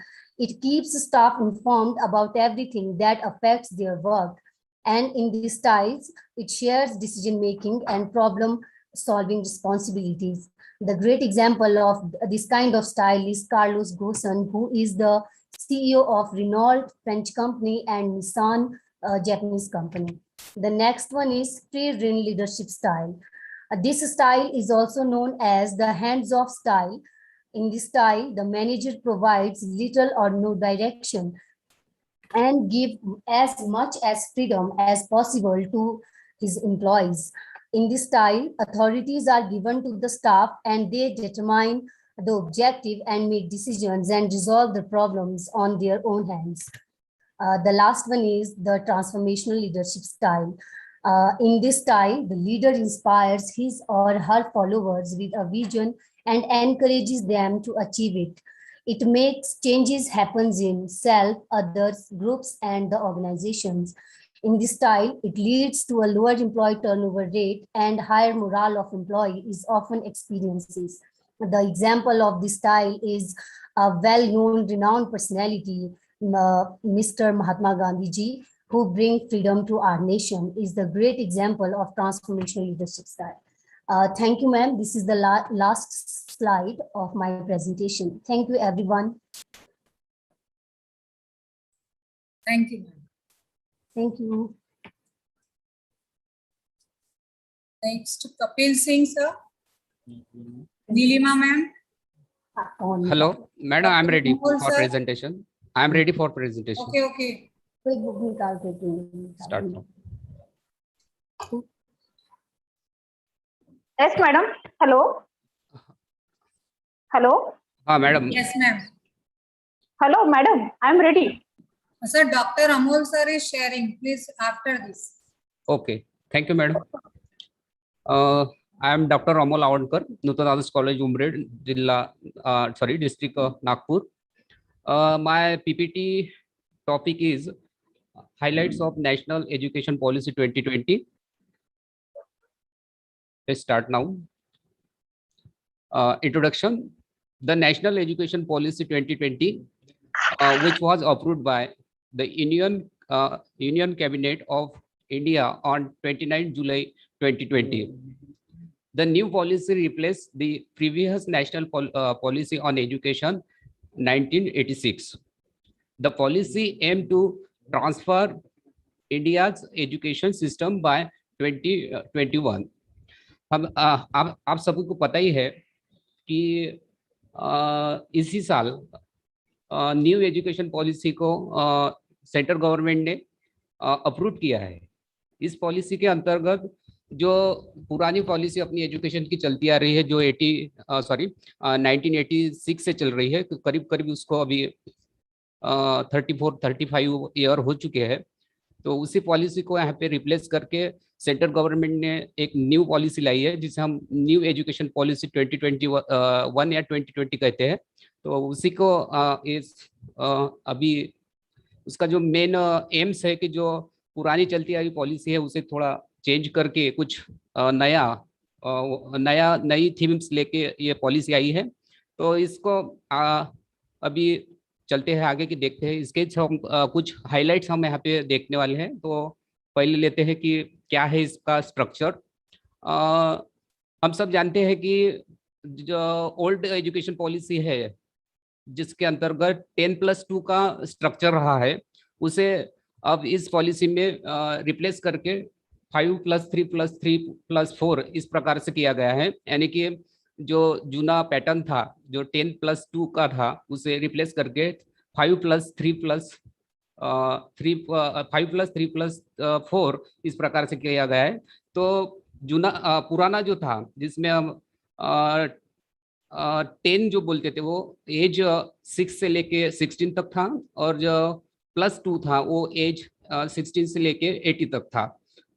लेकिन अभी replace वाला जो है, यानी कि जो previous को छोड़ के अभी जो न्यू स्ट्रक्चर आया है, जिसके अंतर्गत कहा गया है कि 5+3+3+4, उसके अंतर्गत 5 जो कहा गया है, वो 5 में दो कैटेगरीज, दो काइंड्स बनाए गए हैं। यानी कि पहले 3 इयर्स बनाए गए, फिर उसमें 2 इयर्स फर्स्ट क्लास और सेकंड क्लास के लिए दिए गए। जो सेकंड है यानी कि +3, उसके अंतर्गत क्लास 3 से लेके क्लास 5 तक रखा गया है। एज लिमिट भी दी है उसमें कि 8 से लेके 11 तक। उसके बाद +3 का जो है, जो क्लास 6 से लेके 8 तक है, जिसमें एज दिया हुआ है 11 से लेके 14 तक। उसके बाद जो +4 है उसके अंतर्गत भी क्लास 9 से लेके 12 तक है और एज है 14 से लेके 18 तक। तो इस प्रकार से ये प्रीवियस और न्यू स्ट्रक्चर यहाँ पे देखे हुए हैं। अभी आके चलते हैं कुछ हाइलाइट्स इसके अंतर्गत। जो अपन जो देखे अभी वो थे प्राइमरी से लेके या फिर जूनियर कॉलेज या फिर 10+ का दिखे। अभी हायर एजुकेशन में क्या हाइलाइट्स है वो देखते हैं। It's propose 4-year multidisciplinary bachelor's degree in undergraduate program with multiple exit options, a certificate after completing 1 year of study, a diploma after completing 2 years of study, a bachelor degree after completion of 3-year program, a 4-year multidisciplinary bachelor degree in the preferred options. All graduation course will have major and minor. Example, science student can have physics as major and music as minor also. Any combination he can choose. EMPhil course are to be discontinued to allow degree education.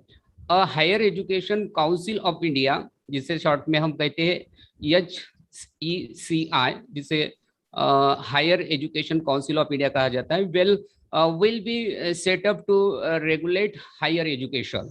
The national testing agency will now be given the additional responsibility of consulting entrance examination for admission to universities across the country.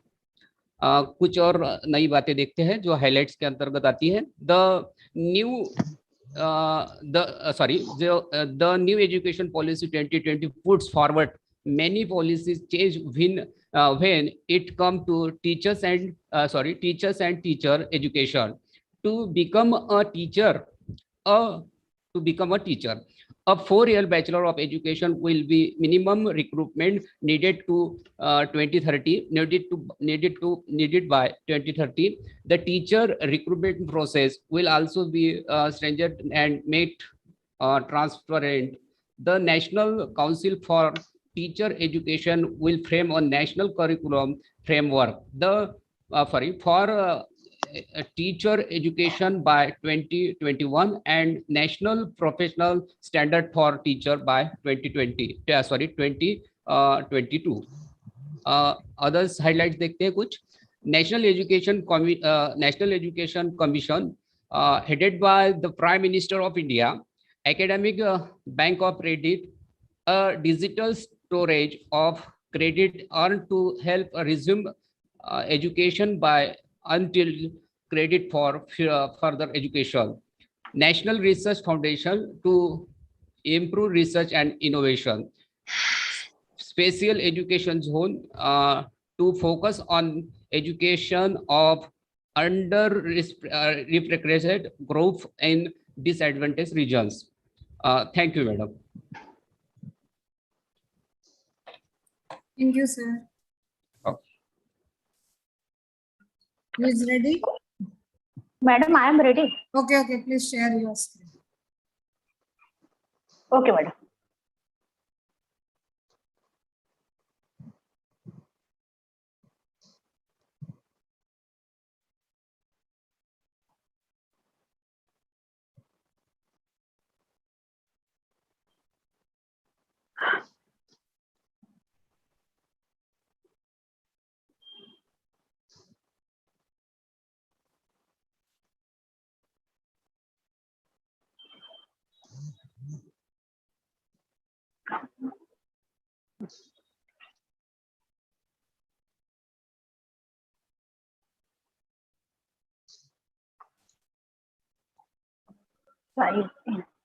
इधर sign in मांगत आहे ते sign in मांगत आहे Google driver गेली तर Okay, ma'am. Afterwards, you can share. Okay. Who is next? हो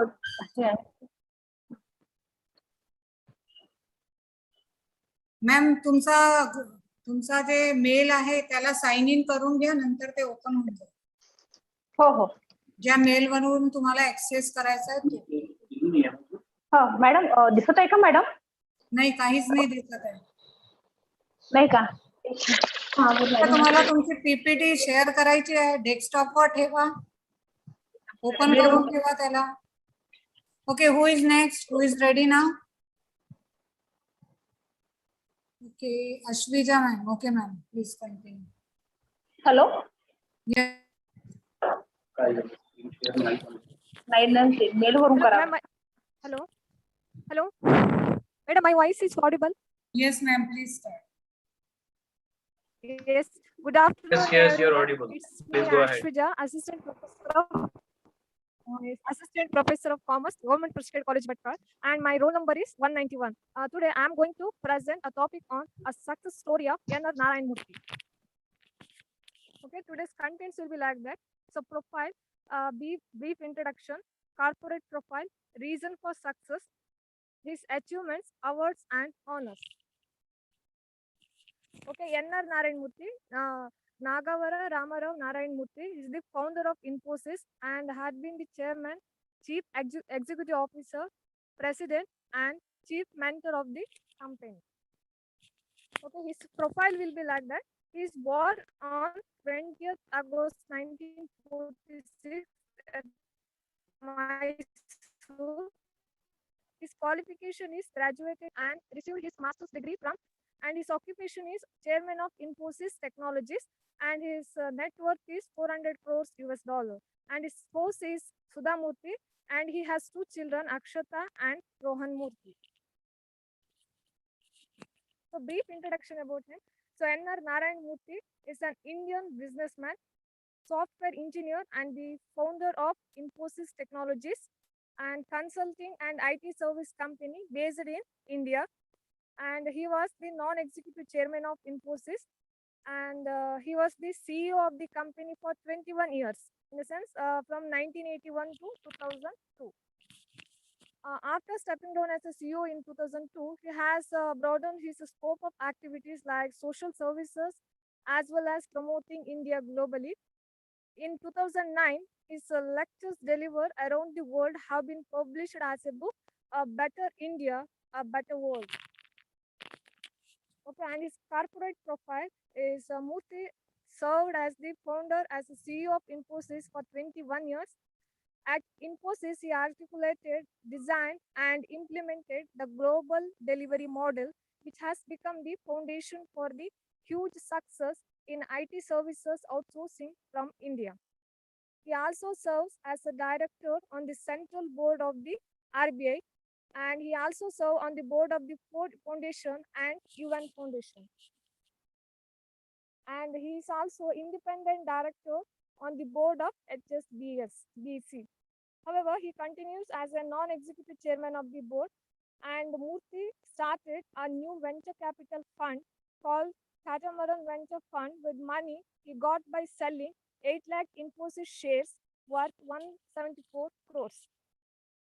And reason for success, he has invested in well understood proven products and not just for research and development, and given stakeholders bad news proactively and very early, and speedy imagination and excellence. So leaders in the making, and he always give respect for competition. So, and his achievements will be like that.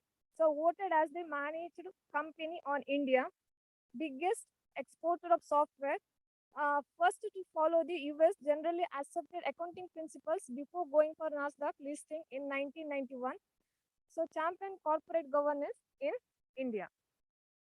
And his awards and honors are like that.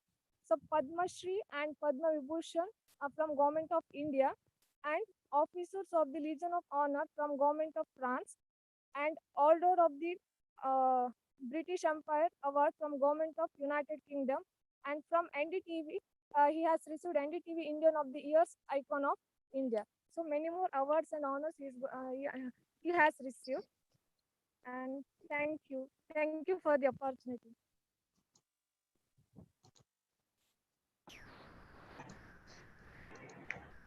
Okay, thank you, ma'am. Nilima, ma'am, are you ready? Nilima, madam, are you ready? Nilima, madam. 8 minute, madam. 5 minutes.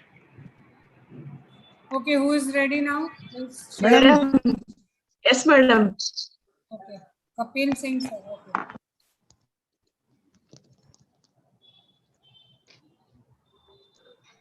Hello. Hello. Hello. Oh. Okay, Dr. Kapil Singh, sir, please start your presentation. और ये क्या हो गया? Sorry, ma'am. Stop sharing करिए और फिर से share करिए. Share तो Okay, कर okay, दिया. okay. Now it's clear. Please continue, sir.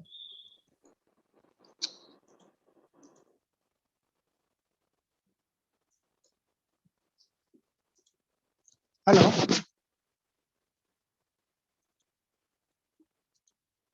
Hello.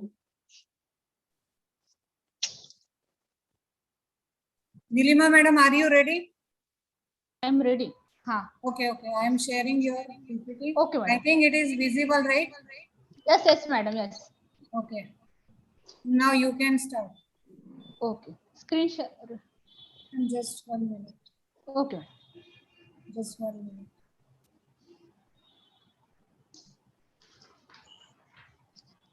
Is it visible? No, madam.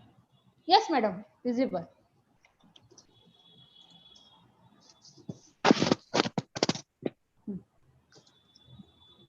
Ma'am, please Good start. afternoon. Okay. Good afternoon, everybody. I am Dr. Nilima Ambarkar. My topic is flipped classroom.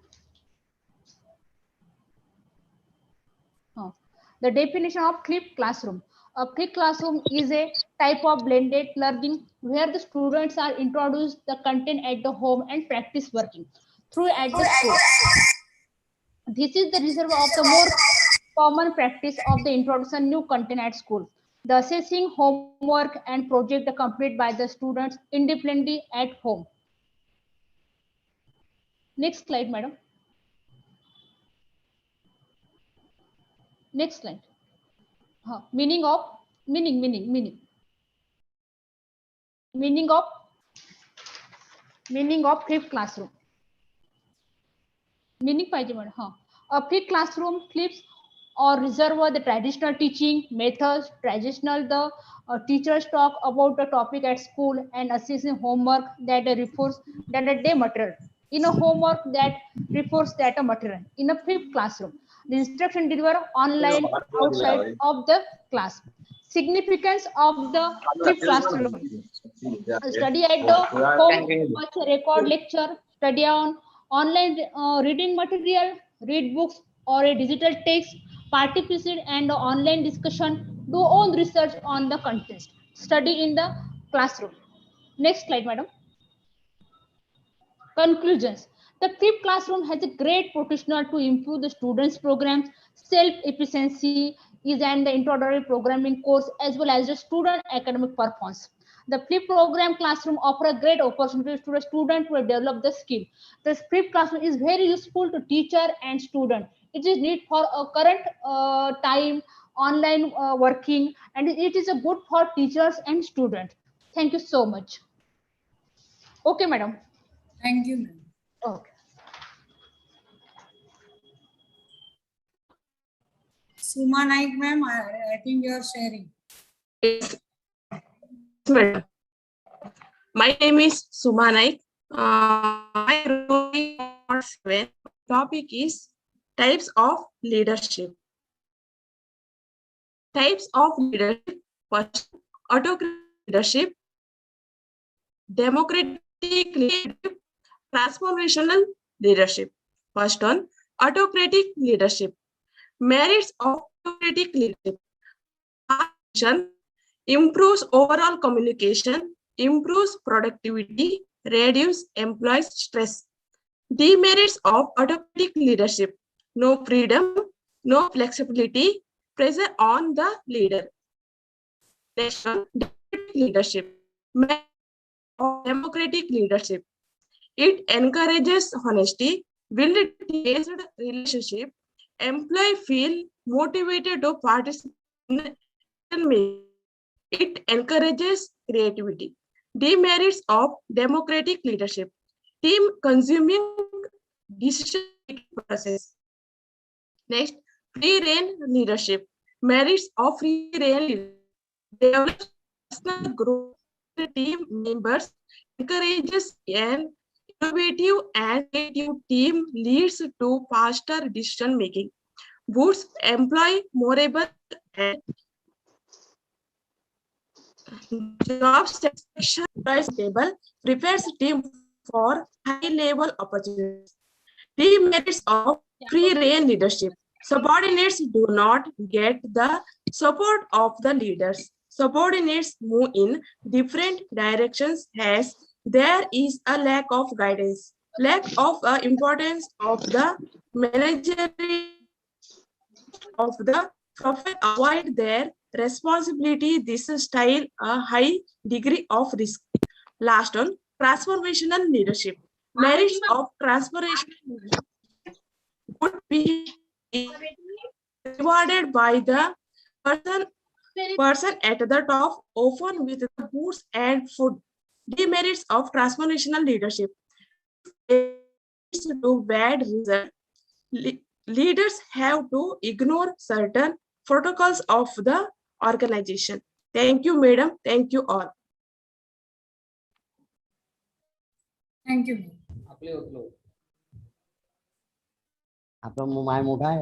Please share those who are ready. Kapil Singh.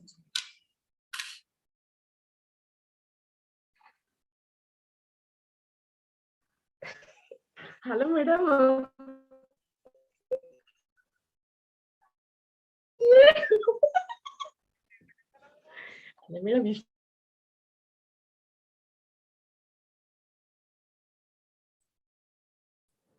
Hello.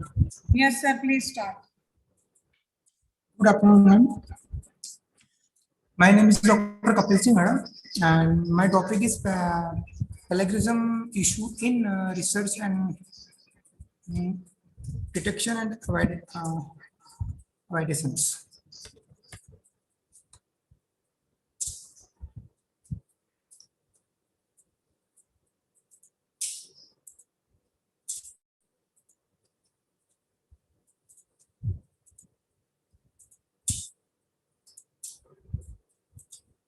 I discuss here only how provide different plagiarism.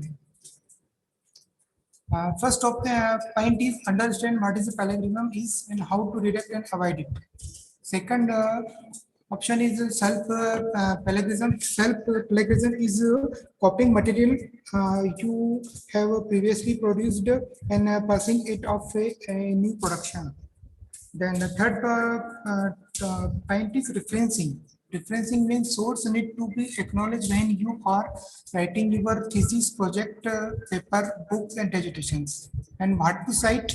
When you are write a paper, dissertation, you may use word, opinion, fact, information from an author, statistics, and you require to put down a footnote and quotation marks reference to the author on current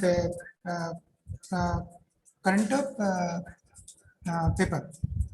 And how to cite a source, then when to quote. The basic rule of thumb in all the disciplines is that you should only quote it directly from a text when it is important. That is a four general rule. Generally, anything beyond 4 words you should cite it. A quotation is enclosed in quotation mark up to 39 words. For quoted above for 40 words and more, it stands alone without quotation marks and indent 5 spaces from the left margin. Quoted exactly from a source. Next point is when and how to summarize. We summarize in our word. And other point is simply honest. Read carefully guidelines for writing thesis, dissertation, research paper, and result reporting. Must familiarize yourself with the subject. must know resource at your disposal, understand what doesn't need to be cited, put your research under open access for more visibility. And the University Grant Commission, promotion of academic integrity and prevention of collectivism in higher education, educational institution rules regulation 2018. इसके main कुछ points हैं actually. इसके panel academic integrity panel है जो departmental या institutional. Then second point is penalty similarity up to 10%. इसको अपन छोड़ सकते हैं. इसका फिर सेकंड लेवल है इसका सिमिलरिटी अबाउट 10 to 40%. लेवल इसका सेकंड है. लेवल 2 है इसका आपका similarity about 40 to 60%. And level 3 is the similarity above 60%. And penalties for high plagiarisms: 0 level, minor similarity, no penalty. Level 1 to be asked to withdraw the manuscript. Level 2 shall be asked to withdraw the manuscripts. Shall be denied a right to hold 1 annual increment. To not be allowed to be a supervisor to any new master's, MPhil, PhD students, scholars for 2 years. And level 3 shall be asked to withdraw the manuscripts, shall be denied a right to 2 successive annual increment, do not to allow to be a supervisor to any master's, MPhil, PhD student scholarship for 3 years. And other penalties are Sir, please conclude. Okay, thank you.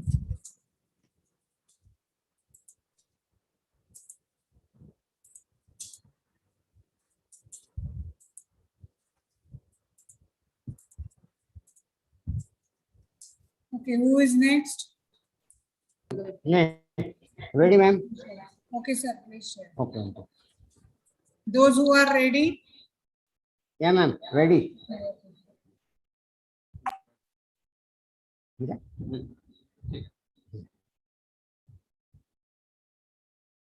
Ma'am, I am Dr.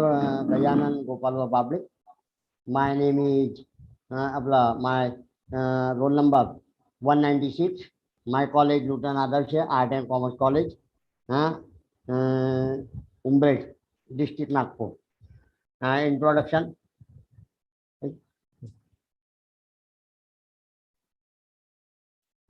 Introduction. After the 35 years, the National Education Policy 2020, National Education Policy and 2020, which was approved by the Union, the Cabinet of India on the 29th July 2020, replaced the previous National Policy on Education 1986.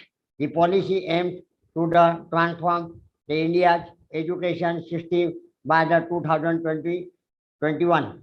The policy is the comparative the framework for the elementary the education to the higher education as well as the vocational training in both the rural and urban India. The positive aspect of the National Education Policy 2020. The government aims to mark the schooling available to everyone with the help of the National Education Policy 2020.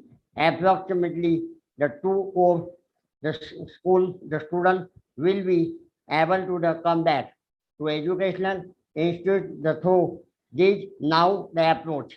According to the National Education Policy 2020, 5 plus 3 plus 3 plus 4. The structure will be replace the existing the 10 plus 2. The structure is the forced on the students the formative the years of the learning. This the 5 plus 3 plus 3 plus 4. The structure the corresponds to the age from the 3 to 8, 8 to 11, 11 to 14, and 14 to 18. Positive the aspect of the National Education Policy 2020. Next, the positive aspect of the National Education Policy 2020. The appropriate the authorities will conduct the school. The examination for the grades the 3, 5, and 8.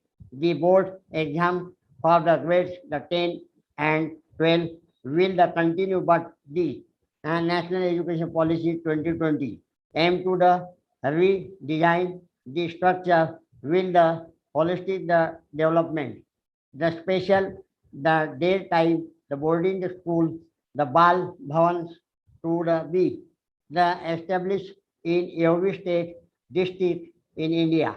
These the boarding school will be used for the perspectives in the activities related to the play, the career art. One of the names of the National Education Policy 2020 is the formation of the national books, the promotion policy in India. The positive aspect of the National Education Policy 2020, if the process for the year, the disciplinary, the bachelor's degree in the undergraduate, the programming with the multiply the exit option. For any graduate, the course if student the complete only 1 year, he will get a basic certificate. If he the complete 2 years, then he will get the diploma certificate. And if the complete full course, then he will get the degree certificate. So no year of any student will be the wasted if the breaks the course in the between. All higher education will be the governed by the only one, the authority, higher education, the Council of India, HECL. The positive aspect of the... Thank you, sir. Time is over. Thank you. Okay, ma'am. Thank you. Who is next? Hello, Madam. Sheba. Yes, ma'am, please share. Hello. Madam, if you are ready, please share your screen. Yes, ma'am.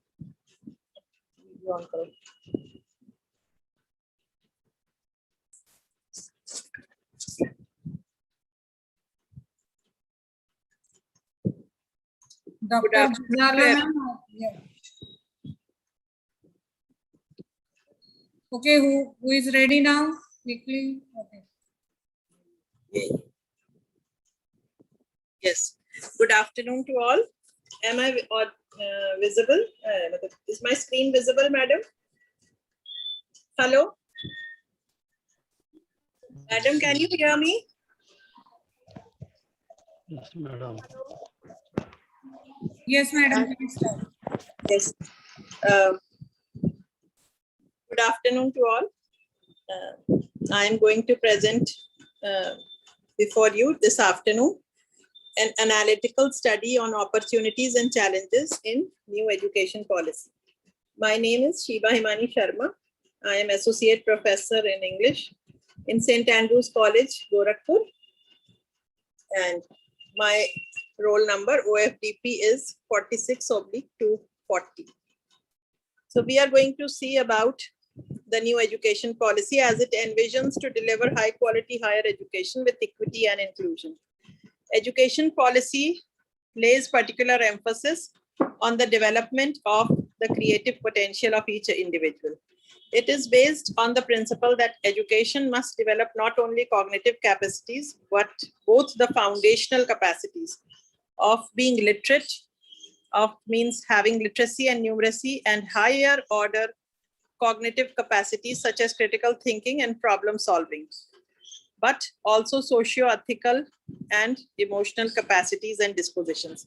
To sum up this introduction, I wish to tell you that the new education policy does not only aim that students must cover their courses in due time and mug up certain things without understanding, but as they find classroom education, they should also be able to reflect upon the important things of life, that is being social.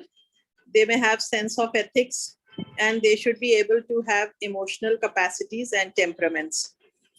So we are going to have a look at the opportunities. That is, there will be multidisciplinary education that is not limited only to art side, science side, or commerce, but they are going to have research universities at par with the IITs and IIMs. They will be set up in the country. The second is the same list of accreditation and regulation rules will be used for guiding both public and private academic bodies. Colleges will be given affiliation and autonomy, and National Research Foundation will be established to fund outstanding peer-reviewed research and to actively seed research in universities and colleges, thus enhancing research in our country. But there are certain shortcomings or challenges, as we can say, rather than taking up negative aspects. In the new educational policy 2020, language is a negative factor. And there is a problem, that is teacher to student ratio. We may not be able to find so many teachers. And if we have to introduce subjects in mother languages, it will be a great problem, as has been planned in new education policy. According to the national education policy, students willing to complete their graduation have to study for 4 years, while on the other hand, till now we can have a diploma or degree in 2 years. And this might encourage the pupil to leave the course midway. The second last points of challenges, new education policy 2020 is willing to introduce with English at much earlier age, which will not be complied with in equal capability with the students of private college schools and government schools. Academic syllabus will be taught in respective regional languages, as discussed earlier, to government schools, government school students. This is one of the major new education policy drawbacks, as this will increase the number of students uncomfortable in communicating in English, thus widening the gap between sections of the society. I thank one and all. Thank you, ma'am. Now, who is ready? Dr. Gizala, ma'am, are you ready? Okay, Yes, ma'am. I'm ready. Those who Yes, are ma'am. ready, I'll can share the screen.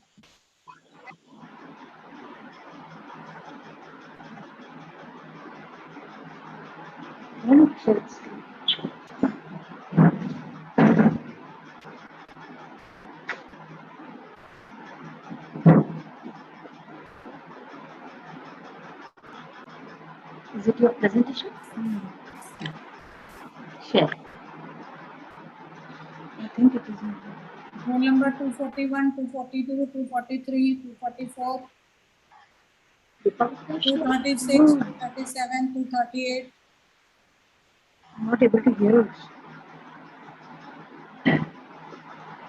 Roll number 267, 268, 269. तो मुझे down करो इसको जरा minimise करके आपको लगा presentation इस presentation should be there चले जाओ अभी जूम पे फिर से Those who are ready, please write in chat box. Just write your roll number there. Share your screen. Entire screen window.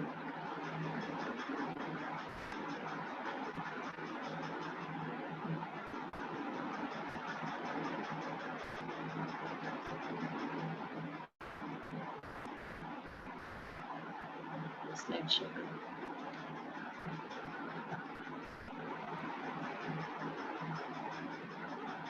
Right from the beginning. Yes. Which one, madam? Is it visible? Hello, Rupa ma'am, is it visible? Yes, ma'am. Shall I start, ma'am? Yes, ma'am.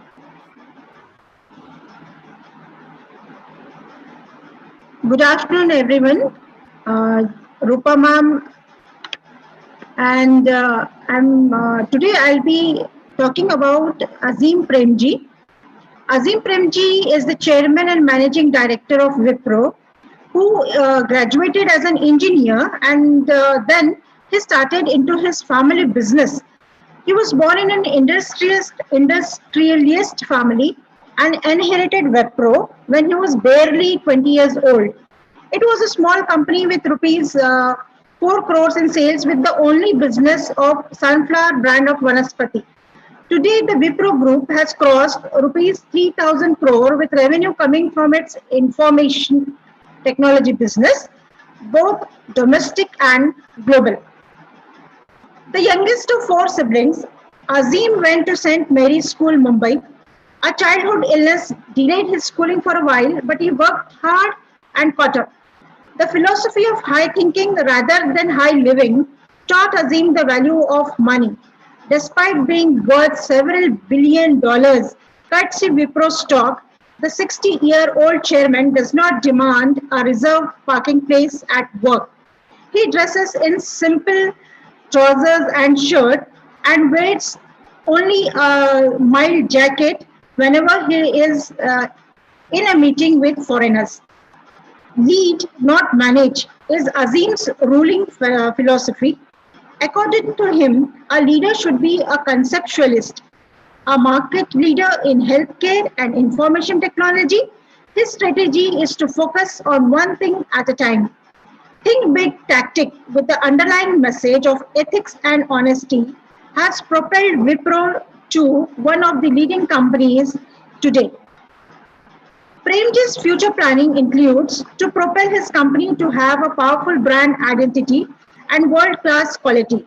Advising ambitious young people, he says, hard work is the most critical ingredient of success. He adds, search for the opportunities and grab them. Develop the art of influencing team members and always play to win. Learning to persist in the face of bitter disappointment is the key to success. Thank you so much. Thank you. Now who is ready? Please, if you are ready, please share. We will not give another chance. Angel ma'am, are you ready?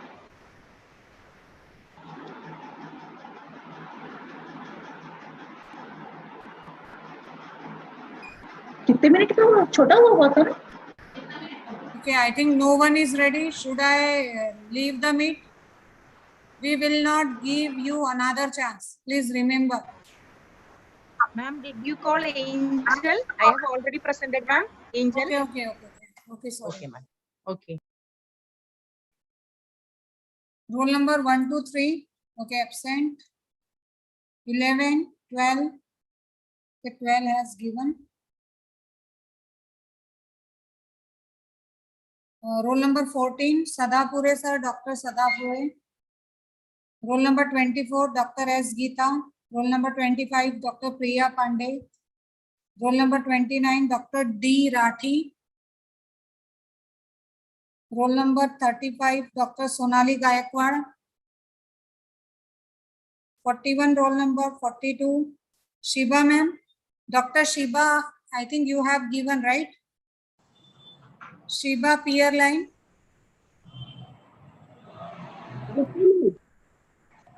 Excuse me, Rupa ma'am. Yes, ma'am. Ma'am, my presentation was very short. Should I make it another one? No. Is it okay? It's all right, no, ma'am? Yes, ma'am. Hello. Okay, thank you, ma'am. 46, Dr. Sankla. Okay, 47, Dr. Jayashree. 49, Mukesh Kumar Singh. 50, Dr. T. Priyanka. 57, Dr. Popat Shinde. 58, Mandar Deshpande. 62, Haridas Ladke sir. 64, Dr. Vaishali Kotambe. 65, Salma Banu. Pavan K. Roll number 70.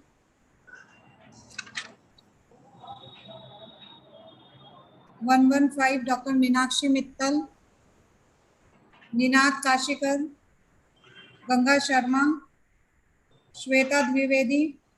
130, Dr. P. Selve Mary. 131, Dr. P. Lata. 140, Ravindra Kumar. Roll number 149, Ratan Jaiswal. 154, Santosh Kumar. 155, Lolakshi. 156, Dr. Vijendra Purani. 157, Mr. Sanjay Gaikwad.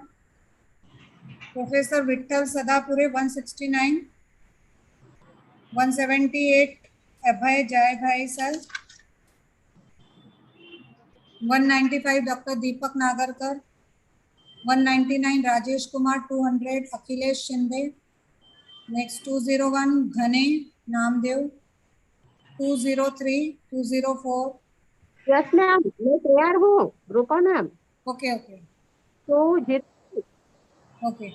209 Shakil Sheikh sir, 212 Rinki ma'am, Suman Bhatti sir, Dr. Lata Mangesh, Sandhira Devi,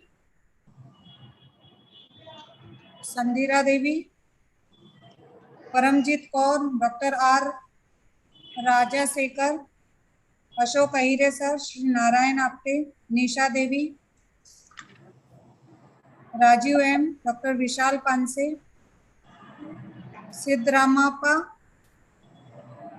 Ravindra Singh, then Kokil Narayan, Dr. Pradeep Saudagar, Swapnil Sonare, Pawan Kumar, Tajinder Kaur, Anupama Chauhan, Suman Rani, Atul Vikhe, Amandeep Kaur, Mr. Naik Kalappa. If you are present, now it is the last chance for you all. Hello Rupa madam. Yes, madam. Madam थोडं विचारायचं होतं, assignment आणि project कशावर submit करायचे? Madam question टाकलेले आहे ना ग्रुपवर. हो नाही आता जे असाइनमेंट म्हटलं ना की असाइनमेंट मध्ये 10 प्रश्न दिलेले आहेत ते 10 सॉल्व करा किंवा एक व्हिडिओ बनवा आणि ते अपलोड करा. मग ती अपलोड ती लिंक दिली त्याच्यावरच करायचं ना? नाही त्याच्यावर नाही, तुम्हाला अपलोड माय ई क्लासवर करायचं आहे. आणि प्रोजेक्ट साठी सुद्धा काही टॉपिक्स दिलेले आहेत, त्याच्यापैकी एक टॉपिक तुम्हाला घ्यायचा आहे आणि त्याच्यावर प्रोजेक्ट तयार करायचा आणि ते कसं पाहिजे त्याच्यात पूर्ण गाईडलाईन दिलेली आहे माय क्लासरूम मध्ये ना. हो. Okay madam, thank you so much. Okay, if anyone is ready to present. Ma'am एक चीज पूछनी थी. हाँ पूछिए. आज की अटेंडेंस लिंक डाला है क्या मैम आपने? एक्चुअल में मैं 1 घंटे के लिए बेबी को हॉस्पिटल लेकर चली गई थी, वो नेटवर्क की वजह से मैं ऑन ऑफ ओके हो रही ठीक है, अभी चैट बॉक्स में शेयर कर दूंगी. Okay thank you. और कोई क्वेश्चन है? Hello madam. No thank you ma'am. Hello madam. Yes. Hello this is Swapna. हाँ मी स्वप्न सुनारे बोलतोय मॅडम. मी काल प्रेझेंटेशन दिलेलं आहे. तुम्ही रिमेन रोल नंबर काय आपला? 46/250. 250. ओके. मी काल प्रेझेंटेशन दिलंय. Okay sir. ओके. मैम मेरा भी हो चुका है. 027 है. Roll number ma'am? 027. Thank you sir. 27. Okay. Yes ma'am. Yes thank you. आपका तो नाम ही नहीं लिया ना मैंने. नहीं जी जी. Yes ma'am. मुझे क्योंकि वो थोड़ा नेटवर्क इशू है ना, आज समझ में नहीं आ रही है आवाज कभी कभी. ओके कोई बात. Okay, roll number 49 please continue. Yes, ma'am. I am Mukesh Kumar Singh. My roll number is 49. From Nagari PG College, Engage, Jaunpur. My topic is National MOOC Coordinators of SWAYAM.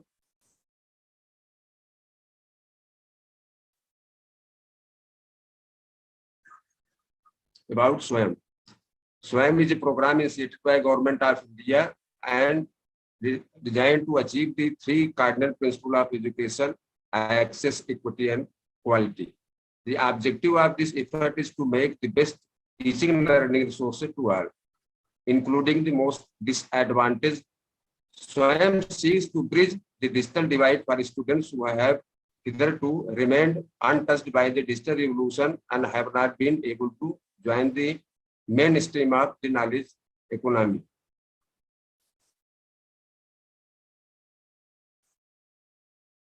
National Institute of Technical Teachers Training.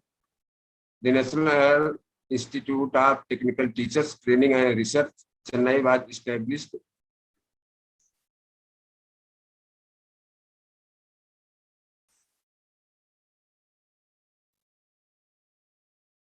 Thank you. Hello, am I audible? Yes, sir, you are audible, sir. Okay. Now who is ready? If anyone is ready?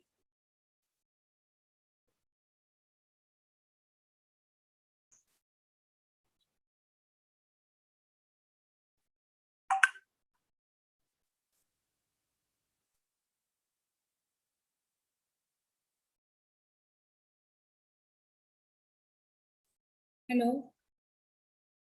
I think no one is ready for presentation. I think you all have submitted your assignments and projects, and you don't have any query regarding that also, right? Madam, we are remaining. We are yet to submit. Okay. You have enough time. Yes. We are from B category. Vaishali ma'am. Okay, I think there is no more questions, no more queries. I think we have to leave, right? Ma'am, attendance link. Just Please. one.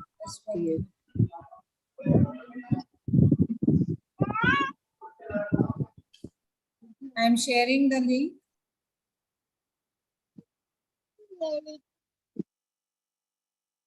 Hello. Yes, ma'am. Hello, Rupa ma'am. Namaste. I'm Asma speaking. One Yes. small clarification. My classroom says that 11th is the last date for submission of assignment and project. So that is for the A category, right? Yes, ma'am. Okay. Thank you very much. Thank you. For B category, those who comes under B category, I think their last date is 18 July. Okay, ma'am. Yes, okay. yes. Thank you. And from 7th July to 10th July, your quiz will be started. Okay. So anytime, any day, you can attempt that quiz. And there is time binding. We will inform you how many minutes are given for 40 questions. As soon as we will discuss with Vimal ma'am. She Okay, will finalize the things. And afterwards, we will inform on the group. Okay. Thank you, ma'am. And thanks a lot for all the guidance and all the hard work that you're doing. Hats off to you and 3 cheers to you. Thank you. Rupa ma'am, this is Anita. Thank you so much, ma'am. Thank you for everything.